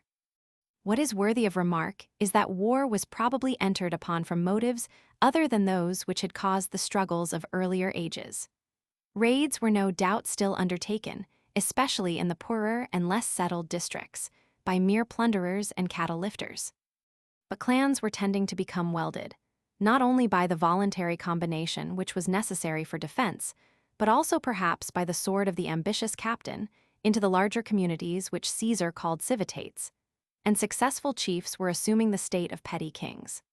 As trade increased, and with it wealth, the king of a tribe which was fortunately situated would seize opportunities of acquiring dominion or overlordship over others. Though forest or mountain or fen might enable even small tribes to hold their own, and though the success of a strong king might not endure, it is possible, as we shall see, to discern in Caesar's memoirs signs that attempts were already being made to achieve such sovereignty as might eventually lead towards political union. And we may suppose that in Britain also there were astute princes who, like the Aeduan Dumnorix, saw that they could strengthen their position by diplomacy or marriage. We all learned in childhood that the Britons admitted the sovereignty of women. In the middle of the 1st century, Cardismandua was queen of the Brigantes, and a few years later, when the Iceni revolted against Rome, their general was Boudicca, who is better known by the barbarous misnomer of Boudicca. The Gauls may have had the same institution, and perhaps it would hardly be worth noticing if it were not apparently inconsistent with what Caesar tells us about the status of Gallic wives. They were indeed permitted to own property. The bride brought a dowry to her husband, but he was obliged to add an equivalent from his own estate and to administer the whole as a joint possession, which, with its accumulated increments, went to the survivor. On the other hand, the husband had the power of life and death over his wife as well as his children. And when a man of rank died, his relations, if they had any suspicion of foul play, examined his wife, like a slave, by torture, and if they found her guilty, condemned her to perish in the flames of the funeral pyre.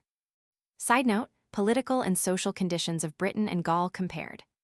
When we try to form an idea of the political and the social conditions of Britain in the later days of its independence, we naturally turn to Caesar's account of Gaul in the hope of supplementing the scanty and scattered scraps of information which he has left about the country which was less known to him. We must, however, bear in mind that Britain had not yet come under the two currents of influence, German and Roman, which had profoundly affected Gaul, and in some measure prepared it to accept Roman dominion, and also that even the southeast was in a more rudimentary stage than the neighboring country, though perhaps not more than the backward parts of Belgic Gaul. When Caesar came to Gaul, revolutionary forces were at work to which there are analogies in the earlier history of Greece and Rome.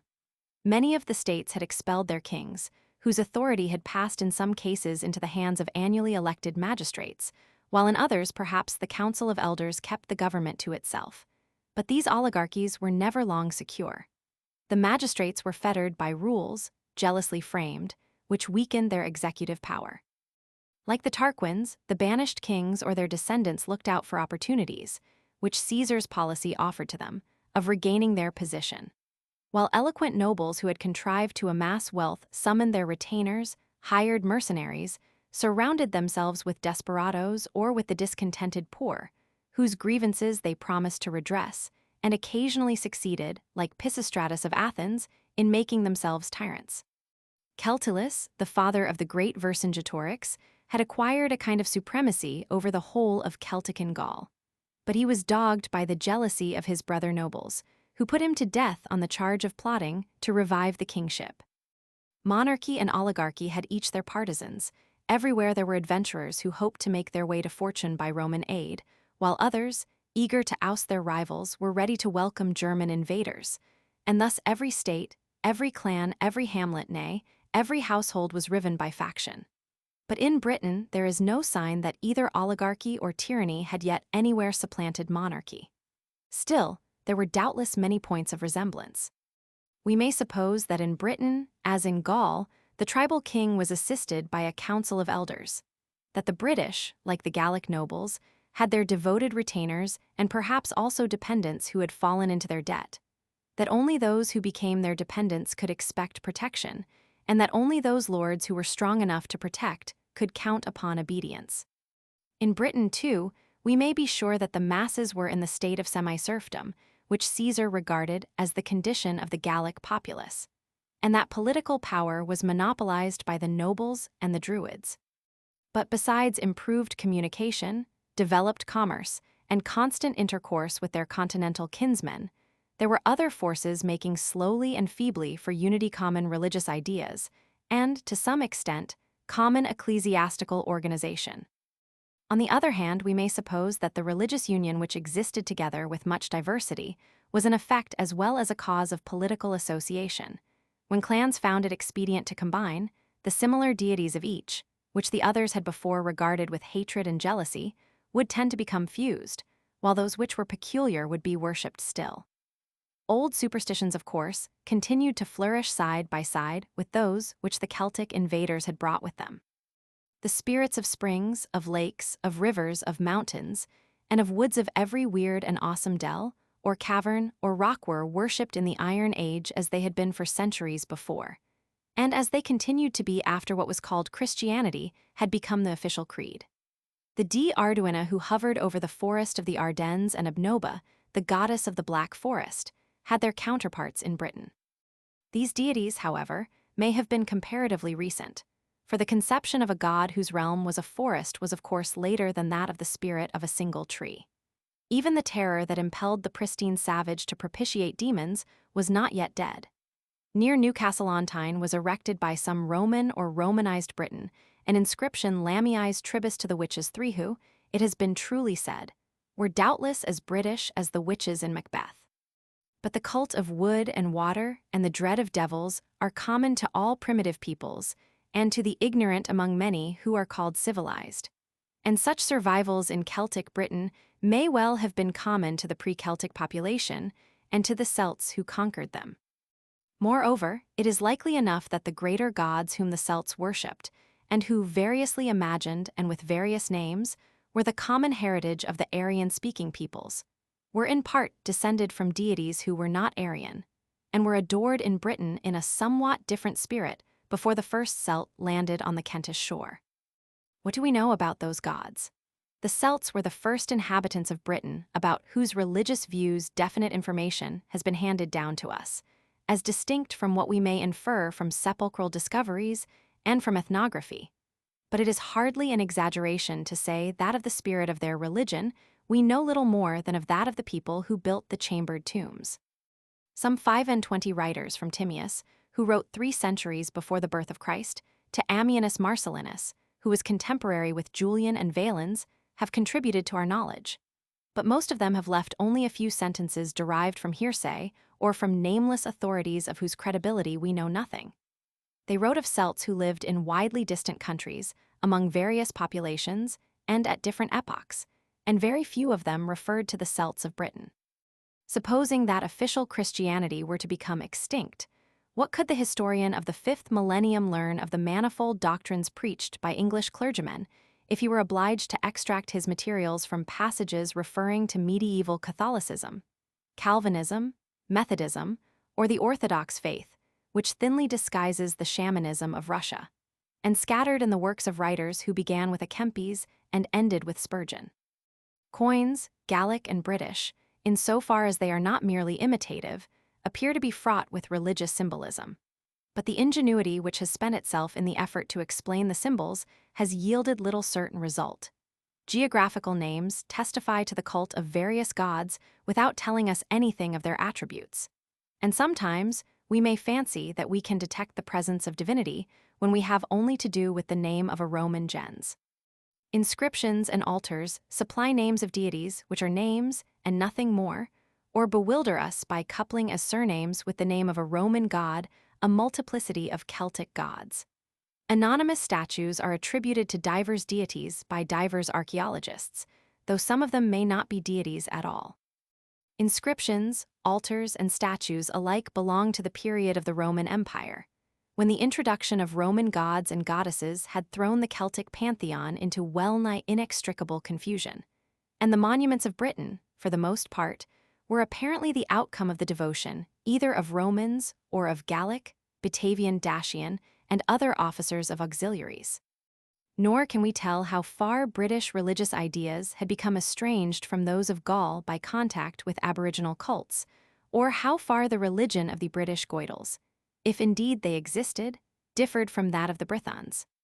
If we turn to the Mabinogian, to the Triads, or to Irish mythology, we are checked by the reflection: which our foremost Celticist was forced to make even while he was fascinated by the quest, that the Gulf of Ages separates the literature of the Celtic nations of the present day from the narrative of the writers of antiquity and the testimony of the stones.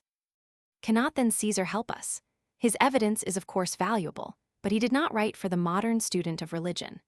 Disregarding minor and local deities, perhaps ignorant of their existence, he recorded the names and summarized the attributes of the 5 principal Gallic gods, but the names are Roman. Mercury, the inventor of all arts, the pioneer of communication, the patron of commerce, was the most reverenced of all. Then follow the names of Apollo, Mars, Jupiter, and Minerva. Now we do not know from whom Caesar derived his information, but assume that it came from the best authority, his friend and political agent, the Aeduan druid Diviciacus, who was also an honored guest of Cicero.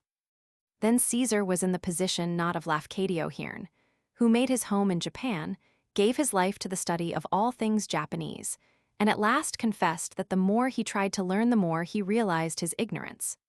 Not of Sir Alfred Lyall, who, prepared by discriminative reading, devoted all the time that he could command to the observation of Oriental creeds, but of some Anglo-Indian administrator who, in his scanty leisure, should jot down the heads of a conversation with a Brahmin and offer them as an outline of Hindu religion. Only the Anglo-Indian could speak Hindustani, and Caesar was obliged to employ an interpreter. One of the most learned and sane of modern Celtic scholars has related that when the musician, Phaelician David, was invited at Cairo by the viceroy to instruct his wives, etiquette compelled him to give the lessons to a eunuch, who passed them on as best he could. Caesar, he remarks, was in the position of the eunuch. And if we could certainly identify the 5 great Roman gods with their Gallic counterparts, how much more of Celtic religion should we know? But let us learn what we can. Celtic religion, in so far as it was descended from the religion of the undivided Aryan stock, was fundamentally one with the religions of Italy and Greece, and we might expect that it would resemble most closely the religion of the Italians, to whose tongue Celtic was most nearly akin. But our imperfect knowledge of the classical religions hardly helps us more to understand the religion of the Celts than the remark of Caesar, that about their deities, they have much the same notions as the rest of mankind. For the religion of Rome had been deeply tinged by contact with the Etruscans and the Greeks, just as the religion of the Celts had been affected by their fusion with the aboriginal peoples of Central Europe, Gaul, Spain, and Britain. And the Celts were in a less advanced state of civilization than the Romans. What is certain is that, like every other polytheistic religion, that of the Celts, except perhaps in so far as it was molded by Druidical doctrine, had no definite theology, but was an ever-expanding, ever-shifting formless chaos, the same in its main developments in Britain, Gaul, and Spain, yet differing in every tribe and household, and in every age, that, on its practical side, it was a performance of traditional rites, that its aim was not the salvation of souls, but the safety of the state, and that it concerned the individual most as a member of a family, a community, or a tribe.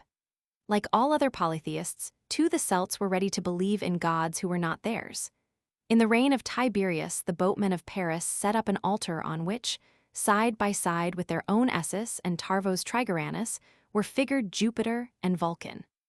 The theory, which has been defended with vast if somewhat uncritical erudition, that the king was regarded as an incarnation of the sky god, may possibly be true both of the Celts and of other Indo-European peoples. Perhaps the Celts, like the Romans, gave more thought to the ritual by which their gods might be persuaded to grant them their hearts, desire, than to the persons of the gods themselves. Doubtless to the Celt, as to the Roman, however little his religion may have fostered nobility of life or contrition for sin, dread of the mysterious was a salutary discipline. But what we want to apprehend is this, wherein the spirit of Celtic religion differed from that of the religion of ancient Latium, of Greece, of the Semitic tribes. And if the effort is not wholly vain, we may only hope to attain a distant and hazy view. He who desires to understand the subject will work at it for himself. All that I can hope to do is to put him on the road and to set up a signpost here and there. The reader who has absorbed what is valuable in the teaching of Tyler, Boissier, Lyall, Fraser, Robertson Smith, Reinach, and Camille Jullian will be best able to discern what is suggested by the texts and monuments that preserve a few fragments of Celtic faith. Why was the god whom Caesar equated with Mercury honored above all others by the continental Celts? Did the Britons share their devotion, and is Caesar's statement confirmed? Some centuries earlier, when the Celts were a host of warriors, the war god had been the most conspicuous figure in their Olympus, and his subsequent inferiority to Mercury is regarded, perhaps justly, as an indication of the progress which they had made meantime in the arts of peace. Possibly Lug, the Irish representative of the Gaulish Lugos, whose name appears in Lugujunum or Leon in Luguvalum or Carlisle, and in Lugatorix, a Kentish chieftain, and who in an Irish legend figures as a carpenter, a smith, a harpist, a poet, and a musician, may have been the British Mercury. But we cannot tell whether he ranked higher than Mars. Assuming that votive stones in some measure reflect the faith of the native Celts, Mars was deeply reverenced in Britain. He appears with various epithets, the names of Celtic deities, one of which, Camulus, meaning the god of heaven, was commemorated in Camulogenum and perhaps bears witness to his former greatness. It is remarkable, in view of Caesar's statement, that in British inscriptions the name of Mercury is far less common than that of Mars. But if the discrepancy is at all connected with the comparative backwardness of British civilization, it must also be remembered that the organization of Britain under Roman rule was military. One religious custom, indeed, of which Caesar himself witnessed examples, proves that Mars, however inferior he may have been to Mercury, had still many fervent worshippers in Gaul. When the warriors of a Gallic tribe had made a successful raid, they used to sacrifice to Mars a portion of the cattle which they had captured. The rest of their booty they erected in piles on consecrated ground. It rarely happened that anyone dared to keep back part of the spoil, and the wretch who defrauded the god was punished, like a Chan, by a terrible death. Another British epithet of Mars, Tautates, appears with Essus and Tyrannes in a famous passage of Lucan, where they stand out as representative deities, in whose honor dreadful rites were performed. None of the three, save Essus, is mentioned in Gallic inscriptions, whereas Epona, the goddess of equitation, a minor deity, whose statues, representing a woman riding upon a mare or seated between foals, have been found both in France and Britain, appears 10 times. And accordingly, a distinguished French archaeologist concludes that they were insignificant objects of local worship. But it is not credible that the devotee who composed his inscription to Tautates should have unwittingly ascribed to a mere local god the qualities of Mars. Again, if Tyrannes was not one of the greater gods, it is surprising to find in Britain an inscription in honor of Jupiter Tanaris, Jove the Thunderer. Nor is it likely that Lucan should have learned the names of the Trinity, whom he made famous, unless their worship had been national. But it does not follow that Tanaris was the Jupiter of the independent Celts. Tanaris, being the Thunderer, was assimilated to the Roman Jupiter, and perhaps the Jupiter Tanaris whose inscription was found at Chester may have been an outcome of the Roman Jupiter and of a Gallic divinity who is known as the god of the wheel. Statues have been discovered in France, representing a god with a wheel on his shoulder, in his hand, or at his feet, and this god was assimilated in imperial times to Jupiter.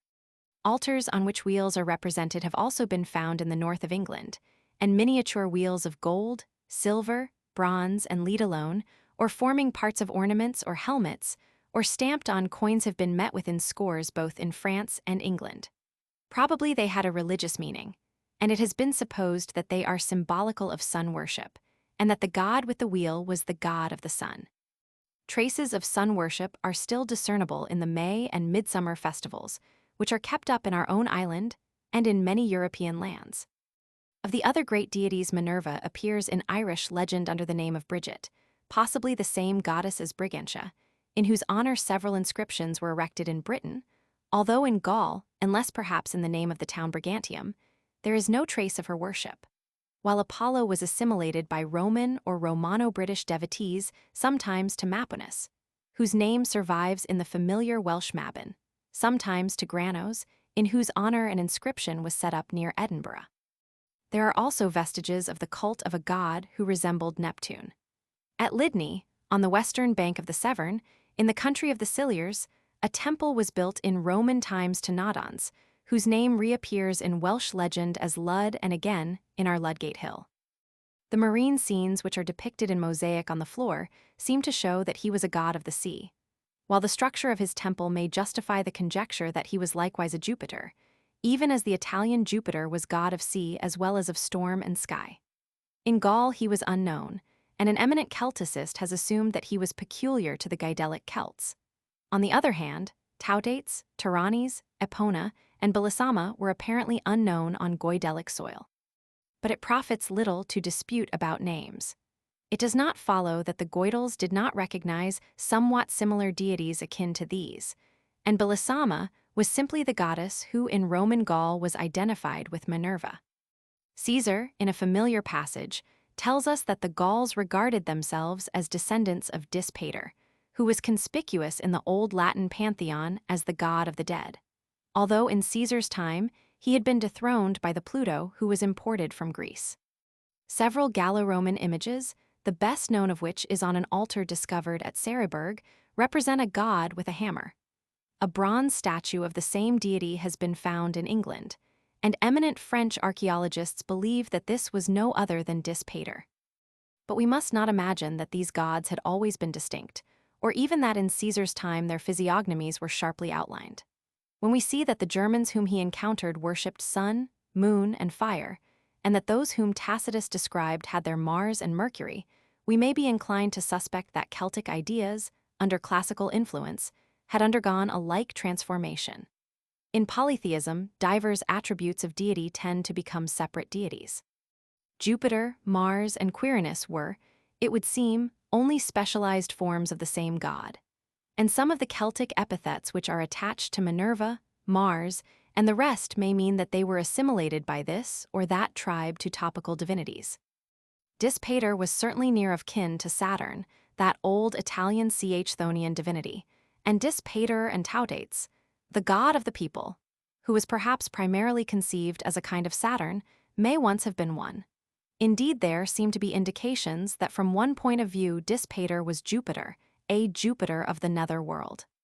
Again, if Taudates in Britain remained Mars, while in Gaul the Romanized Celts seem to have hesitated whether to identify him with Mars or Mercury, one is tempted to conjecture that he may have been the common ancestor of both.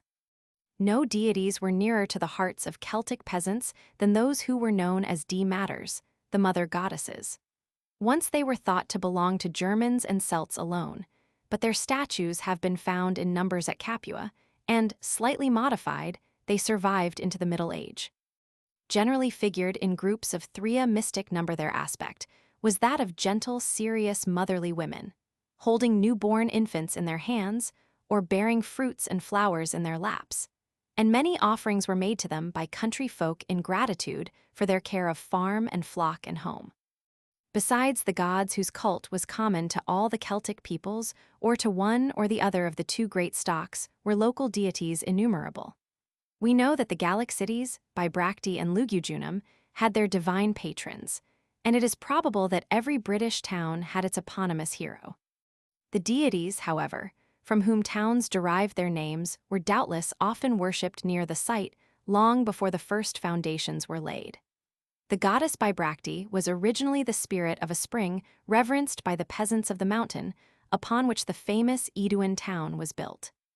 Perhaps we shall not err if we also suppose that the heads of his slain enemies, which the Celtic brave religiously treasured and fastened upon the walls of his cottage, were offered to his household gods or to the spirits of his ancestors. The worship of animals, to those who have not felt the fascination of anthropology, appears merely unintelligible and absurd. Animals were worshipped because they were formidable or wonderful, because men fancied that they were incarnations of deity, because they might be tenanted by the souls of heroic forefathers, and animal worship, or a relic of animal worship, which may perhaps, in some cases, have been a survival of totemism, has left vestiges in Celtic art. The boar was especially sacred. Bronze figures of boars have been found alone and on the crests of helmets. The Witham shield, as we have seen, was decorated with the figure of a boar, and so are numerous coins, both Gallic and British. Like the Romans, the Gauls and doubtless also the Britons had military standards. Like the Romans also, they carried not a flag but the figure of an animal, and with them this animal was always the boar. A reminiscence of animal worship is probably also discernible in the horned head of Cernunnos, a god who is figured on one of the well-known altars of Paris, and in Tarvo's Trigoranus, the bull with the three cranes which fills the back of another. But votive altars, statues, and temples, although they embodied older beliefs, belong, as we have seen, to the period when the Celts had fallen under the dominion of Rome. The Cisalpine Gauls, if Livy and Polybius are to be believed, worshipped in temples, but the holy places of the Western Celts were groves, and perhaps stone circles which they inherited from the people of the Bronze Age. Such simplicity was of course not peculiar to the Celts and the Germans. The Pelasgian Zeus had no temple. The oldest sanctuary of Jupiter on the Alban Mount was a grove of oaks. Not a single statue of pre-Roman date has ever been found in Britain, not one in Gaul later than the close of the Paleolithic Age. Caesar indeed says that the Gallic Mercury was represented by numerous simulacra, but if these were statues, it is inexplicable that none of them has ever come to light. And perhaps we may accept the suggestion that Caesar was thinking of menhirs, which had been erected long before the first Celts set foot in Gaul, but which, like the formless stones that the Greeks venerated as figures of Hermes, were, he supposed, regarded as possessed by the spirit of the great national deity. On the menhir of Cernunnos in Finisterre, a rude Mercury was sculptured in Roman times. The conjecture may be well-founded that the Druids, like the priests of Israel, were opposed to anthropomorphism, but it is not needed to explain the lack of native statues of Celtic gods. The Romans, according to Varro, had for many years no sacred images. Like the Celts, like the Germans, who also, even in the time of Tacitus, deemed it derogatory to the majesty of the gods to ascribe to them human form, they were content to recognize manifestations of divine will. And even when their temples were being crowded with the works of Greek art, their ancient Vesta remained shrouded in awful mystery. But while the Druids may have been as hostile as Israel to Gentile abominations, the Celts in general were as receptive as the Romans, and readily accepted the services of foreign sculptors. The evidence of interments, from which we tried to glean some information as to the religion of the Bronze Age, remains much the same during the later period, and the noticeable changes do not seem to have much significance. British customs differed somewhat from those of Gaul. Inhumation, which had almost entirely ceased in that country in the 2nd century before Christ, continued everywhere in Britain except in the territory of the Belgae, and even their cremation was not universal. In the more southern districts, nearly all the interments which have been explored were unmarked by any tumulus, while in the cemetery of Aylesford, the urns which contained the cremated remains were placed in small cylindrical pits set in what has been described as a family circle. When barrows were erected, their form was still circular, but they were generally much smaller than those of the Bronze Age. They were grouped in much greater numbers, and they were never more than structureless heaps of earth or stone. Although the contracted position was still common, skeletons have been found extended in this country, as generally in Gaul, and, as in Wiltshire in the Bronze Age, the head generally pointed towards the north. On the other hand, ornaments and weapons were placed in graves more frequently than before. Animals were still occasionally interred, and flint chips and stones were still sometimes deposited in or along with urns. But rites which in the Bronze Age could only be inferred are attested in the Iron Age by eyewitnesses. We learn from Caesar that it was a custom of the Gauls to immolate the dead man's cherished possessions, even his favorite animals, on the funeral pyre, and that not long before the time of his oldest contemporaries, slaves and retainers had been sacrificed. The most remarkable, perhaps, of the sepulchral discoveries that illustrate this period appears to show that old persisted along with new. Hard by the family circles of the Aylesford Cemetery, Dr. Arthur Evans opened 3 cysts, each containing a contracted skeleton, the upper slab of one being pierced with a hole which may perhaps have been intended to let the ghost escape.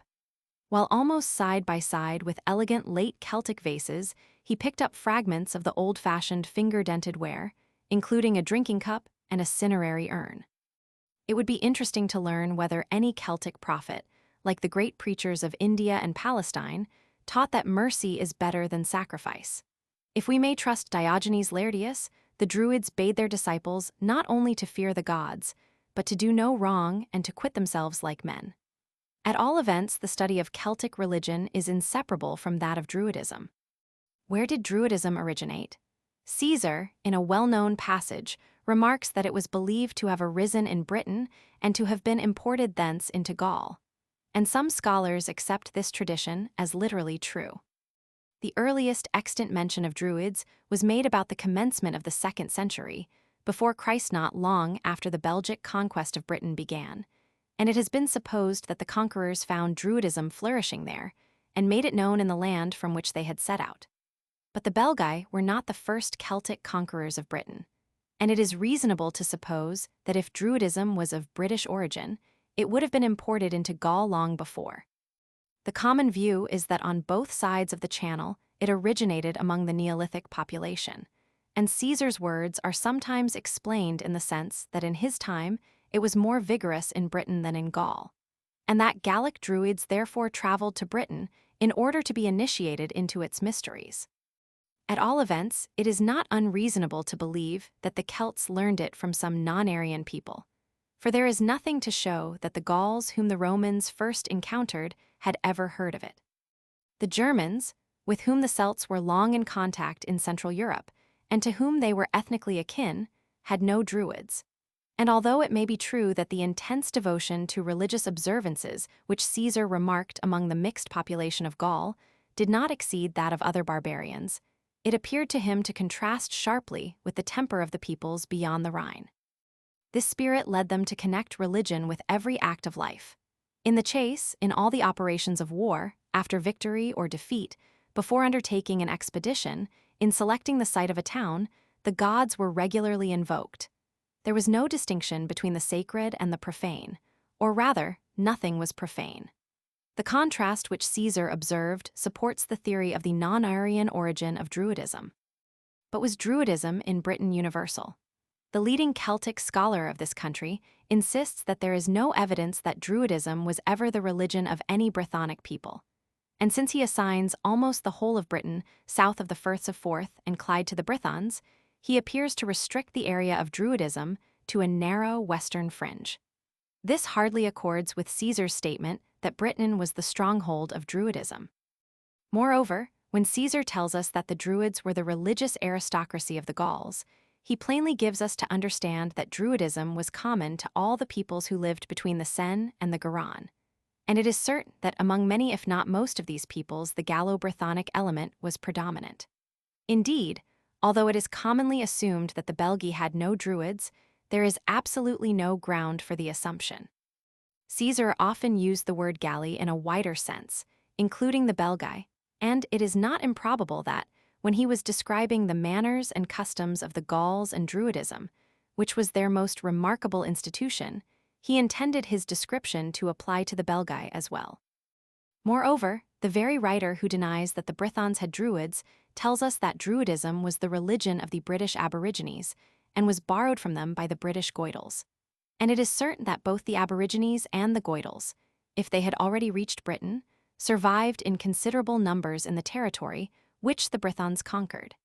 It is clear, therefore, that Druidism persisted within the Brythonic area, and that the Brythons held aloof from it is a groundless guess. But concerning Druidism as it existed in Britain, we have no special information, except the passage in which Tacitus speaks of the cruel rites practiced by the Druids of Anglesey. Caesar described Druidism once for all, and since he says that British Druidism was the model and the standard of the Gallic Druids, we can only infer that his description applied in many respects to Britain as well as to Gaul. There the Druids formed a corporation, admission to which was eagerly sought. They jealously guarded the secrecy of their lore, and full membership was only obtainable after a long novitiate. They were ruled by a pope, who held office for life, and sometimes the succession to this dignity was disputed by force of arms. They were exempt from taxation and from service in war. They had, as the priests of a rude society always have, a monopoly of learning. The ignorance and superstition of the populace, their own organization and submission to one head, gave them a tremendous power. The doctrine which they most strenuously inculcated, if Caesar was not misinformed, was the transmigration of souls. This doctrine, he said, they regard as the most potent incentive to valor, because it inspires a contempt for death. They claimed the right of deciding questions of peace and war. Among the Idui, if not among other peoples, at all events in certain circumstances, they exercised the right of appointing the chief magistrate. They laid hands on criminals and, in their default, even on the innocent, imprisoned them in monstrous idols of wickerwork and burned them alive as an offering to the gods. They immolated captives in order to discover the divine will in the flow of their blood or their palpitating entrails. They lent their ministrations to men prostrated by sickness or going forth to battle, who trusted that heaven would spare their lives if human victims were offered in their stead. And one form of human sacrifice, which they appear to have countenanced the slaughter of a child at the foundation of a monument, a fortress, or a bridge, has left many traces in European folklore and been practiced in Africa, Asia, and Polynesia in modern times. They practically monopolized both the civil and the criminal jurisdiction. And if this jurisdiction was irregular, if they had no legal power of enforcing their judgments, they were none the less obeyed. Primitive states did not originally take cognizance of offenses committed against individuals, which were avenged by their kin, and when they began to intervene, they did so at the request of the injured party or his surviving relatives. What was peculiar to the Celts was that this intervention was exercised by the priests, and doubtless the outlaws who, as Caesar says, abounded in Gaul were criminals whom they had banished. Every year they met to dispense civil justice in the great plain above which now soar the spires of Chartres Cathedral. Those who disregarded their decrees were excommunicated, and excommunication meant exclusion from the civil community as well as from communion in religious rites. Did the Druids owe their conception of immortality, as Diodorus Siculus and Timagenes imply, to the influence of Pythagoras? The testimony of these writers has been contemptuously rejected, but it seems not improbable that Druidism may have absorbed tenets of Pythagorean origin through the medium of the Greeks of Massilia, and this conjecture gains some support from numismatic evidence. A British uninscribed gold coin, found at Reculver, bears on its reverse side the figure, formed by 5 interlacing lines, which is known as the pentagram and was a well-known Pythagorean symbol. It would seem, however, that if metempsychoses was really a Druidical doctrine, it had no firm hold upon the Celts in general, and their sepulchral customs were not consistent with it. Their notion of a future life, like that of the Bronze Age, was a form of the continuance theory, which has had so many adherents both in primitive and modern tribes. They believed that there was an Elysium somewhere in the West, where they were to live again, feasting, carousing, and dueling, a life like that which they had lived before, but free from care. If the Druids, as Caesar said, taught that souls passed from one person to another, they meant perhaps that after death the soul entered a new body, the ethereal counterpart of that which it had left behind. The immortality of the soul was an idea, more or less vague, common to many peoples. For the Celts, the Druids made it an article of faith. Nor indeed are we precluded from supposing that some of them may have conceived or borrowed from a classic source the doctrine of future retribution. But what that theory was which, as Caesar says, the Druids inculcated in regard to the origin of the universe and the nature and motion of the heavenly bodies, it is useless to inquire. We only know that, as they traced the descent of the Gauls back to Dis Pater, they regarded night as older than day, and reckoned time by nights, and that, in common with all the peoples of antiquity, they computed their years by the revolutions of the moon. The statements of Caesar and Pliny are supplemented by a calendar, engraved on bronze, which was discovered towards the end of the last century at Coligny in the department of the Aisne. It has its lucky and unlucky days. Certain days would be regarded as suitable for sacrifices as well as for other functions, and the regulation of these important matters would certainly have been retained by the Druids. It has been said, perhaps in reliance upon a mistranslation of the word Dryas or Druyas, that Druidesses taught side by side with Druids. At all events, Boadicea sought to divine the issue of her campaign by observing the movements of a hare, besought the gods to bless her enterprise, and after her success offered female captives to Andate, the goddess of victory. And her joint exercise of royal and priestly functions seems to give color to the suggestion that in primitive times Celtic kings may also have been priests. Cicero indeed relates that the Galatian king, Deiotarus, was the most skillful augur of his country. but the facts of historical import which stand out as certain are these. Like the Brahmins who, so long as their authority is acknowledged, recognize but regulate the protean manifestations of Hindu religious fancy, the Druids kept control over the manifold forms of Aboriginal and Celtic worship. Being a sacerdotal caste, not, like the priests of Rome, popularly elected but self-constituted and self-contained, they were naturally opposed to all innovation. It has been said that ancient writers regarded as peculiar to the Druids beliefs and practices which were common to them and other priests of antiquity. Certainly, human sacrifice was not peculiar to the Celts. The ceremony of cutting the mysterious mistletoe was German as well as Druidical. And as the Druid sacrificed white bulls before he ascended the sacred oak, so did the Latin priest in the grove which was the holy place of Jupiter. But while every ancient people had its priests, the Druids alone were a veritable clergy. Celtic religion, insofar as it had the same ancestry as that of Rome, would easily harmonize with it.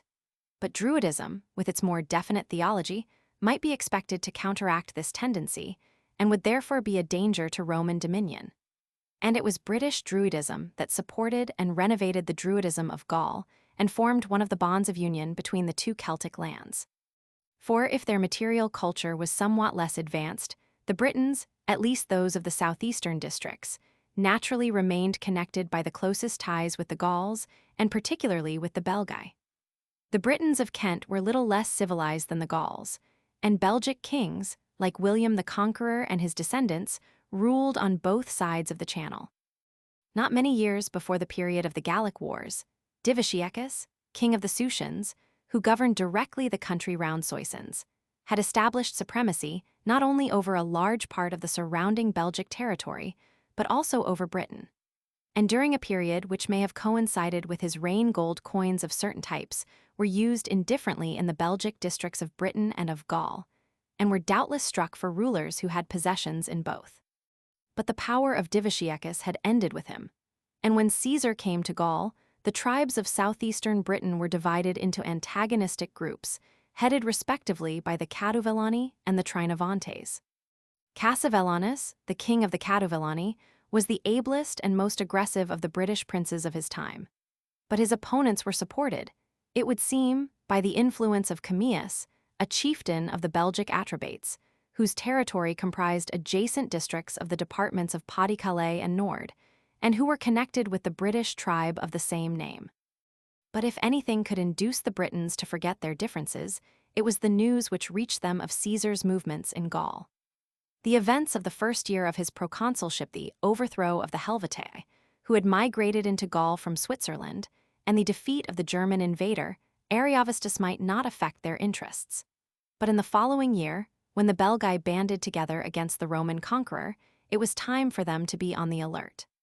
British adventurers crossed the straits to assist their kinsmen, and when Caesar shattered the forces of the coalition, the leaders of at least one Belgic tribe fled overseas to escape his vengeance. Late in the autumn of that year or early in the following spring, rumors reached the ports of the Channel that Caesar purposed to invade Britain.